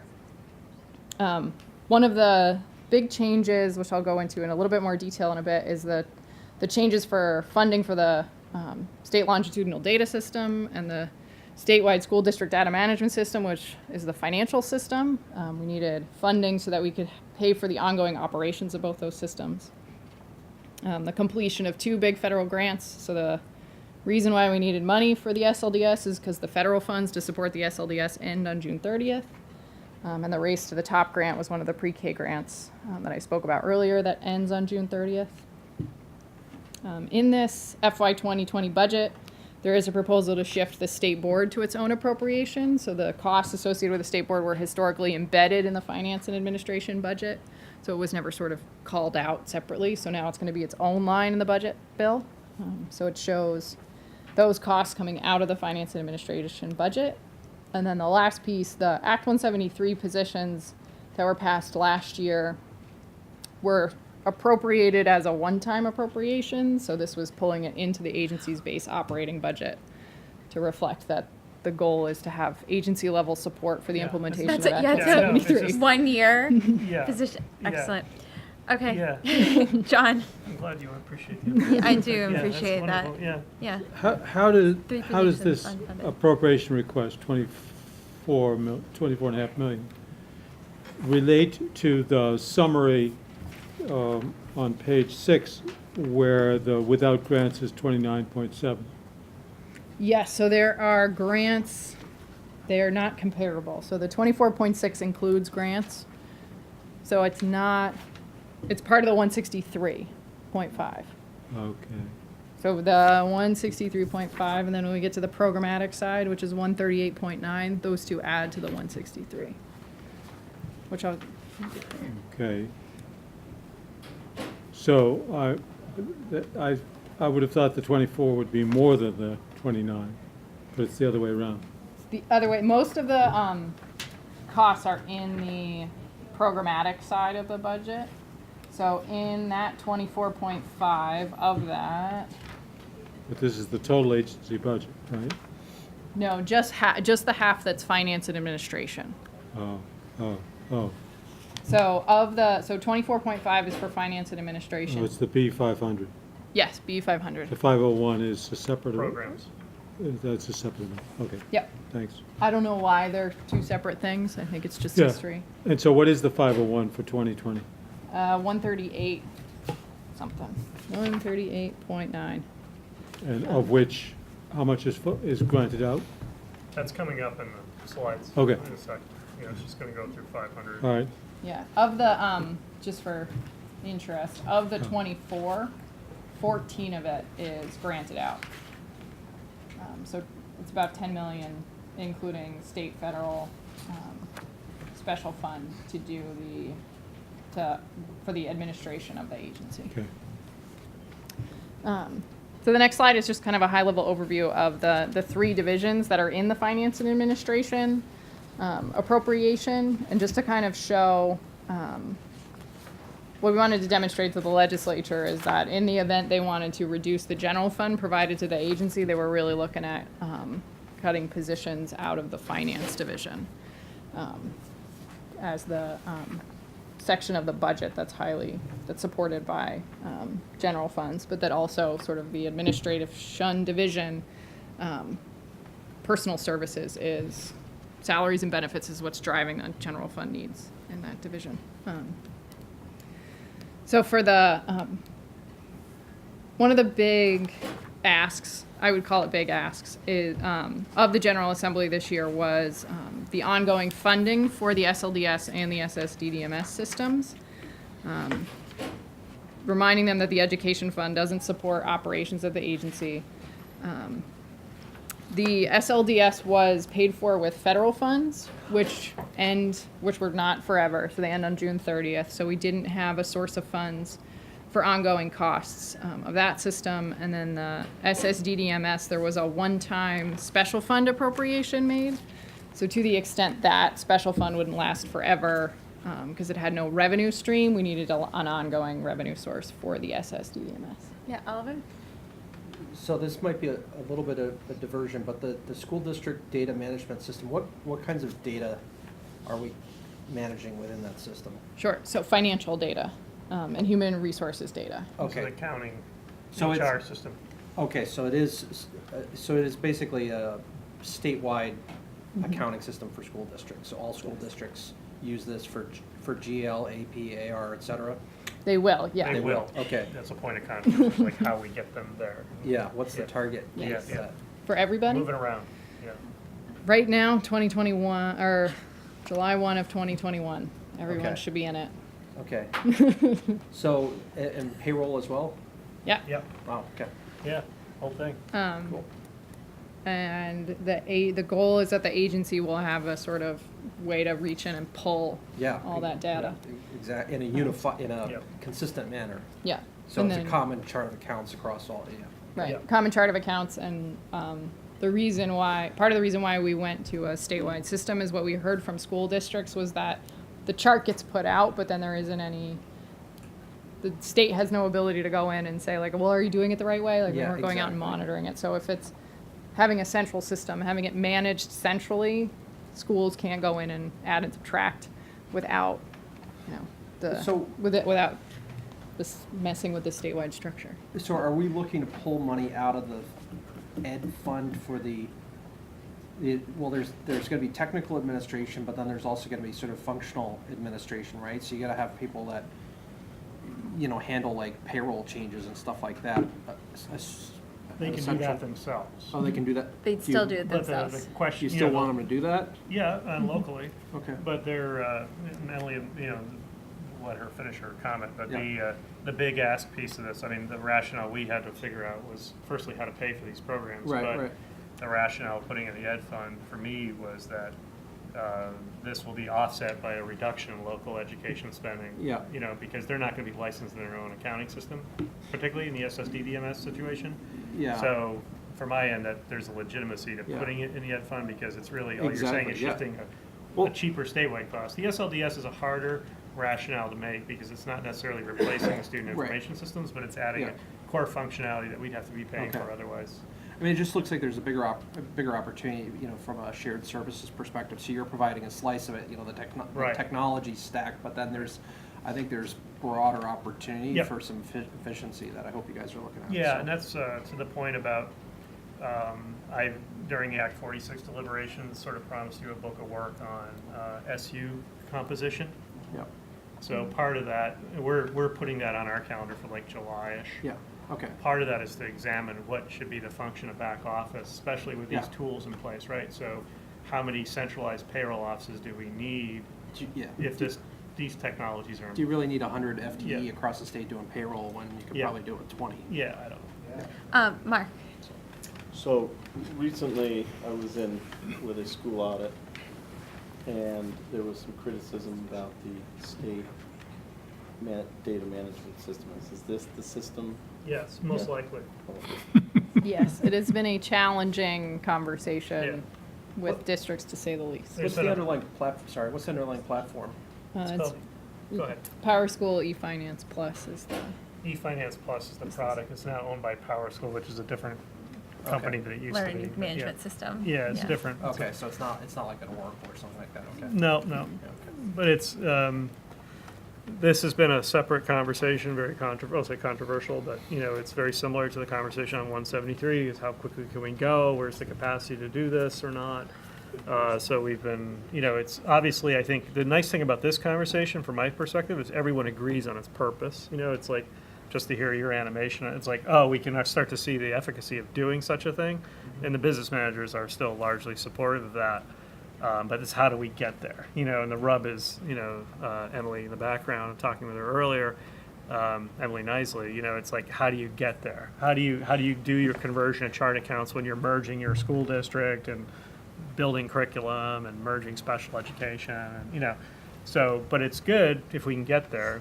So we're trying to be thoughtful about what a rollout is, but I don't want to back away from our commitment to get it done because it's like light at the end of the tunnel. If we never get there, we'll just keep. Challenges with schools just assigning, part of it is whoever is, like when you have a chart of accounts, one school is assigning things a certain way and another school is assigning things a different way. Yeah. And you've got now you've got apples and oranges anyways. Yeah, well, this will control for that to a certain extent. Yeah. Obviously there's training and so forth that needs to occur, but it certainly puts a boundary around, those definitions. It's a question, it'll be very similar with the SLDS, to get better data quality, we have to get more explicit about what the definitions are of the data. So, I mean, without a common tool set, we can't even begin to do that, so this is a step in the right direction. Yeah, you've got supplies for a Just- classroom that's Yeah. under. How do you under- code for that, right? Right. Yeah. So just keeping us on track a little bit, because I think we're halfway through Sorry this for that. presentation. So let's just, and just looking at time. I know, it's good, isn't it fun? Yeah, it's all good. But it's great conversation, but let's push forward a little bit in Sure. presentation. Sure. So to kind of wrap this conversation up, the agency did request from the Education Fund an appropriation of $1.7 million to cover the contractual obligations associated with these two systems. So still maintaining that the Education Fund doesn't pay for operations at the agency, it will cover the contractual obligations. So for sort of operation and maintenance and continued implementation of the systems into the future. And, the Ways and Means Committee was the committee that I was most worried about getting this through, and they have been receptive, and it looks like they passed a yield bill yesterday that included this in their assumptions of what the Ed Fund is going to need, so. No objections from the member from Arlington? They thought it was great. No, not at all. I mean, honestly, I was kind of surprised too, but I think the rationale makes sense. Yeah. Yeah. And the, with the SLDS piece, to the extent you can't calculate tax rates unless you know what ADM is, and if you can't calculate you can't do ADM without the data collection system, they put two and two together and said, yep, this makes sense. So we're moving forward with that. I'll jump to the bottom of page 10 to talk about the remainder of the 164, the $139 million for the education services part of the agency. So similar changes in the budget related to salaries and benefits, related to the internal service funds, the reorganization and positions moving around. And there are additional federal grants going away out of that appropriation. So we did get a grant from the CDC to work with school districts on LGBTQ issues. That grant ended in January.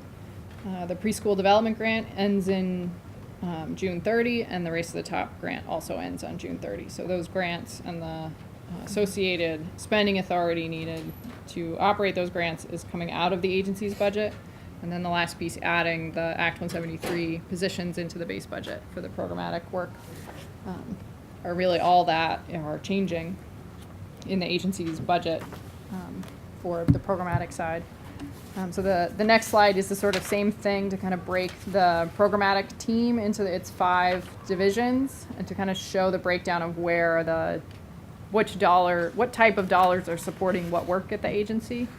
And in the budget book, I broke these down even further. So throughout the budget book, it goes through each division and kind of outlines specifically what they're up to, which federal grants they're responsible, and goes into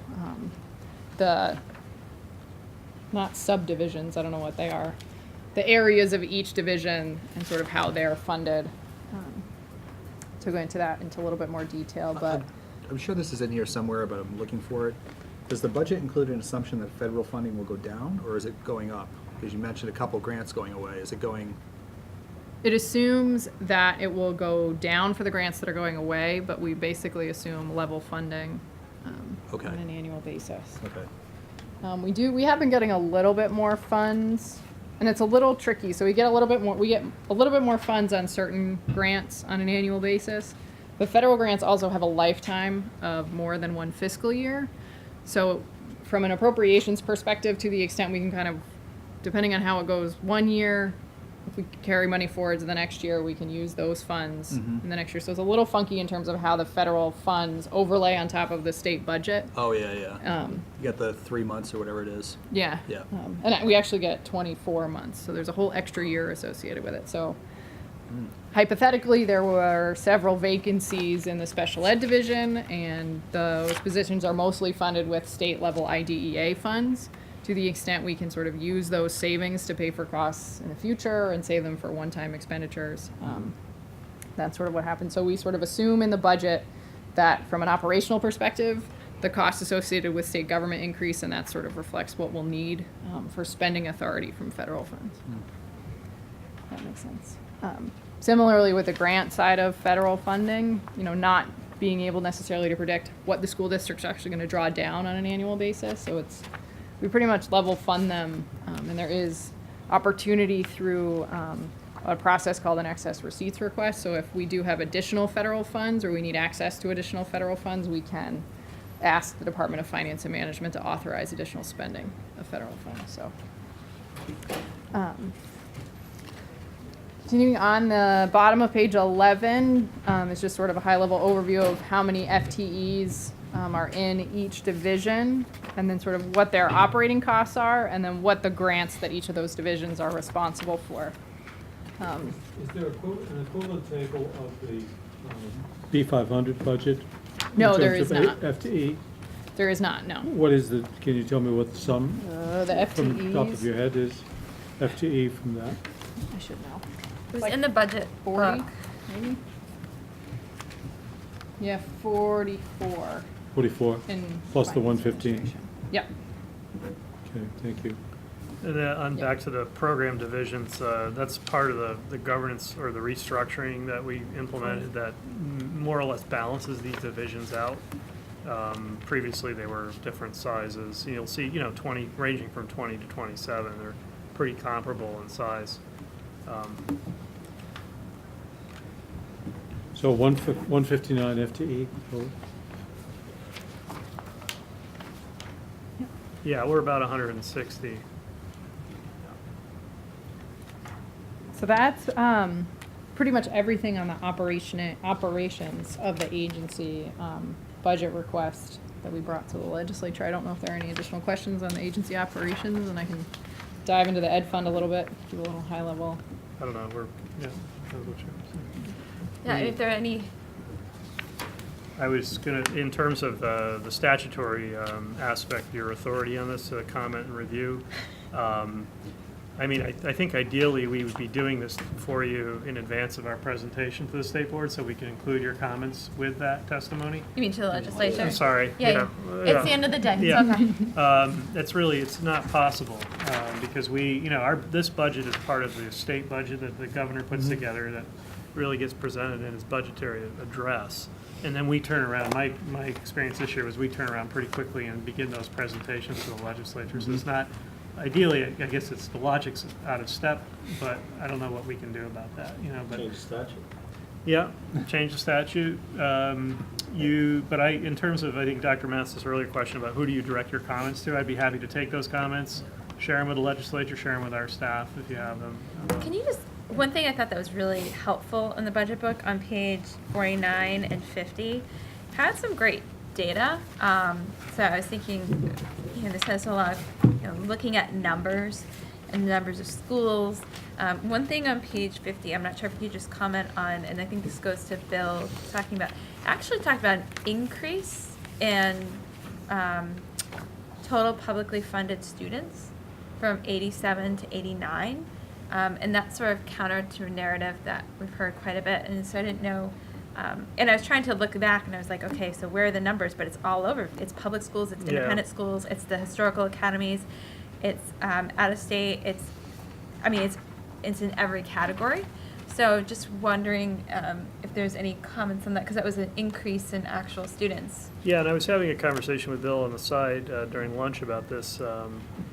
Part of the, I'll invite Emily to comment as well, but my impression this year, the timing of when this report was created relative to what we were dealing with the SLDS, and we're very behind this year relative to finalizing equalized pupils because that data collection was incorporated in the SLDS. So typically, for instance, we would freeze equalized pupil counts on December 15th, so districts would have those numbers. This year, we didn't freeze that figure until like February, second week of February, because of the constant refinement and inaccuracy of working with the SLES and the lateness in the data collections. So I don't have a lot of faith necessarily in the accuracy of some of this, but Emily, do you have any comments on that? I mean, this is. Yeah, I think, the data team is always a little nervous about, that's why there's asterisks on a lot of them in terms of subject to change. Big asterisk up on top, right? Right, when. Yeah. But I think on the publicly funded change, I think the pre-K piece is. On the increase across part of it. independent, public, and that would make sense, because then it's in every, it's not just independent, it's not just public, because pre-K is both. Yeah. Okay, so As something. more and more. I think these people roll are, into that these program. data in particular would be useful to re-examine once we publish the report card, because then Yeah. it'll essentially be frozen. And I think I mentioned we're in the refinement of that last phase of turning that on now. And part of our position to the districts will be, we are going to, we're going through this refinement period, but once we shut that down, we're going to go with what you gave us. So if there's an inaccurate thing, it's because you gave us something inaccurate, that's what we're Right. going to go with. So they have to sign that sort of assurance. I thought it was also just very helpful, this page in general, going through all the different schools, the types of schools. Yeah. In numbers and seeing those combined. So, I mean, just if nothing else, I mean, I really appreciate the whole budget book itself and Yeah, just going it's- through it's each very category useful, yeah. and talking. And I just thought this data itself would be useful in many different conversations that we've had. And even talking about total public school administrators, the amount when we talk about making institutional change and needing educational leaders, there's 535 of them in the state. Yeah. So it gives some really breaking down to how many principals, how many, Yeah. all these things, tech directors, business managers, special ed directors, we have 93. I mean, that was more than superintendent. I mean, so it's just, I thought it was very useful information for a lot of the conversations we had. Yeah.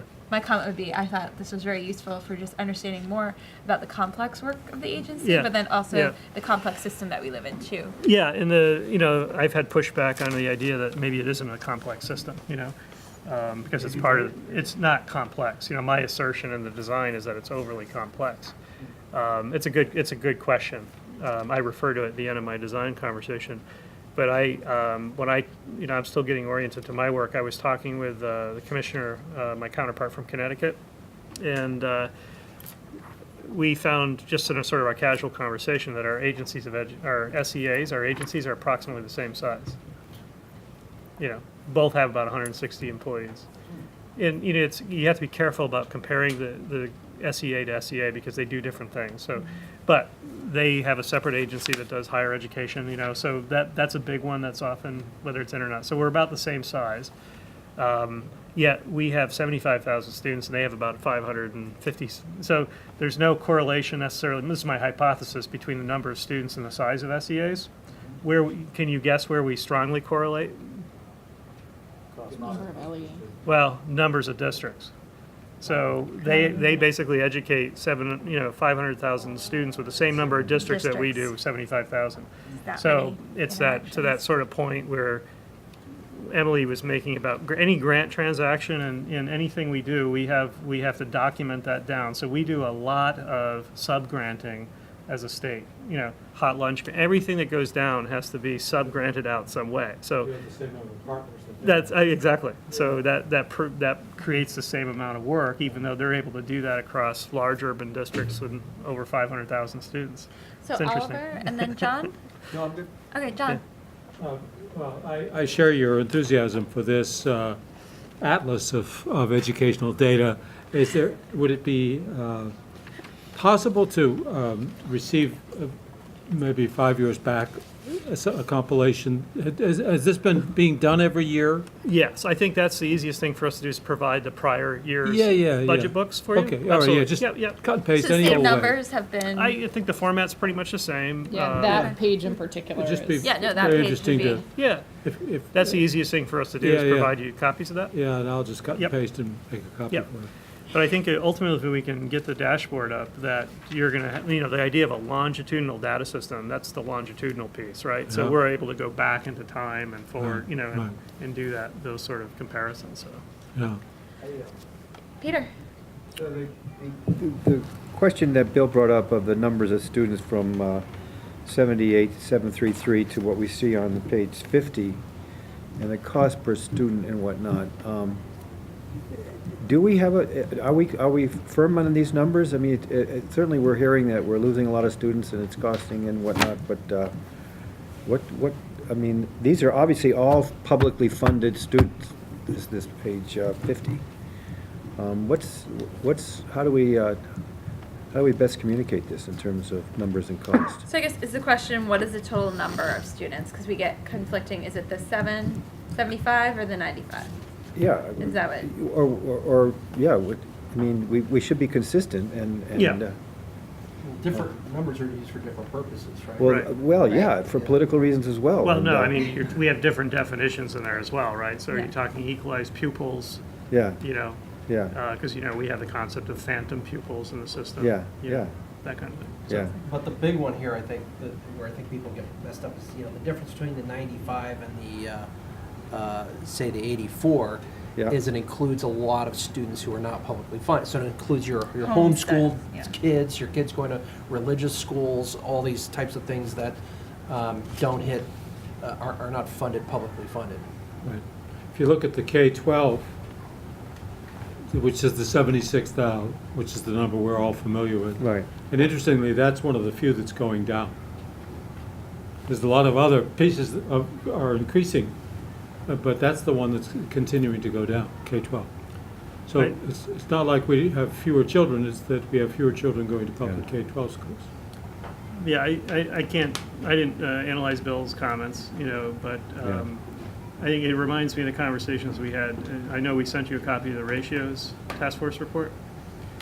Part of the problem there, same issue, is how to get to common data definitions. Yeah. So what do we mean by ratios? Yeah. So I think that's the biggest piece of work that was accomplished in that committee's, which is really useful, is to come up with standard definitions of what we mean by, these ratios. Yeah. And as much as possible, similar to this, we try to ground it in the federal definition so that if someone wanted to, they could compare Vermont to another state. So we don't want to come up with Vermont definitions. We want to ground it in the federal as much as possible for that purpose. But we also had to do some sort of tweaking to make it work. So the ratios, we should have a conversation about the ratios thing. It's a very similar conversation, but I think we set that up nicely so that in the future, we'll be able to monitor those ratios very nicely and see those changes over time, particularly with something like Act 46 rolling out. Yeah, I just hope our communication is really clear to the public. Yeah. This is a sidebar, but you keep on hearing about everybody leaving the state. I don't know if you read that report about the moving vans. They keep Yeah. That's fraudulent. Fraudulent? Absolutely. Yeah, yeah. Absolutely. Those are paying people who hire Mayflower to move them. Right. Young people don't hire Mayflower to move them. Think about millennials In are Aura. using U-Haul, they're not using United Van Lines. It's a totally useless study. All I'm pointing out is that I'd rather accent the positive. Well, that's a different matter. Especially for the state. Peter, you're talking to the wrong guy. I know, but. The agency's responsibility is to put out. Really? Our job is to put out the accurate information. I'm You seeing can in our twist it. area, young families moving up to our area from cities that just don't want to educate their kids in inner cities. And I'm seeing a lot of this in our area, and I think there's an appeal that we should be accenting in terms of, this is a good place to come home to. Yeah. So anyways. All right, at this point, Krista, just one quick point, just on how we interact with the administrative budget. yeah. The executive budgets aren't based on some democratic process where, that's in the legislature, but. That democratic process is there. Yeah, the governor has nothing to do with it. He just puts out the budget that he wants to put out, Well, really, under we the are advice involved. that- We propose Yes. the budget. Yeah. Yeah, but he makes changes to it. So I think, I love the presentation, but I think that our role in it is probably limited until it gets into the legislature. It's required by Well, staff. yeah, I know. It asks us to review Yeah, I know. and But- comment. But this is another one of these things that I think probably needs to be clear. Yeah. It's a holdover from an Commissioner. from a different era. Exactly. Yeah. So we are fulfilling our duty, but we might say this duty would be, it's very, I think it's good when we're advocating for the agency Right. because we Yeah. get a lot of questions about staffing. I think as a board, we've been really good about pressing the legislature, if you're going to pass this, there should be staff at the AOE. I think this gives us that information to help be good partners as we're advocating for you. Again, or the one-time allocation for 3 positions. It's kind of interesting. The position Minor doesn't go away. flaw in logic. Right. Yeah. But so I think it's helpful for us Yeah. in that respect. I don't think it's really productive for us to comment negatively or positively. It's just to understand Yeah. what the limitations are, and when we're looking at money, or I think it's good data for us to have. Yeah. We're looking, we have these state initiatives, but we don't put state dollars with our state ideas, so that we might need to Yeah. think of that. But to the point of, do we Yeah. comment officially? What do we Yeah. do with that? I think point well taken. And to our point about, defending our limited resources, my hope would also that you wouldn't ask for additional formats of this information, that you would be Yeah. sufficient to your responsibility in this, that you would accept the format that we provide everyone else, and Yeah, I not think- request us to do further analysis and review. I think this is You know. great, and the best we can hope for is that when you sit down with the governor, that he listens carefully to what you guys are asking for, and that that's included in the budget that he presents. Yeah, and I think the only thing that's relevant to us, I suppose, is this notion of splitting out our piece of the budget from the AOE budget in its own separate line item. Because again, that further reflects the fact that we are a separate entity, and, we probably should be the ones advocating for that line item. Yeah, and that's why we set it up that way, Yep. but it also allows us to track costs over time Yep. better. So if there are, if your work needs more funding, legal support or what have you, that shows up pretty transparently. Yeah. As a line. All right, any other? You think we're gonna need legal support? I didn't think so, but here we are already needing some for I know, issues. we Not much, nothing compared to what you needed before, so. but the AG's office will support us, Yes. so that's fine. All right, so at this point, let's take a 10-minute break, come back, all right? All right, so let's come back from break, and we're gonna start with a legislative update, and we have Ted's not here, but we also have, because he's trying to manage what's going on in the State House, amazingly. So both Emily and Secretary French are going to be helping us through sort of the legislative update. And who's going to... So you have I hope you have access to the document. It was included in your packet maybe at the last minute. Oh, so it's in the papers that were handed out? Yep, yep. This is the, Item K. Okay. okay, got it, yep. Yep.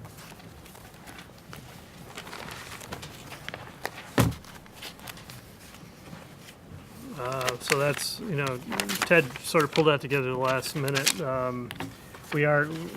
Today we're deeply involved in a conversation about lead in drinking water. So I directed him to sort of stay and monitor that. But I don't know if you have any particular items of interest we can expand upon. Why don't I throw out the menu of options and see if it piques anyone's interest? How does that sound? So there's information available to you about H3, which is the Ethnic Studies Bill, which is, I think, sort of old news to you at this point. There's H140, which is a bill relating to the membership and duties of the Advisory Council on Special Education. You could discuss H521, which is a technical amendments bill relating to Act 173. S40 is lead, as the Secretary mentioned, is currently in the House Education Committee. Then there is S164, which actually just got a bill title, I think, yesterday. That's the Senate Education Committee's miscellaneous education bill, which has three kind of disparate elements. Page 39. Which is the Act 46 Yep. bill. I think the chair has asked Ted to not highlight the Act 46 legislation for you, probably due to the temptation to discuss issues that are currently before the court. Right. Yeah. And so that's what we are trying to... So why don't I give a factual overview? Because I'm sure that people are curious about that. There's no harm in telling you what's in the public Right, record. so the fact, and I just want to make sure we're careful that we're not discussing the topic in public. I mean, that's been advice that we are letting this play out. But if you want to give us factual update, and we'll hold questions. Okay. Hold questions. So on Friday afternoon, the Senate's Education Committee voted 5 in favor, 1 against for a delay for districts subject to your order to merge July 1, 2019. Districts that form their initial board and vote as an initial board can elect a July 1, 2020 operational date instead of a 2019 date. If the district, so they have an option to vote 20 or 19. If the initial board fails to form or does not have that vote, the July 1, 2019 date is the default. So it takes affirmative action on behalf of that initial board to get the 2020 date. The Senate Education Committee bill also has a default budget provision, which is pretty different from what the House passed. So if you remember, the House passed version of H39 makes it clear that the so-called 87% provision for your budget applies to newly formed districts. So in current law, Section 566 says that any school district that does not have a voter-approved budget on June 30 for the next fiscal year may borrow up to 87% of its most recently approved budget. A new union school district doesn't have a most recently approved budget, so there's a big problem and a big loophole in the law. So the House sought to just close that loophole as is, 87%. The Senate Education Committee actually wrote language about a default budget that would kick in for any district that is newly formed under your order that doesn't have a voter approved budget, and rather than continuing to vote and borrowing against a sum, this provision would just give them an education spending amount that the agency would treat as the education spending for that new district for the purpose of awarding education payments. And it's the aggregate of the district's budgets plus an inflator that is supposed to be the average percentage of the statewide increase in education spending, or decrease, but I think it's written in terms of increase. So I haven't looked at the calendar today. I would expect that that language is going to Senate Finance or Appropriations. I don't have all the details on that. And then on to the Senate floor by the end of the week, maybe. Okay? Then it will have to go to conference. Then it will either go to conference or the mechanism of passing versions back and forth between the chambers. I think it'll be conference. I think that's what folks prefer in leadership, but I'm not sure. All right. So as for the other bills outlined in here, I think we've talked a lot about H3. Is there any questions or clarifications people need? I know this is on the, it's been sent to the governor at this point, correct? It's heading in that general direction. Okay, that's what I. What has the ethics studies. Status. Oh, okay, Yep. sorry. So that's H3. The H140, this one is very interesting. There was a whole committee set to advise us that we never heard from. It was really interesting. I've been on board 6 years now, and I'd never even heard of this committee. And this group was supposed to be advising us on anything to do with special education.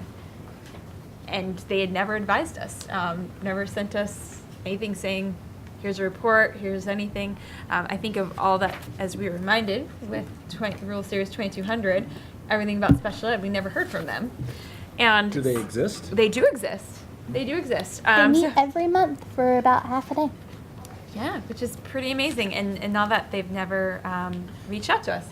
And I only got a call from the chair last June to say, hey, we exist. I was like, oh, that's interesting. And there's been some admitted very much dysfunction on that board. And that is why the legislature took this up, to make sure the advisory council was meeting federal requirements, because there's some federal requirements that we have to have this council. But then who is this, so were they meeting that? And second, who they should actually be reporting to. And a lot of it goes back to, again, before when the AOE was overseeing the agency, it should have been the AOE. But that language never changed. And it really should have deferred to the secretary and advising the secretary. But that's where you might be like, well, what was this group? So they're trying to envision and re-energize this required advisory council in the legislature. Oliver. So a couple of thoughts. One is there's at least one other sort of subcommittee or committee that reports to the board or is supposed to report to the board that we should probably look into to see what's happened, if it exists, or what. I think it's I think there's one on tech centers or something, if I'm not mistaken. It's laid out in statute. They're supposed to report to us. I've never heard from them. But on this one, you know, I'd be curious to know, Emily, what this bill does, because I didn't know about this committee until now, but just reading this, I see a huge governance issue here, and that is that the federal law requires at least a majority of members to be parents of children with disabilities. And the flaw I see in that, I mean, that's a good thing to have, but from a governance perspective, I suspect what may have led to the dysfunction here is that parents get on there and then they roll off, and if there isn't a good provision to identify new parents and recruit them onto the board, you could see how it could quickly dissolve and fall apart. So there are a few tensions with the membership of this group. The bill was brought up, I think, by members of the special education advocates community for good reason, in that they had not seen new appointments to the board like you're bringing up, so that many members of the council were serving until their replacement was named, which was well beyond the term for which they were named. So I think, as the chair said, it was an effort to re-energize the membership of the board. Who does the appointments? The governor Okay. does appointments with the recommendation of the secretary. So the other interesting issue with the bill as it's wound its way through the committee process is that the membership and the duties are laid out in federal law. So it is nice that we have a state statute that tells us right in our green book what we're supposed to do. And there's some flexibility that our General Assembly can take with the council. But even if the provision of law and Vermont law were stricken, we would still have to have the council under federal law. Yep. We would still know who was supposed to be on it and who was supposed to appoint them and who they're supposed to report to. So the flavor that this amendment has taken on is actually greatly expanding the membership of the council. It's one of the concerns that I have and others at the agency have, that there's an ability within the required membership for folks to be, say, an education official, which is a required position, and also a parent, so that you are monitoring the majority parent or person with a disability representation and checking all of the specific boxes at the same time. The way that this bill is going is actually not allowing folks to wear two hats, as it's discussed in this summary, that would actually end up in the council being about 30 members big when all positions were filled. So there are some governance questions with the council of that size also, in addition to the hardship of keeping all those seats full all the time. So the agency is sort of, we're going to testify on this next week, and we're looking to see where the other stakeholders are with their testimony in the Senate Education Committee and how we can help drive the conversation in a productive direction, because I think everybody would have concerns about a 30-plus member council that meets once a month. Yeah. John? It seems like for one reason or another, there's already a challenge getting people to serve on this board. Yeah, that's what we've been hearing, yeah. Yeah, so, you know, expanding it John? seems like. So, at the top of page 3, you list the entities that this board is supposed to, this advisory council is supposed to advise. And over again, at least from 4 instances, it is to advise the AOE and the SBE of various things. Is this the way the law currently reads, or is this new language? I believe it currently says the state board and the agency. There's an open question, I think, of whether you all prefer the advisory council to continue to report to you. That's elective. Under federal law, the advisory council needs to report to the SEA, which is the agency under our structure. And that's what I'm saying. I think this is You're the a bonus. leftover of before 98. Right. And so there's some leftover language that this hasn't been updated, and that it really should be the secretary. Yeah, Before 98? Act 98. Act 98. Oh, Act 98. Yeah, sorry.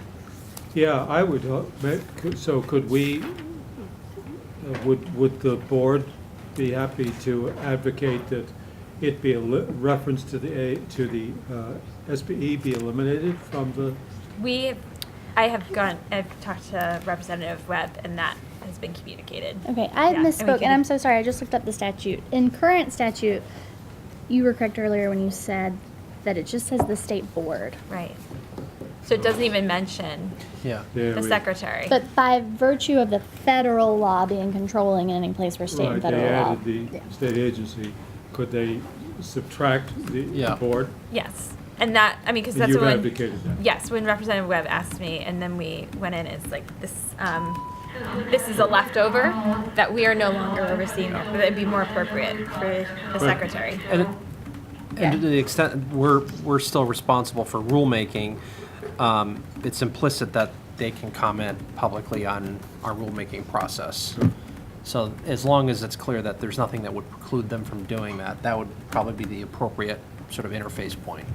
But as far as a regular report to us, it probably doesn't make sense. It was interesting because I got contacted to testify on this, and I was like, we've never heard from them.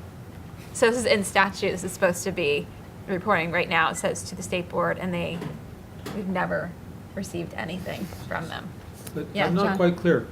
You testified or spoke to? No, I was asked to testify Yeah, but you- about how we've worked with them in the past, Right. and I just said I can't give any testimony because we've never worked with them in the past. You just said that you had spoken to Representative Webb. Yes. To ask her to remove the references to the state board. Well, sorry, let me back up. So when she asked me to come in and testify on this and about our relationship with them and how it's worked in the past, in a phone call, I said I couldn't do that because we've actually never had a relationship, so it would be a very short conversation. And then said that, this is really one of those leftover effects of looking back when there was a transition made, that this really should be for the AOA. But they did not remove the reference to. I'm not sure the current board. draft yet. But we're told right here that what is before here is passed the House. Yes, So- the draft is both. The statute has passed the House or the bill has passed the House with the continued references to the SPE. Right, So so the. it sounds like you need to speak to Senator Baruth. And is that, we can do that as Yeah. a board. If there's consensus on the board that we wish to be removed from. But again, we're going to continue to have these conversations. I think there needs to be a more holistic sort of technical correction bill, if you will, Agreed. that just cleans up all these But if we blurred could catch lines. this one while it's going by. Exactly, yeah. So so is there consensus on the board? And do we need a motion, or are we just having a general consensus that when this comes up, that this is something that we think would be much more appropriate to be handled by the secretary, because that's what's asked for in federal law? Yes. You should communicate as such. Yeah. Okay, so. Don't wait for it to come up. I would just, can we ask you to send a letter to the chair of Senate Appropriations and ask for this change? Is that a Chair motion? of Senate Education. Is If that a you wish, motion? Madam Chair. Yeah, let's make it. I don't know, I think you've got consensus. I don't see any. Okay, all right. So Baruth and Senator Baruth, I will. I see Bill He's falling asleep, that's what he's doing. You're channeling Bill. Nodding off. I'll certainly integrate that into our testimony as well. Krista, Right. this bill is in Senate Education tomorrow afternoon. Tomorrow afternoon. Okay. For the first conversation on this bill. But you never know. That may be first, last. So I will make sure I get that out tonight. Can I just ask just one super quick question? Mm-hmm. Does the advisory committee on special education, do they have any authority? Or are they purely advisory? They're advisory. So I have their statute right here, and Ted nicely gave you bullets about what the bill would do, and it's the same. So it is to review periodically the rules, regulations, standards, and guidelines of the state, comment on any new rules, and advise on development of a state plan for provision of special education. And that's language that's uniform to all the states. So there's always going to be some interpretation to the way Vermont does special education policy that they'll need to read in. It probably is why they have a hard time getting people on it. Because they don't have any authority. That's just a hunch. So, anything else on maybe H521? Any questions, comments? And that's an act relating to amending the special education laws. And I think this is what Secretary, you were talking about, that this could be a placeholder if needed, if we, by next meeting, decided that we were more concerned about the timeline, that Well, we could. yeah, the issue about whether there was a mechanism in place around the crossover to address any kind of delay in 173, and we think we have that mechanism in the form of technical corrections. Oh, okay, not this one. Well, we have some language that we could offer additional, Okay. you know. Any other questions on that one? I call H521 the Emily Byrne bill because it's a set of technical corrections that once Emily Byrne and her staff started working with Act 173, creating that financial model and calculator, they realized a couple of places where they did not get the language just right when working with the General Assembly last year and needed just some clarifications of all around the finances of Act 173. Okay. I know right now they're talking about lead in drinking water and Yes. childcare. That's what's happening Today. I think the consensus is there shouldn't be a lot of it. General, any comments or questions on that? Yeah. Yeah. So they've allocated over $2 million for the first phase of this, but there's no, what are they going to do about it once they identify that they have lead? Yeah, it's a very complex issue for them, fair to say. And there's a lot of technical expertise coming from other agencies. I mean, our role has been sort of just to comment on the practical aspects of trying to implement this in school districts. But more recently, we've been talking about whatever action level is set up. There's been some debate over what that action level is, that has cost implications, you know? Well, So, if you think about solder and lead and copper Yeah. pipes, Yeah. that is huge. If that could be the source, this is serious money if they're trying to remediate all that. Yeah, it's going to be challenging. Yesterday, they took testimony from some really well-spoken school facilities managers, which really, I think, exposed some of the flaws in their logic. But it is a very complex policy issue. Is the focus on systems that are hooked up to public drinking systems, or is it like? All schools. I think all they're just schools. testing as it comes out of the Schools, faucet. care facilities, so there is a consideration of the fact they might be on municipal water systems or operate a municipal water system themselves. Yeah.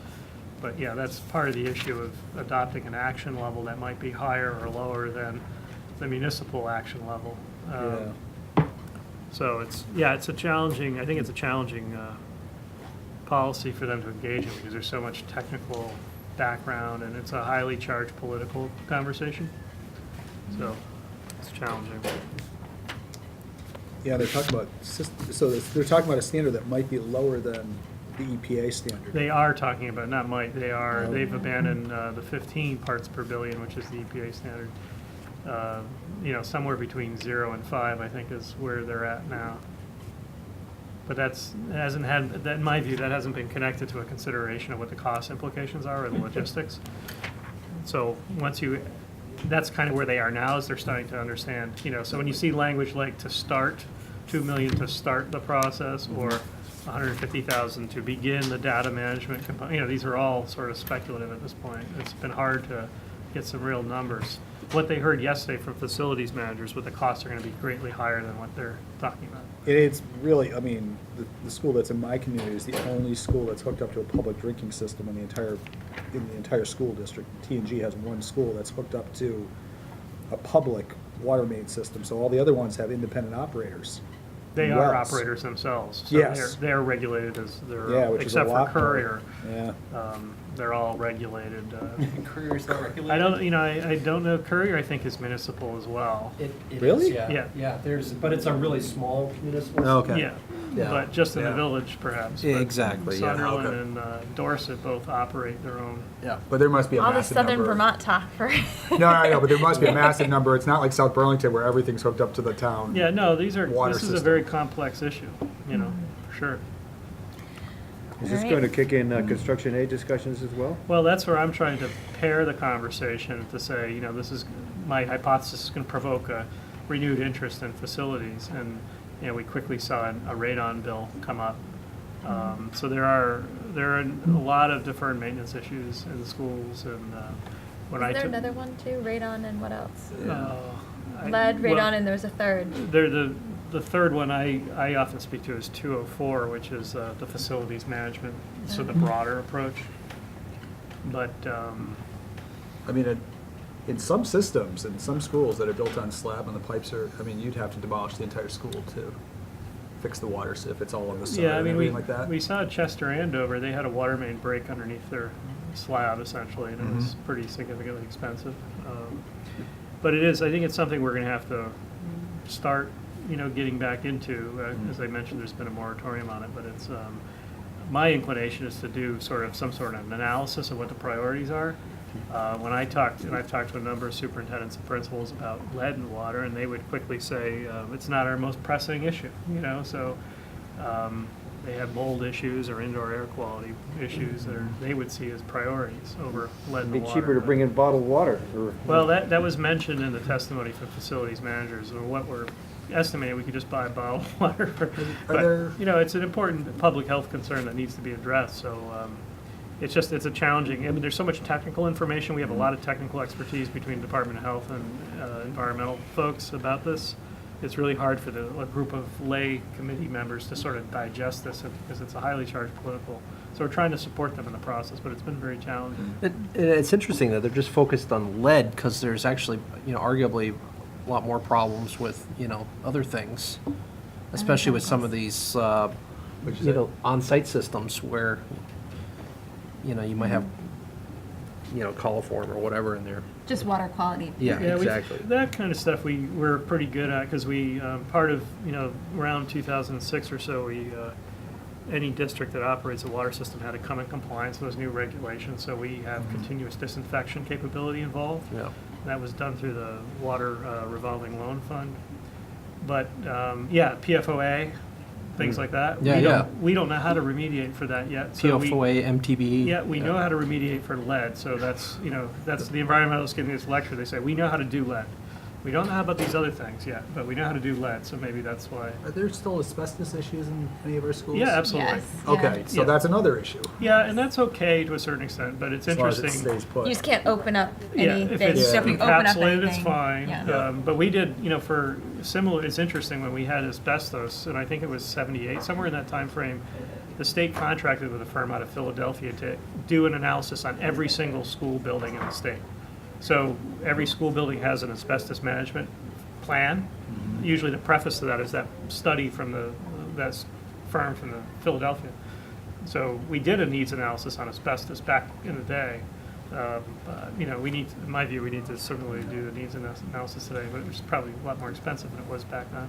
So we're getting it piecemeal, like one of these issues one at a time. So Yeah, so right this now is the lead and lead's water. on the front burner. I'm not sure where radon is, but there's a separate. I think the bigger issue now is the broader conversation about what to do about facilities. There's interest in a couple different committees. I've been in and out of several about this issue.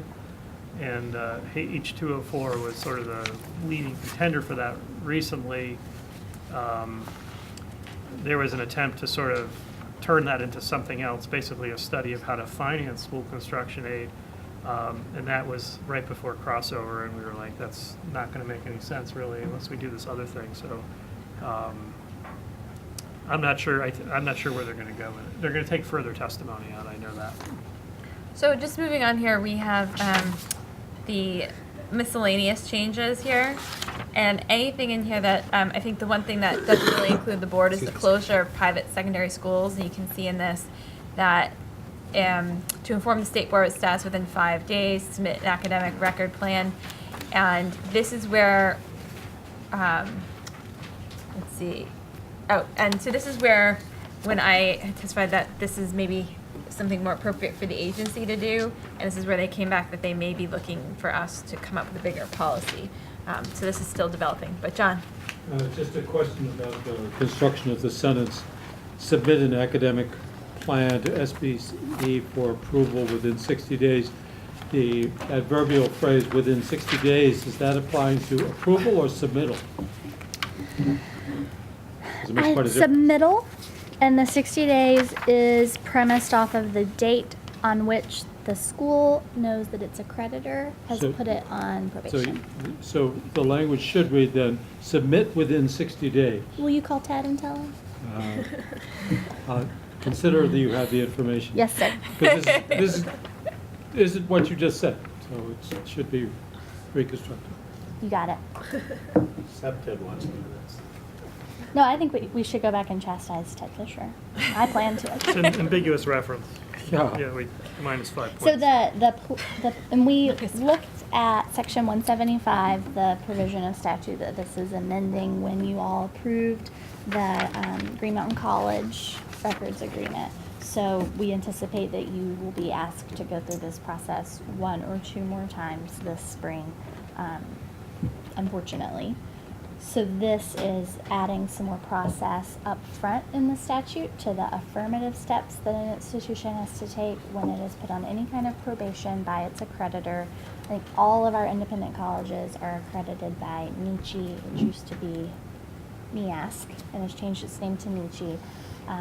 So there are affirmative steps that the General Assembly is seeking to strengthen, and they also are looking at the lighter steps where if the school is not proactive in finding a partner who will willingly take its records in an agreement that you can approve, then what happens to the records if there's no custodian?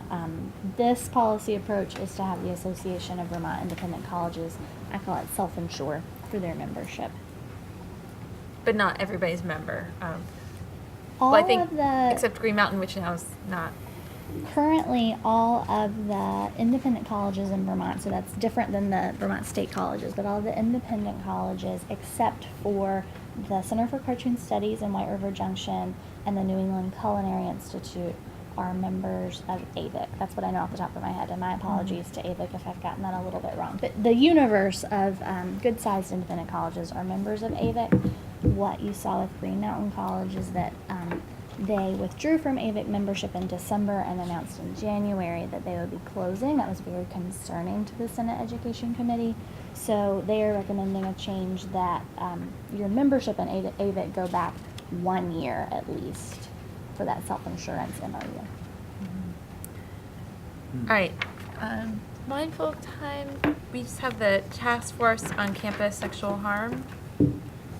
I haven't been following that issue too Yeah. closely. I think it's a study. Yeah, so primarily. just a study Yeah. coming together, and then another study of VTC certification degree program And a pilot. Yeah. and pilot. Yeah, that's a piece that we're still working through the mechanics on, but the interest in there is, how to set it up or how quickly we're moving into a pilot versus actually trying to set up some infrastructure to pursue this. So that's still a moving target. But it's an interesting initiative. Yeah. So it's tech centers. Yep. And just going to my earlier comment about UVM, this is on a much smaller scale, but an interesting idea. Yeah. Would this include certification and possibly associate degrees as well, do you know? Yeah, I think that's sort of the intention, is to go, to build that infrastructure where that's more common. Meeting with the president of VTC earlier this year, I mean, she definitely has that on her radar. Great. But we've got to figure out how to, there's a number of initiatives now that are in this sort of policy space. I'd throw dual enrollment early college into the same sort of category. Right. I think we're needing to take stock a little bit of, are these policies working as intended, and where do we have gaps? Right. But this initiative is, I think, intriguing. I'm not quite sure we can move as aggressively as what's outlined here into a pilot, but it's something we're very interested Do you in. know if adult populations would be included? I don't know. I think they would. Yeah. All right, anything else for the group or anything else? Crossover has happened, so that was March 15th.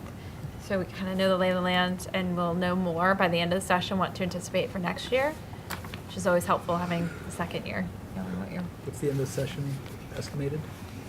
I haven't heard forecasts yet. Yeah. All we know is the crossover, and we've I'll let achieved you know that. when the bracket goes up on the door of the speaker's office. That's when you can guess that you're about a month out. Oh. So it's not a They date take certain? lots for who No. can guess the date, the last day of session. Been pretty consistently second week of May. Okay. Yeah. Okay. I mean, they're funded for 16 weeks, right? You tell me. I think it's 16 weeks. All right, so thank you. I think you're staying at the table for the If next. you want me, yeah. Sure. So the next piece of business is the SBA and the AOE's roles, and this was put forward. I think we've been talking about a lot this meeting about what are some things that it says that the state board should be doing, but really it should be something that is really delegated back to the agency. So I'm not sure, Secretary, did you want to run through some of these or have Emily? Yeah, or I mean, just this is, I'm still struggling a little bit of how to wrap our arms around this project. Just hearing Oliver's comment, it's like part of a bigger scope of work, and that's always been my response to this conversation, like this is a bigger piece. We had talked about having the AOE just kind of come up with 5 easy things for this meeting, and Emily generated 3 pages. So it's, and I applaud her for this exemplary work, but it's just indicative of the challenge of this conversation. It's like, I think our interest is to, and maybe through the visioning process, is sort of come to consensus on how we see the state board functioning. And I think if we had a better definition there, if I had a better definition, then I'd be in a better position to sort of advise how to enact your thinking around that. well, it's especially I think it's interesting. I'm just looking even on page 3. A lot of this is reimbursing. Yeah. We don't have a budget to reimburse. I mean, that's just kind of, we don't have the budget. We don't reimburse program costs attributed to helping students decide whether they enroll in CTE. I mean, that's just not something this state board does. Or shall reimburse a school district for a portion of costs in paying certain CTE staff.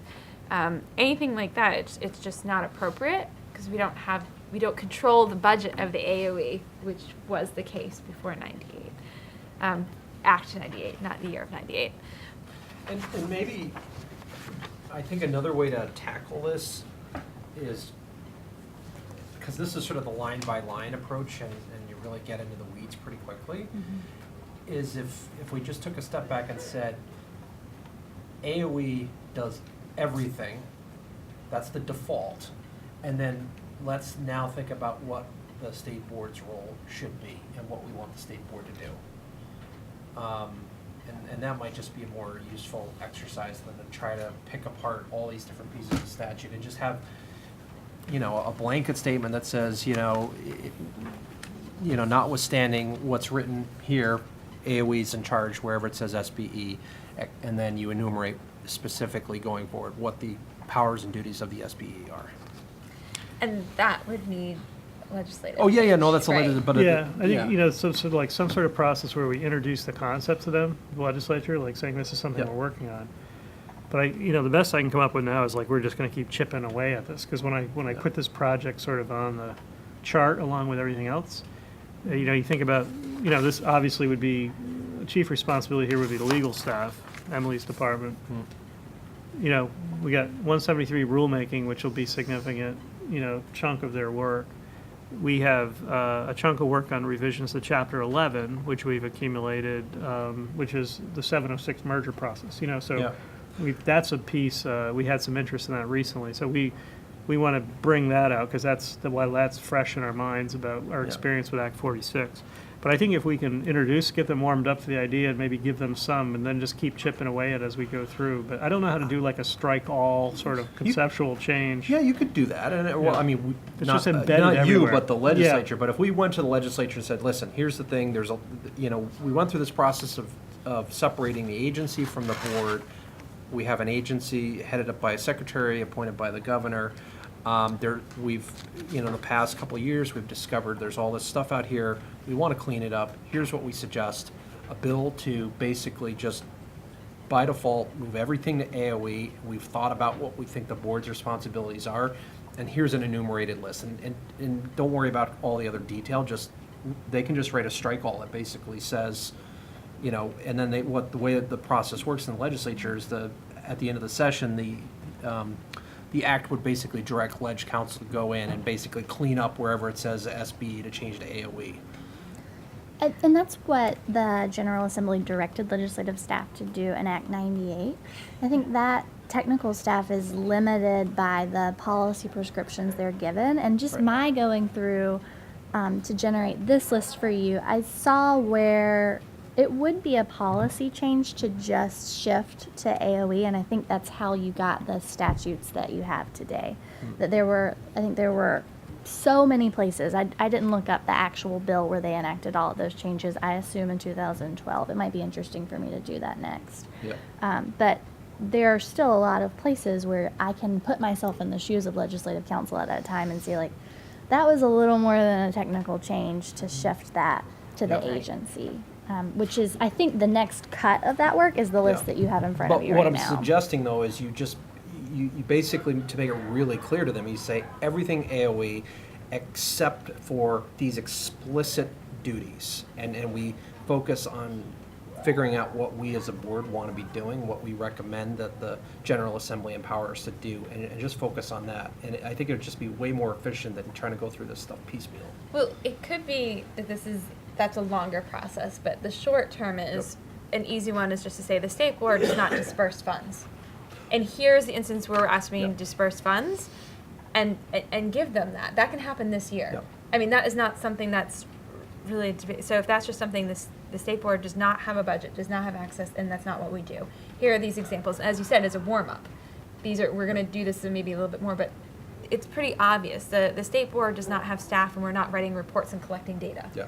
So anything that's asking for, and this happened again this session, when it comes to H3 and ethnic studies, is that the state board does not write reports when it comes to, and we do not collect the data that then are doing these high-level reports for school-by-school analysis. That's not something that we're staffed to do. And I don't think that's what we need to be doing. That's the administrative piece. So I mean, those could just be two easy things. Here they are. Here's just redispersing funds. These are the areas that can get immediate attention, and then I think you're talking about is more longer term. Yeah. That could be done this session. No, I agree. I think you're going to find it's this thread. You keep pulling at it, and it's just more and more stuff. And I think that's why. Didn't we 2 or 3 months ago get a big spreadsheet of everything that's mentioned, the SBs mentioned in 16, and it was pages. Yeah, so that one was, it went through and it pulled out what the state board does and what the secretary and what the agency. So it pulled all of those different ones together. But we dominated in terms of just the amount. Right. But as a way, because I know that they're looking for some of these technical corrections, since we brought that up in our testimony with H3, that we actually are not writing those reports. And the reports are being written, and the AE writes them, that's just who it should be delegated to. Yeah, who's reading the reports? I don't know. I've That's the never other been in the thing. legislature. They what? I've never been in the legislature. I don't know who. Well, that's a big deal. You know, the first of the year, all these reports are supposed to be due, you know, and they don't give that. There used to be, UVM came up with, God, it was huge. They finally did away with it. It's not a Vermont exclusive issue either. No. of And reports I that do aren't think read. that's one of the things that we just looked at with the budget. I think we could speak to that when the state is asking for all these reports, they're not giving the resources for the agency to even do that. No. So unless there are reports that can be dovetailed with federal legislation, there's not a lot of Yeah, additional I mean, we staff. try to subcontract out, if they're substantive. That's sort of been my approach. It's very hard to explain to legislators that it takes a lot of time and money to write reports. Most legislators do not understand that every time you put in a report, someone actually has to do it. I know that's really John? hard to. Oh, sorry. No. John? I concur with Oliver about all these loose ends and threads and stuff. And scanning what Emily's produced here, for which thank you, without studying it thoughtfully, the simple way for me would be to say, eliminate all references in the language that Oliver, except with regard to S-164, which is the basic enumeration of general powers, which, for which I would suggest that we propose a revision of that. Exactly. It's, Bill frequently will, I wish you were here, would frequently say, we're in charge of educational policy. Well, you can read this that way, but that's probably not what the legislature would concur, or the governor. And so probably we need to say more clearly what we think we do want to be doing, And 164 is kind of the place to do it. I agree with you. I think that's so much easier. But, you know, I'm not qualified to judge all the other ones that Emily listed. She did italicize some of 164 as being probably dispensable. And I wouldn't quibble with that. But all the others, you know, 261, 301, 1224, those on first reading all look to me like, boy, we could do without that. We've either ignored that, or we don't have expertise, or we're finally coming to realize that this is the agency's turf, not ours. So would we want a short term and a long term? I mean, would you be open to that? Like these that are enumerated at the bottom, and then also for next session, coming prepared with a rewritten 164. I think it's just as Or easy. just The the- approach that John and I talked about is just as, it's actually easier. It Okay. really is. I don't think we need to make that a long term. I think that is the short term. But it would have to be for next legislative session. They could get it started. Right. They could get it started this session, and then they can carry it through, and actually then, you know, if there was at least a draft of something out there, it'll be open there for comment, and then they could take action in January. Right, of a new 164. And there's also, I mean, there's a vehicle in play here, a miscellaneous ed change. I mean, it could easily be tacked onto that as well. Yeah. I mean, it doesn't have to be a brand-new bill. I'm saying Right. when this work gets done and then brought back to this body, it'll be April. So that's where Yeah. I'm just running. Yeah. We're running into the end of the session. Yeah. So it's not that there's not vehicles, but our limitations Yeah, as a yeah. board of meeting once a month. Yeah, no, that's a fair point. So that's what I'm saying. Do we want to do anything this session when it comes to technical corrections, or wait and have a final product, have it voted out by next January? And what's the preference of this board? So is this something we want to continue? I would wait till next year And what are people's? and do what. I would be worried we'd only get one bite at the apple. I would think, you know, just as an idea that if you're going to focus on your vision piece, that the outcome of the vision piece would to put that into a revision of 164. Yep, perfect. That You makes know, sense. that's, because I mean, I struggle with where your vision piece exists under your authority. You know, is this something we put on a wall, or, you know, to use that to inform what you think should be in 164? But assuming this is the pleasure of the board directionally, I Yeah, think it that's what makes I'm trying sense for you to position this with the board, like, hey, listen, there's all this stuff that we're technically responsible for, which doesn't make any sense for us to do, and this is the approach we're gonna be taking. We're looking for your help next January. Okay, all right, so nothing this session, or not this session, this year, but at the start of next year, we should have a document to bring to them. And so when we're, Come out of our visioning process or a strategic discussion. Or and whatever. so we're making calendars, and I'm just thinking like when we're planning backwards, so this is something that we'd want to have done by December, so that way it's ready for January, It correct? should be in our annual report. Right, right. Yeah. It seems like retreat Yeah. material. And another reason to signal this to the legislature now is this could be a good sort of intern project for, an intern at Ledge Council over the summer to start sort of cataloging all these references. They don't have interns over the summer, They but don't? I get what you're saying. Yeah, but you got the, but they do have interns. I mean, They do have yeah, yeah. interns. And We This started is with this is intern material here. So how do you visualize signaling Thanks, that now, Oliver? Pardon me? How do you visualize signaling that now to the Do you legislature? want me to Just testify, in testimony to suggest that, hey, this is directionally where we're going, and, perhaps, as you've got resources available, time available to start, sort of cataloging, and you can give some examples of all the different places, like, I mean, that'll resonate right away. see that, yeah. Like, here are things like, we don't do this, we don't do this. Okay, so just use, so I'll write both Representative Webb and Senator Baruch, and you want me to use some of these examples? Yeah. And then that Emily's Yeah. pulled out here as these are things, and we'd like to put forward something that's more succincct language for 164 Yeah. for consideration next January. You might Unless reference Emily them. wants to go through and catalog them all. You might sort of tie back to Act 98 and Yep. the intentions that were implied by that, and to demonstrate Yeah. how these don't comply with those intentions. Yeah, that's a good point. So basically the summary at the very top of this. Something Yeah. to recommend technical amendments, but, all right. Any other questions, comments on that? Moving on, so we have Secretary's Report, Designing Our Future, and SLDS update.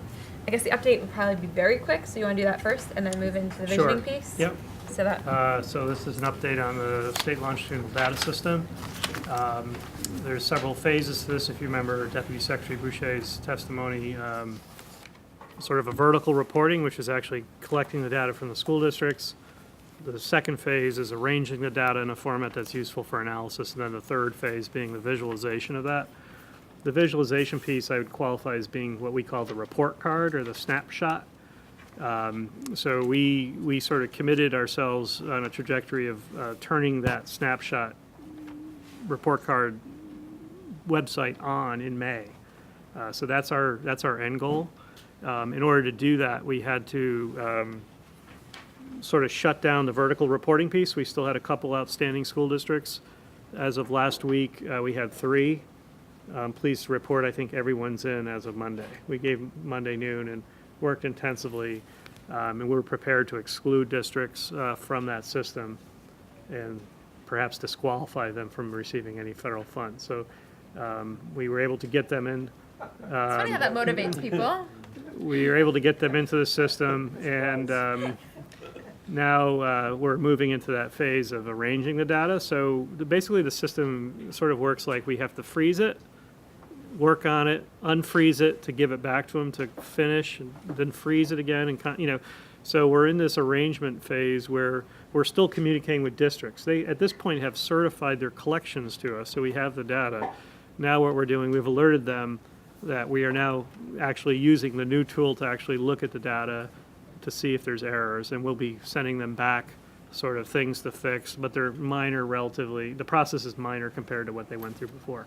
So we're going to do that for about 4 weeks, we think, and then we'll turn it over to the vendor, Battelle Foundation, that's the vendor for the report card, and they'll have a little time to provision those tables of data into the report card. So we're on track, but we're also entering into phase 2, which we've never been in before. So we've been still in that phase 1 since last August. So it's a brave new world, and I think it'll be really interesting. I'm sorry for the interruption, but the late bus is here, boarding students at the back of the building, and we'll be leaving promptly at 3:30. Again, I apologize that this is late. If you're riding the late bus, please board at this time. Callahan, Kyle, ready to go? Any questions on SLDS? At the school level as well. Yeah, so they're under Act 153. These are the virtual central, Yeah, yeah, okay? yeah. The virtual merger things that were supposed to be centralized. One of Right. them was student information system. Right. So this is 2010. So they're required to basically implement a single student information system Right. in the central office. So Right. theoretically, we should have one for each 50. If there's Right. 57 some odd SUs, Right. we should have one system that we're dealing with, but we find that isn't necessarily the case. We still have districts that have multiple instances of the same information system, but deployed out, and they're coordinating that, but they still have multiple instances. So anytime there's an issue like that, it just adds to the problem of data quality, which is really, the overarching theme here is how to get tight on data quality. Right. So the more times people touch the data, the more opportunity it is for error. Garbage in, But garbage out. we're working on that issue. I think, I'm already starting to plan for the sort of the next iteration of the SLDS, and what I'd like to do Right. is think about eliminating, sort of like we did with the SSDDMS, the accounting system, having one solution to integrate the local function into a statewide, so we don't even have to do data collections. Right. All we do is we're in the back end taking the data, Right. and they would never do data collections again. Do you have different people inputting, like different levels in the organizations inputting data? Yeah, absolutely, and that's the challenge. So like Okay. in your district, we would say to the local school, we need your attendance data in the system, right? Yeah. So each time under the law, there's required to be the superintendent's required to name a registrar for each school, and how those registrars, to what extent they receive training on how to implement the guidance on how to code the data, varies greatly. So there's Experience, education, all that may differ, how That's they right. see the organization? That's right. Where they So- sit in the building? Yep, yeah. So, So, these are the issues behind our data quality concerns, but, so anyway, NSLDS, that's moving forward. So have we gotten past the point where the small school districts were so small that they couldn't, the data wasn't, the Yeah, feds- so that's the suppression issue of like the N, small n Yeah. issue. Yeah, I mean, we'll talk about that when we get to the report card. Yeah. But one of the subtle shifts that's in Act 46, it doesn't get brought to forefront too much, is that we shifted the LEA, the entity that's responsible for accountability, from school districts to supervisory unions in Act 46. Right. Part of that is to get at the N issue. So we'll be reporting at the supervisory union. They'll still see at the school level, Yeah. but we'll see aggregated results at the SU level for state accountability, Right. which should help with that issue. But it's, it's moving forward right now. I'll keep you updated as how that proceeds, but I think it's important to acknowledge we did reach a sort of important milestone on Monday, and we'll see how it goes from here. Okay, any questions? Looking forward to the report card. Yeah, I think so, and I think, that should really be a centerpiece of your retreat. I think looking at the data, like I said, how we define quality to me is a good starting point for that, is how do we measure it, Great. John? Ignorance on my part. Dan, there were 43 LEAs, there are now 39, according to. Supervisory unions? LEAs. Yep. Supervisory unions, pardon me. Or supervisory districts. Yeah, as a result of Act 46. So Yep, that presumably sounds there's about one right. LEA for each supervisory union or district? The supervisory unions are the LEAs. Yep. Supervisory unions or supervisory districts are LEAs. So Yep. why are there 93 special education directors? Yeah, so, in my old district where we did not operate a high school, we had about 6 special ed directors, or 4 at least. So we had to staff, we still had that fundamental responsibility for ensuring that every special ed student had a free and appropriate education. So we had to staff IEP meetings in every independent school that we sent students to. We have to sit at that table as we negotiate those services. So the structure, you might call those people something else in another district, but we called those directors. They had that full functionality. We were in New York State and all over the place to do that, So I think it varies greatly based on the organizational structure of the districts. And the size as well. Yeah, if you have I would think like Champlain Valley School District with 4,000 students, their organizational structure and how they provision, they do have a central person who's the special ed person, that's Megan Roy, but they have special ed directors, I would think, in other locations administering their districts. Some of it classification, though? Yeah, I mean, that comes up with when we get into the ratios information, is how we classify those positions varies. Okay. That's an important Tomato, consideration. tomato. Yeah. Somebody may think they're You'll a see director. that in the ratios data on special ed directors, because it's like, well, how did that line up? It's like, oh yeah, we have more of them sometimes. And you'll see the variation around the state, it varies. That's sort of the central theme for the ratios information. It varies greatly across the state how organizations staff their services. No surprise. On that note, any other questions before we move on to Dan's last piece? All right. Okay, so there's 2 documents in your packet, and what I want to do today is just orient you to this work and give you a chance to ask questions. So I have a relatively brief PowerPoint slides, which is what I'll focus on. Then you have the document itself.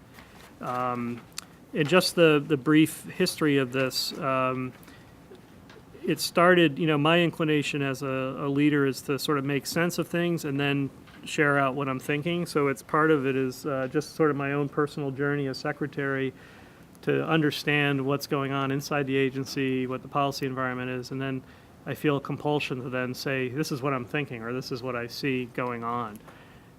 That coincidentally was occurring at the same time inside the administration. We started working on a policy exercise, preparing for the legislative session. What are our policy objectives, and really a design inside Governor Scott's administration that really forces us to work across agency boundaries. So as we were sort of brainstorming as agency heads around what are the policy needs of the state of Vermont, education quickly emerged as a common theme in the silo of economic development, certainly in our silo of education, but in the silo of social development, including things like mental health and childcare. So education emerged as a common lens. So I sort of volunteered to sort of lead that conversation, and that sort of dovetailed into what I felt a need to articulate my impressions on the system, serving as secretary for, at that point, about 4 months. This conversation, which started as a policy conversation, quickly morphed into something else. And around Christmas time, I asked my core cabinet, Emily is a member of, Emily Byrne, who you met, and you know Ted. I asked them to take a piece of this, and Deputy Secretary Boucher, take a piece of this and sort of embellish it. So when we talk about version 1 or version 2, what's in your packet is version 2 of this, is sort of that embellishment, including sort of expansion from the admin group. And that was coming together. I shooted for after Christmas, and we were like around February 1st when an ambitious reporter from an unnamed blog site in Vermont theoretically scooped us on version 1, and I was trying That's to get what a good reporter does. Yeah, I was trying to get version 2 out the door. But it was never designed to be a private document, but there's nothing like sensationalism around being scooped to promote the concept. So I sort of set her up for that, and I want to thank her for complicity in participating in my grand scheme. So at any rate, so what I anticipated doing with this, once we're sort of once again, sort of just like iterating and sizing up what the conversation's about, was to how to stimulate a conversation interest in the future of our policy design. So back to my sort of observation that I think we do suffer to a certain extent in the state for not having a coherent education and policy approach. And I have a real interest in sort of driving and sort of leading a conversation about how to get greater coherence, because I think education, it's emerging, just sort of clinically looking at it, it's emerging as the sort of primary lens by which we're talking about economic development or demographic challenges. And for my interest in supporting the personal aspirations of students, it's a critical thing, and everyone around the world is realizing that, so we have to be very intentional about it. So what we're doing now with this is being chopped up into a blog presence. So there's a blog that's not quite live yet that will be turning on here shortly. And just like where the admin cabinet was adding to it, we're going to be inviting other people to add to it as well, but it'll be in form of blog posts. So we're not going to be, the document won't grow to 170 pages. These original documents will be on the website, but there'll be a series of blog posts about different elements. So for instance, we've received interest, and the theory here is complexities. I'll talk about reducing the complexity. We received interest in folks that are interested in how we might be able to feed students better if the system was simplified, So we'll receive submissions like that. We have interest from higher ed people to talk about some of the issues you were talking about earlier today. How might higher ed be impacted by simplifying the structure of the K-12 system? So that's what we're about to do, is sort of turn on the blog. And then I had that, as I mentioned earlier, I had a conversation in higher ed with Dean Scott Thomas. Clarify something with the blog. Is this your blog post or blog post from It's a website. So that's what, is it your blog or is it more of a, This thing is a public-facing, you're not going to be able to add to it without going through our curation process. But it's a public-facing website it's a WordPress blog that will host this activity. Okay. That's what I was wondering. Yeah. What do you mean by your curation process? Can it evolve? No, so we have a process. We haven't had any submissions today, but we're prepared to start to work through that. The idea was to have welcome any submissions that were productive of the thesis, supportive of the thesis that complexity needs to be reduced. We're not necessarily looking for critical pieces of the central thesis. If you have something positive to add to it, we'd welcome that. It'll be vetted. My theory would be to be vetting it through the admin team, our core admin team. So the idea is to see if there's enough here. Is this theory of action, is it sufficient to sort of encapsulate some things? And I'm not confident it is yet, so we want to embellish it to see if there's some interest here. In Where having did the negative comments go? That's a good question. I think the idea from a growth perspective would be if there's not sufficient positive ones, then it wouldn't go anywhere. Okay, I'm just curious. Like, it's sort of like, so like you get one and you're saying this one can make it to the site and this one doesn't. Yeah, and there's like, I had interest from a higher ed researcher who has some research expertise in statewide teacher contracts. And that research is saying basically it's not a good idea. that would be a welcome contribution to the thing. It's still consistent with the idea, but it's just exposing some nuances, you know? Okay. So more detail, you know? His thesis that statewide teacher contractor was not a good idea. Well, this person has some research along those lines, you know? And I said that would be perfect, you know? It's to add some specificity to it, you know?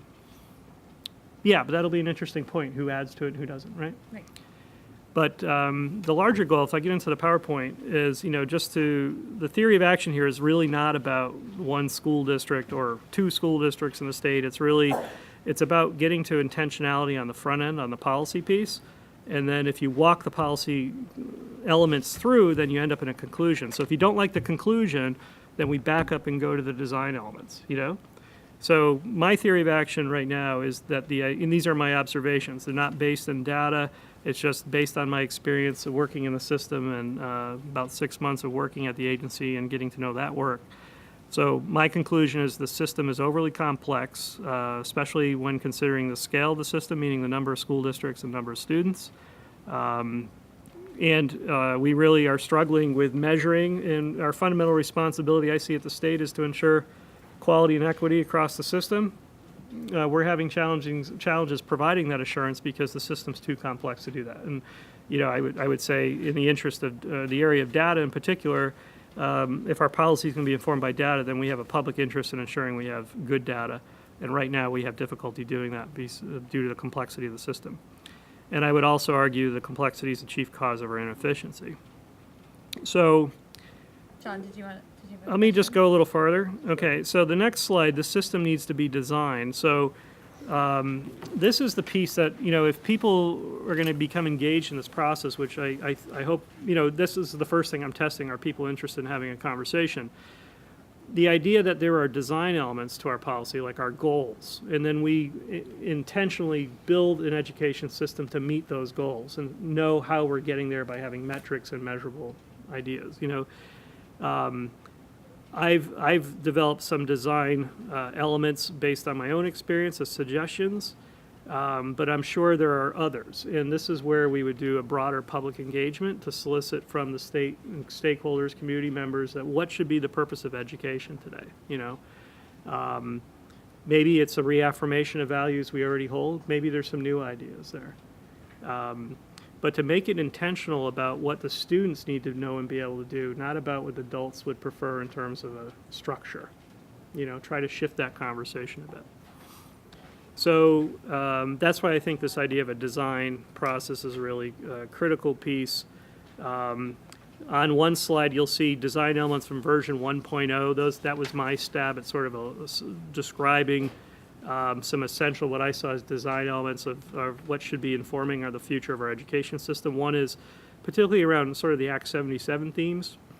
The system should be flexible enough to meet the personal learning aspirations of each student. So, you know, what I'm thinking about here is this gets me, once again, I draw it out and say, well, how do we ensure that maximum flexibility?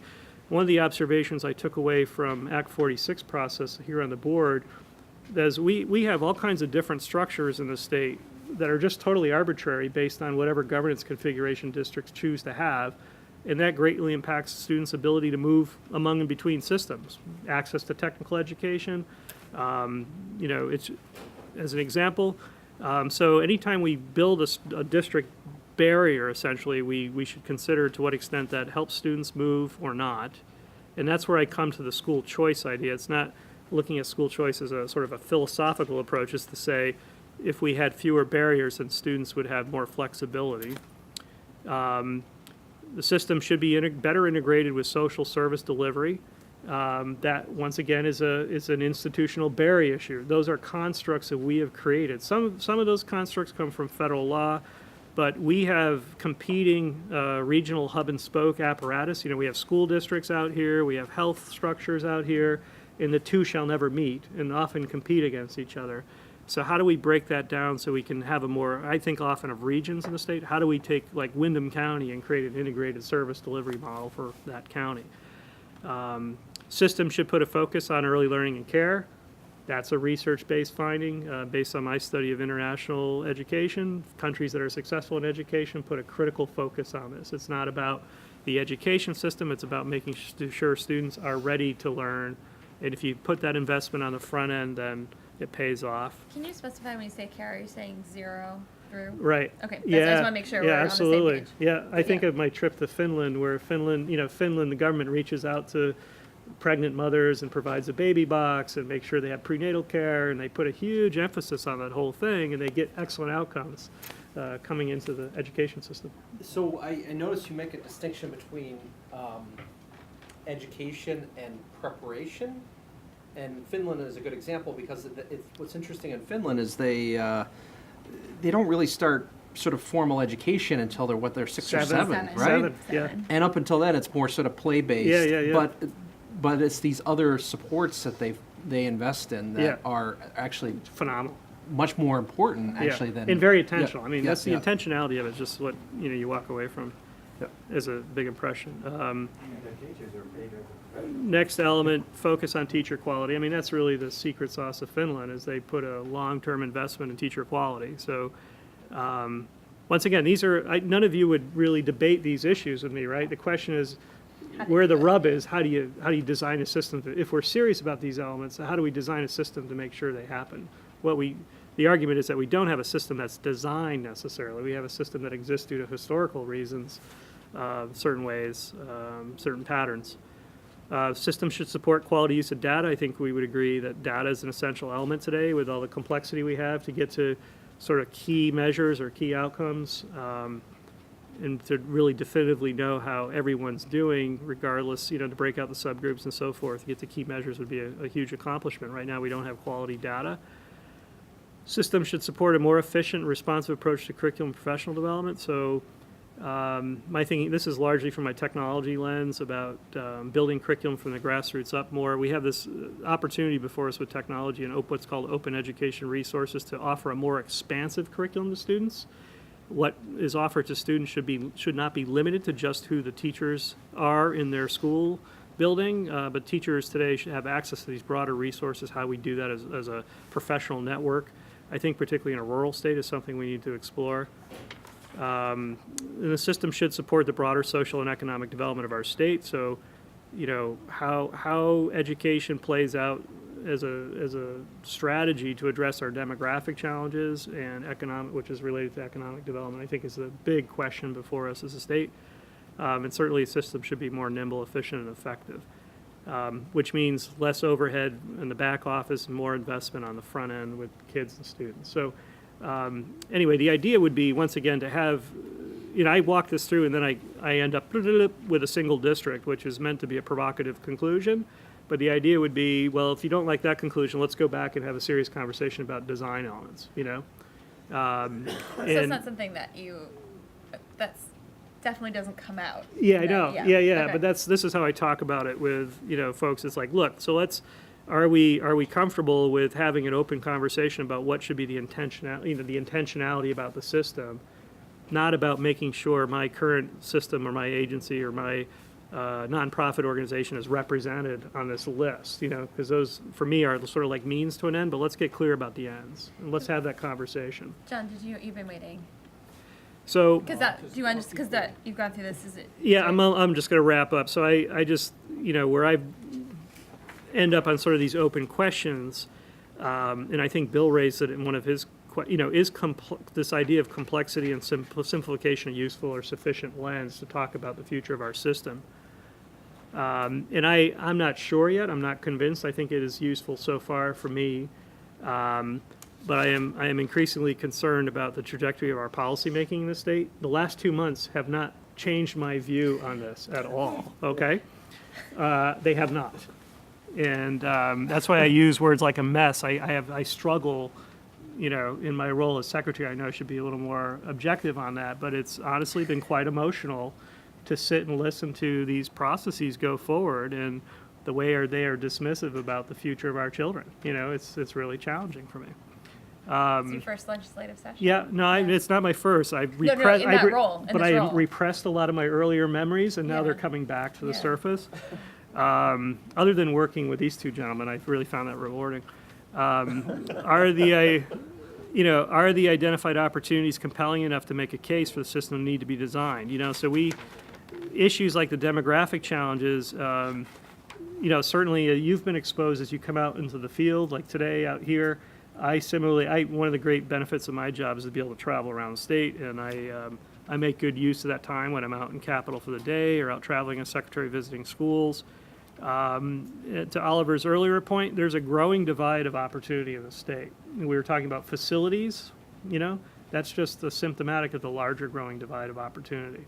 And we need to I'm increasingly thinking that we need to have a very well-defined policy approach to rural economic development in the state.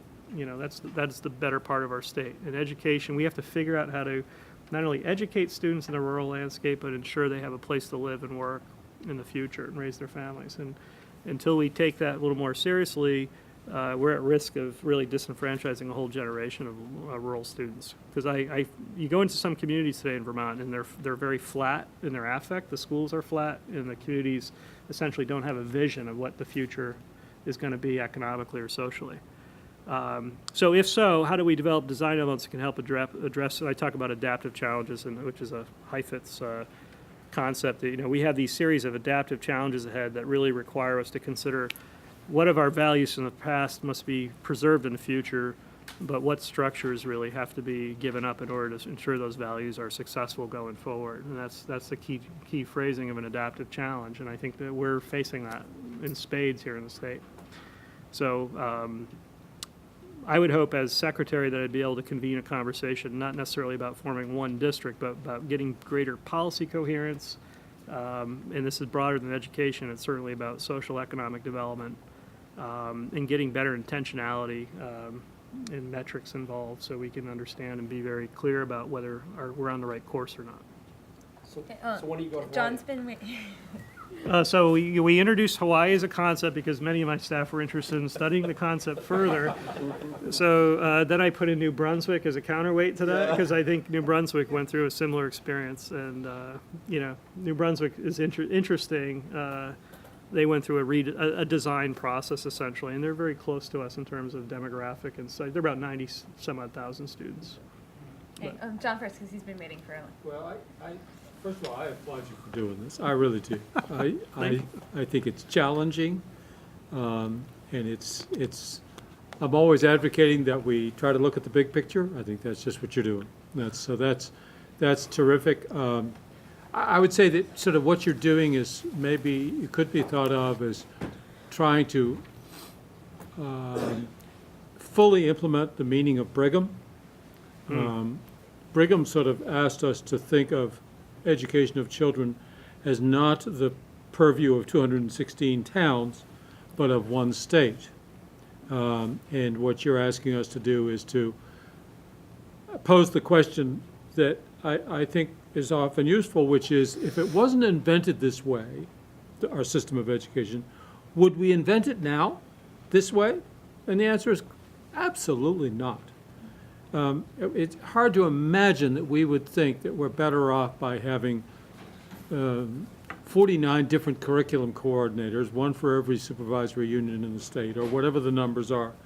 This sort of massive amount of duplication of effort, where essentially every supervisory union or every school is thought to be an artiste and has a unique solution for its own unique children. And frankly, it's hard to imagine that there should be 68 different curricula in this state. So when you talk about reducing complexity, I think you're also reducing duplication and saying, we probably could reach an agreement on a statewide basis that there's sort of one systematic approach that we might take for all children that is broad and that is embracing for all children, but it is not based upon what town you happen to grow up in. So I'm enthusiastic about this. I hope you don't beat a hasty retreat away from one district. I think it's a very provocative notion, and it's important because of what it gets people to think about.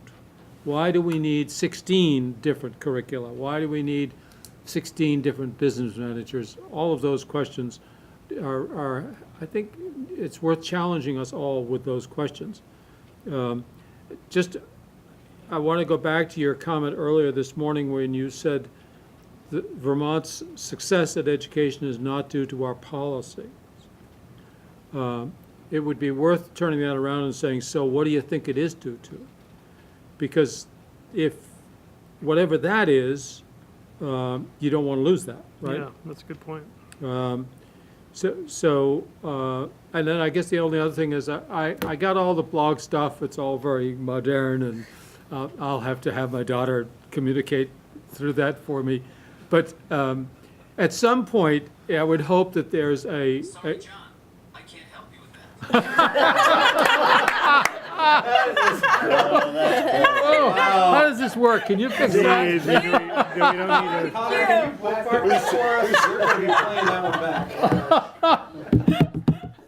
Well, and it There's some of wasn't. the complexity.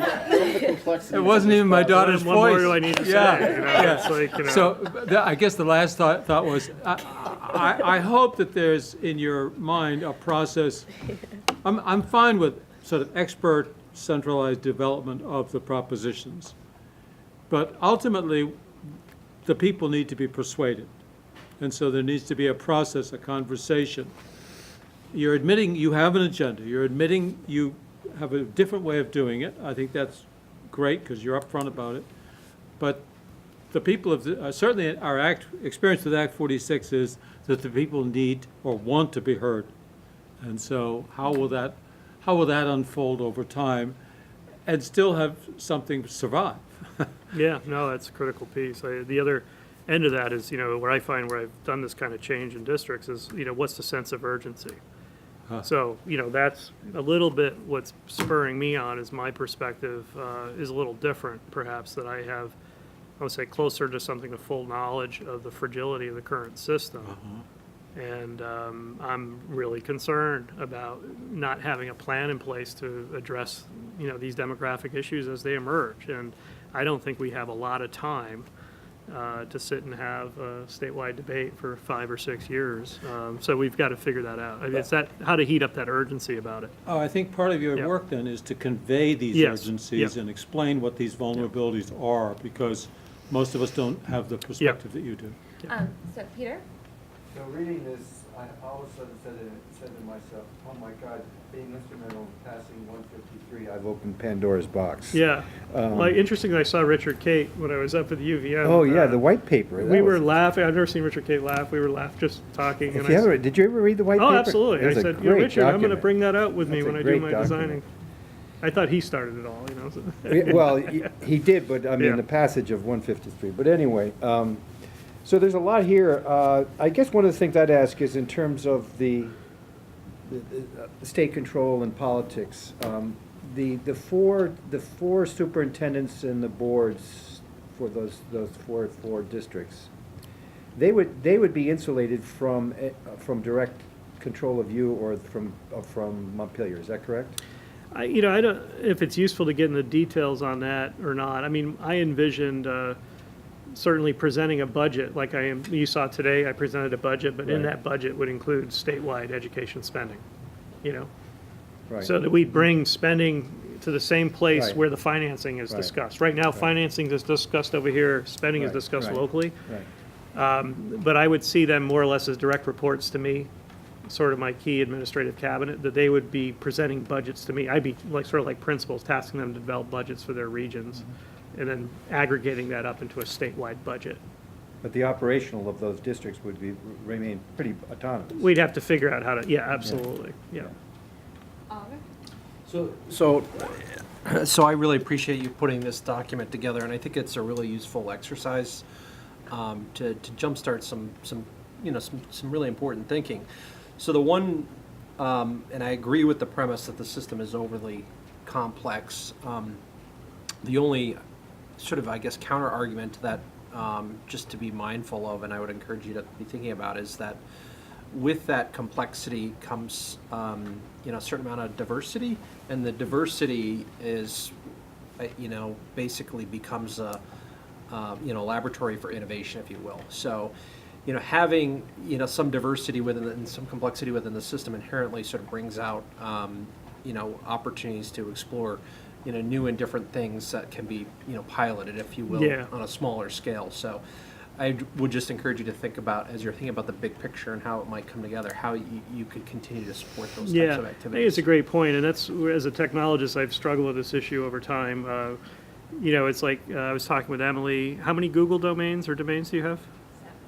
So, at some point, to incubate innovation, you have to have one organizational boundary, so you can make the case that having a single Google domain, meaning one domain where you can email each other, share documents, is a good thing to allow people to collaborate.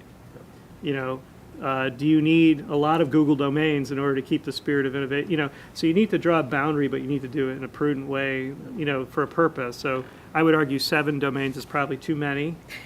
Yeah. And one domain is probably appropriate, but you also have to anticipate how to have a porous boundary on that, so the idea of having one district is essentially to create a space where there'd be incubation and plenty of room for that innovation, but not to have the barriers that inhibit practices from, like moving from South Burlington to Burlington. Yeah. So if there's a good way to do something, there wouldn't be an organizational boundary that prevents people from doing that. We need to build that kind of concept better, I think, in the state.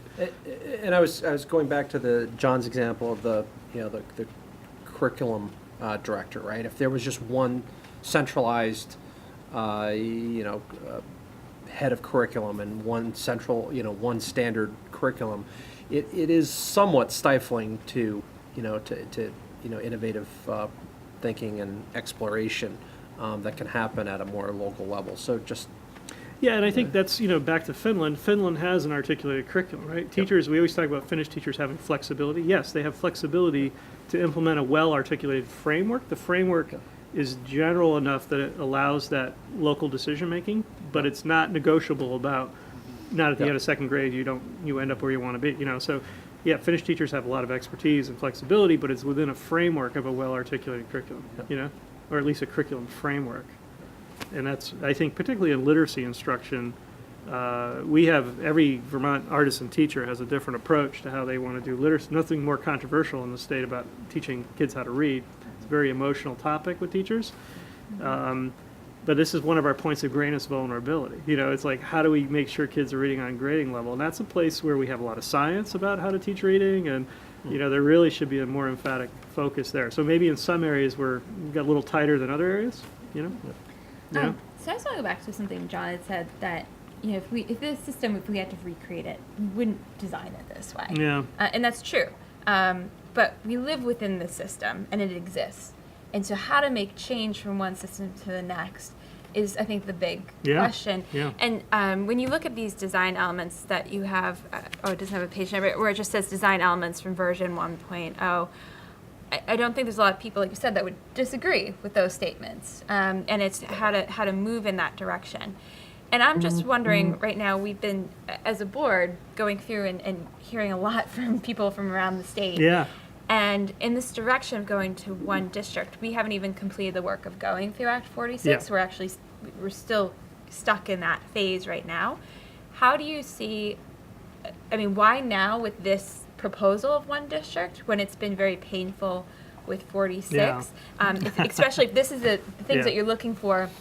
Can you speak to why now, and knowing that we can't just completely get rid of a system because we Right. have to educate kids every Yeah. year. It's not like we can stop for 5 years, Right. design something amazing, build all the schools and the infrastructure we need.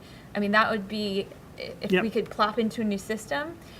So we do have to work within the existing system. We Right. do have to work within these buildings that around the state need work. That a lot of these buildings around the state, and there's so many of this infrastructure issues, and if we're moving to having choice. So how do you move from one vision to the next in a way, and I think John spoke to this, that brings the people with you? Right. Because we heard that from Act 46, is that people didn't feel their voice was heard. Yeah. And I just feel like this is could be another example of Yeah. that. And I saw the divisions that caused instead of bringing people together. So I guess the timing of this and Yeah. your vision for how to make using, because I wouldn't dispute any of these design Yeah. elements, but your conclusion is, I think, that's where Yeah, a little I would agree. disagreement. It's part of my rationale for this is I don't think we have capacity to go through another Act 46-like experience. Right. It was too divisive. Even if it was successful in some communities, it's created some pretty significant rifts in some others. And the idea of do-it-yourself governance reform has been challenging.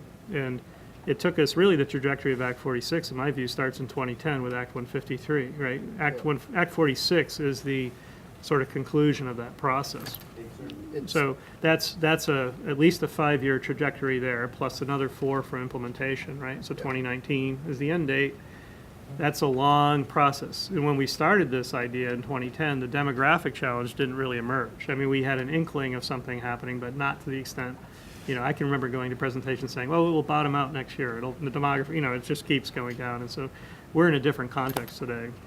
But I think what I'd be interested in, I appreciate the opportunity to talk with the board about it, is could you envision in your mission and vision process talking about design elements for a system, coincidental with a conversation about how we're going to measure for the outcomes, to start just interjecting that sort of level of intentionality into it would be very useful.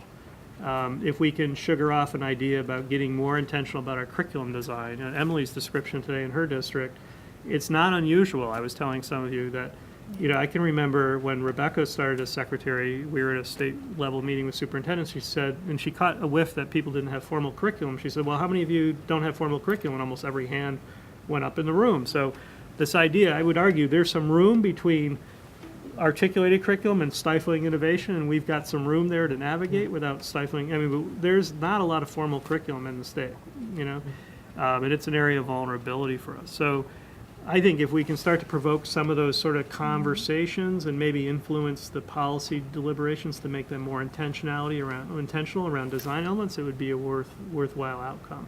How do you poke the bear, though, Yeah. without... Yeah, it's a subtle thing. Right, Just, because I think, and that's where I'm trying to get at, that this pushes it pretty far, and so how are you going to bring people along? Because I think what we saw with 46 is, as John alluded to, people want to have their voice and say, but as you said, you don't feel like there's time, so how do you make the two come together? I didn't say there wasn't time not Okay. to have voice in it. I just think there's an urgency to the trajectory. I don't think it's a 6-year conversation, But I think the part of what I'm trying to do now is just to embellish this standing document with more specificity. So if people, like we had our admin team write some things around, here's some implications for the finance system, If we can add more to it, here's how we'd be able to feed children better. We'd be, if we can surface some positive reasons to do this, then I would say that it's time to start having an organized conversation about what are the design elements of a system, And maybe it's not about throwing a switch and going to one district, but maybe opportunities will emerge. That would be my hope, that when things happen,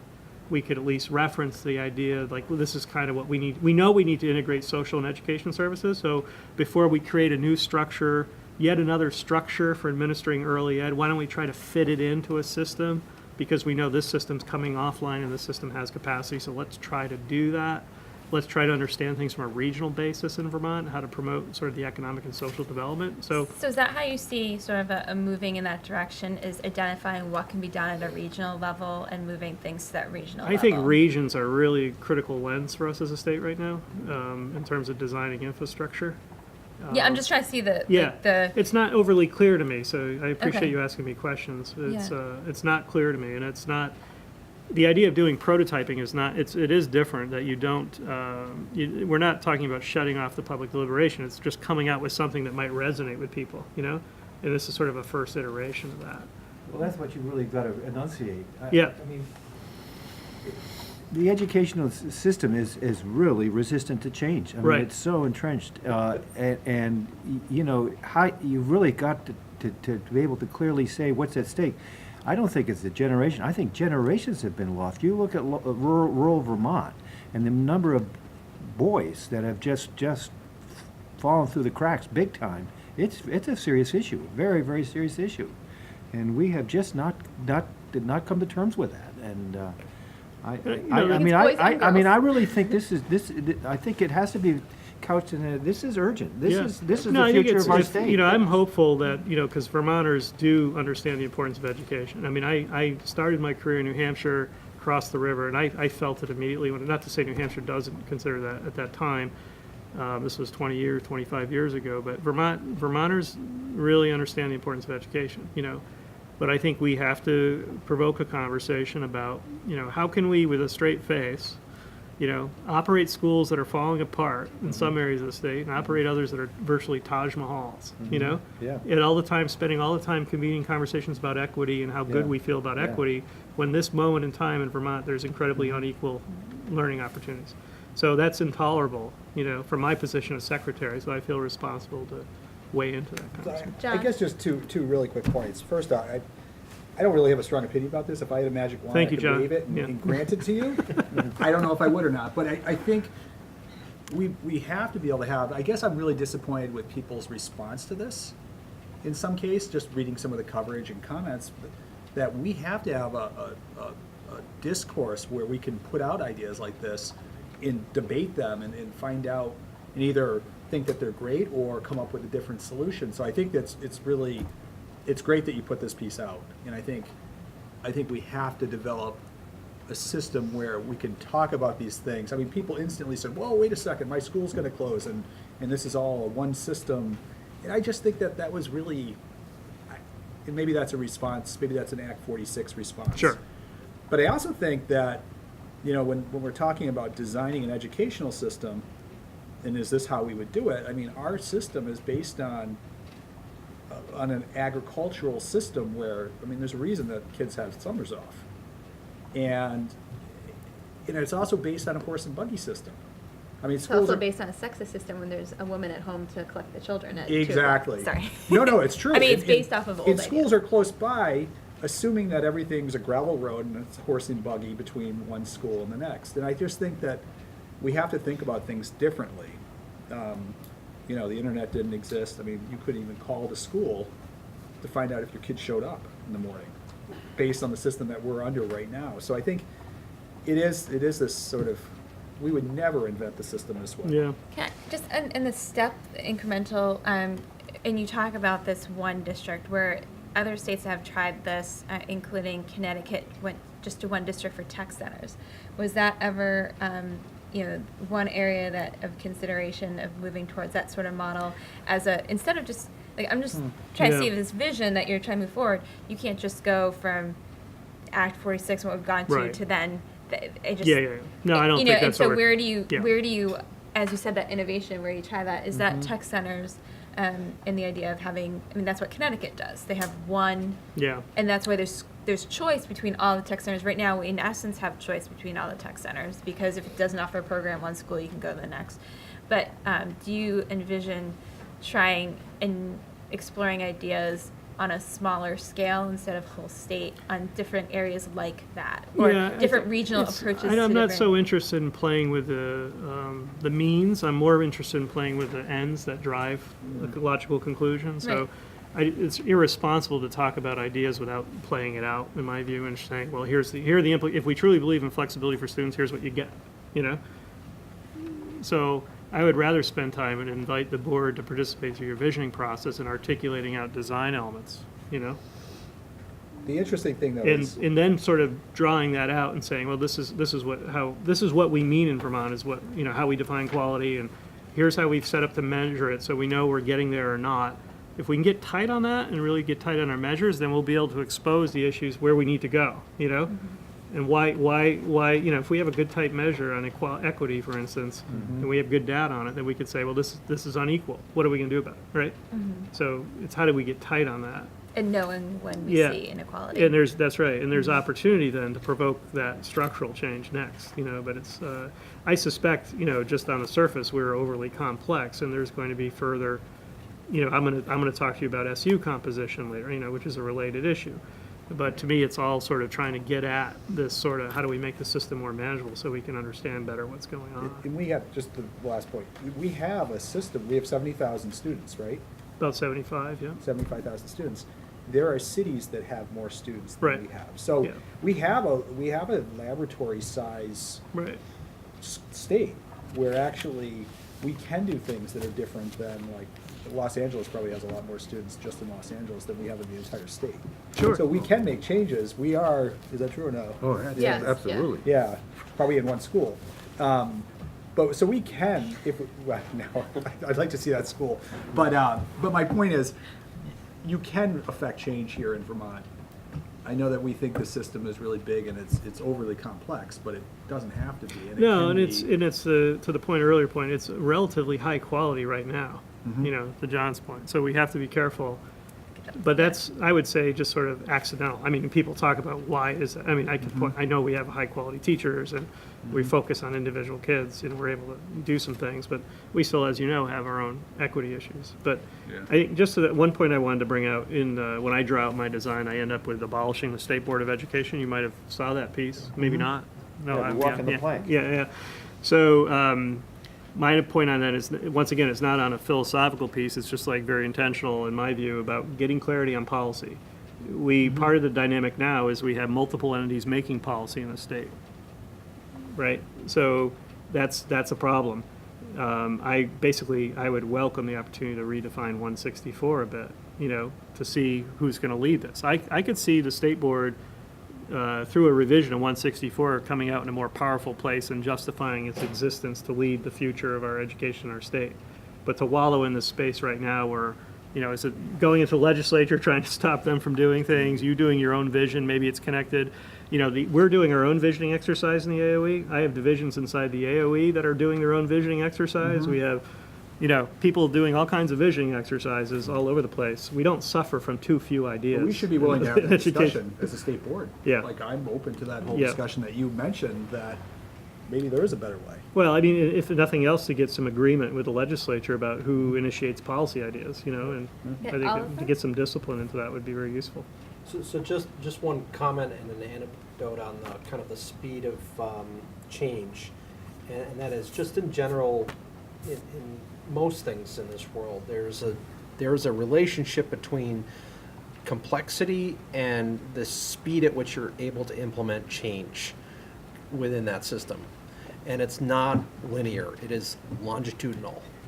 So, you know, as things get the more complex the system is, the harder and the longer it takes to change it. So I think that lends a lot of credibility to, you know, the premise that the system is too complex and that we need to look for opportunities to simplify, because until we can simplify the system, it's just going to be harder and it's going to take us longer to implement change. And the world around us is moving much faster than we are. And just as an anecdote, you know, we went through this process, what was it now, 4 or 5 months ago, where we reassigned a supervisory union.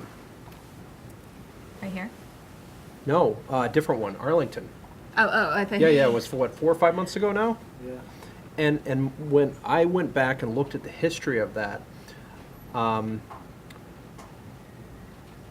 kids who were in first grade when those conversations started are going to be graduating from high school by the time that change actually becomes effective. And that is one supervisory union. I mean, it's crazy that it takes us that long to affect a change. Well, yeah, and sort of what drives change, or conversely, what resists it. And one of the things is the sort of the Lake Wobegon phenomenon. I mean, until you have a burning platform, you're not inclined to jump. And there is this phenomenon that we all think that what's going on in our state or our town is really quite extraordinary. Because there are some extraordinary stories, and then there are a whole lot of very ordinary stories. And, you know, we say education in Vermont is really pretty good.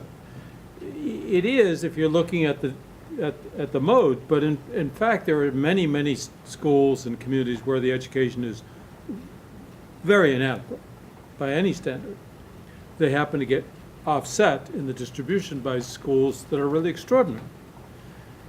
But the people in those communities, that in all communities, tend not to be aware of how inadequate, or for that matter, how extraordinary education is in their own towns. There's a complacency of some sort, this Lake Wobegon thing, and if you start putting facts, data, statewide comparative data, and can show people that, well, I know you think very highly of your school, but frankly, here's what's happening to your high school graduates. Then maybe the platform for change begins to change, or begins to be different enough to open people's minds and hearts to things be And just- organized differently. Just in interest of time, because we're already past when we should be adjourning, Oh.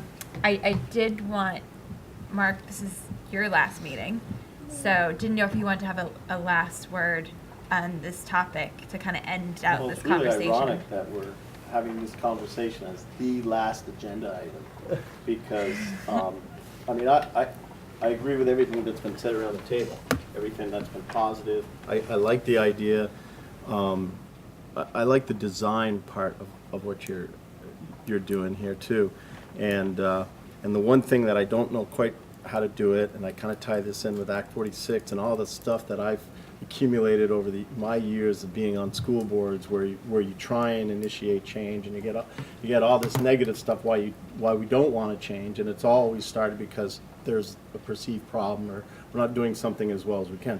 There needs to be some kind of cachet with all those negative comments in the blog, where at some point, okay, here's all these negative things, and here's these design elements that okay, they go away. You talked about agrarian calendar school system. It's like we all know that the calendar system does not work for education. Okay, most people know that. We live in different regions around the state. Oliver, you and I, we talked about, calendars got to be synced up to when mom and pops need to, operate their shops on a ski area. Forget the summertime, because, they aren't farming up there, but there might be other places and other reasons. And that's why sort of the regional aspect, or being sensitive to, I can't remember who said it, to how we got to where we are. We do have to be sensitive to that transition, because we have gotten to where we are. And I think that's probably part of our success, and the reason we're successful in this state is because people have personal, stake in their school, because it's their kids, or it's their grandkids, or it's their, relatives or whatever. And we saw that come out in Act 46. By the same token, we're not doing them any justice if we don't, let them know that wharf is burning a little bit, because we live in a very different world now, and it's changing faster than what people can really even comprehend, especially, and I think it tends to be the older generation as well. I mean, whether it's technology going off at the table at the exact appropriate time it should. The best time ever. God, Callahan was nearby. But it's and one of the it's one of the things that was clearly obvious through the Act 46 is people don't know what's going on in their schools. We talk about school systems being complex. I actually think the system itself is easy enough to change. It's the people that is complex. It's the relationships that we have with our schools, and our belief, and our fears. To be quite honest, it's a lot of fears. If you've been brought up in a system, I mean, just graduation requirements and getting into post-secondary, and we talked today, from 0 to 16 and even beyond. I mean, that's exactly what you've put out there, I think, in the sense that we want to be able to have a system that can react to the changes in our society. And we tell our kids at a young age now that you're learning things and that you're going to use as applications to things we haven't even invented or do yet. But we don't have a system that allows that flexibility to do it. And so there's a huge education piece to the taxpayers and the people of Vermont to buy into this. And at the same time, there is a lot of fears with it. And I would say, what is the definition of education? I mean, it's evolved for me, and as I've gotten older. It isn't about, you know, just what's in there. I mean, it's you know, what is a student's purpose? I mean, how many times do we know? I mean, it was talked about, I think, a little bit for lunch, the reality of your senior getting ready to leave and hitting spring, and all of a sudden it's the reality of, oh my God, I've been on this path for ever since I was old enough to know to get through high school, because boom, now the rest of my life starts. That's not real life. Real life starts when you recognize that there's life. And how do you evolve, you know, through that process? And so to me, that's part of education. I don't know how we necessarily teach it, but I think this, you know, I'm looking forward to getting cleared by the screener, so I can still take part of this process, which I think looks like a nice process. And I would like to say that, you know, it has been a real joy to serve on this board, not only with the folks sitting around the table now, but the folks that have gone in the past. And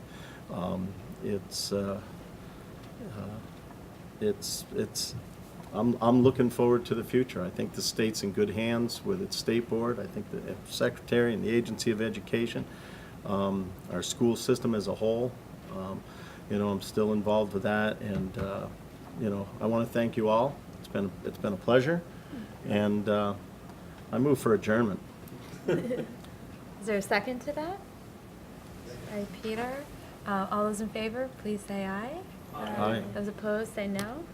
The ayes have it. And Mark, thank you so much. You're going to be missed. Thank you. Good job.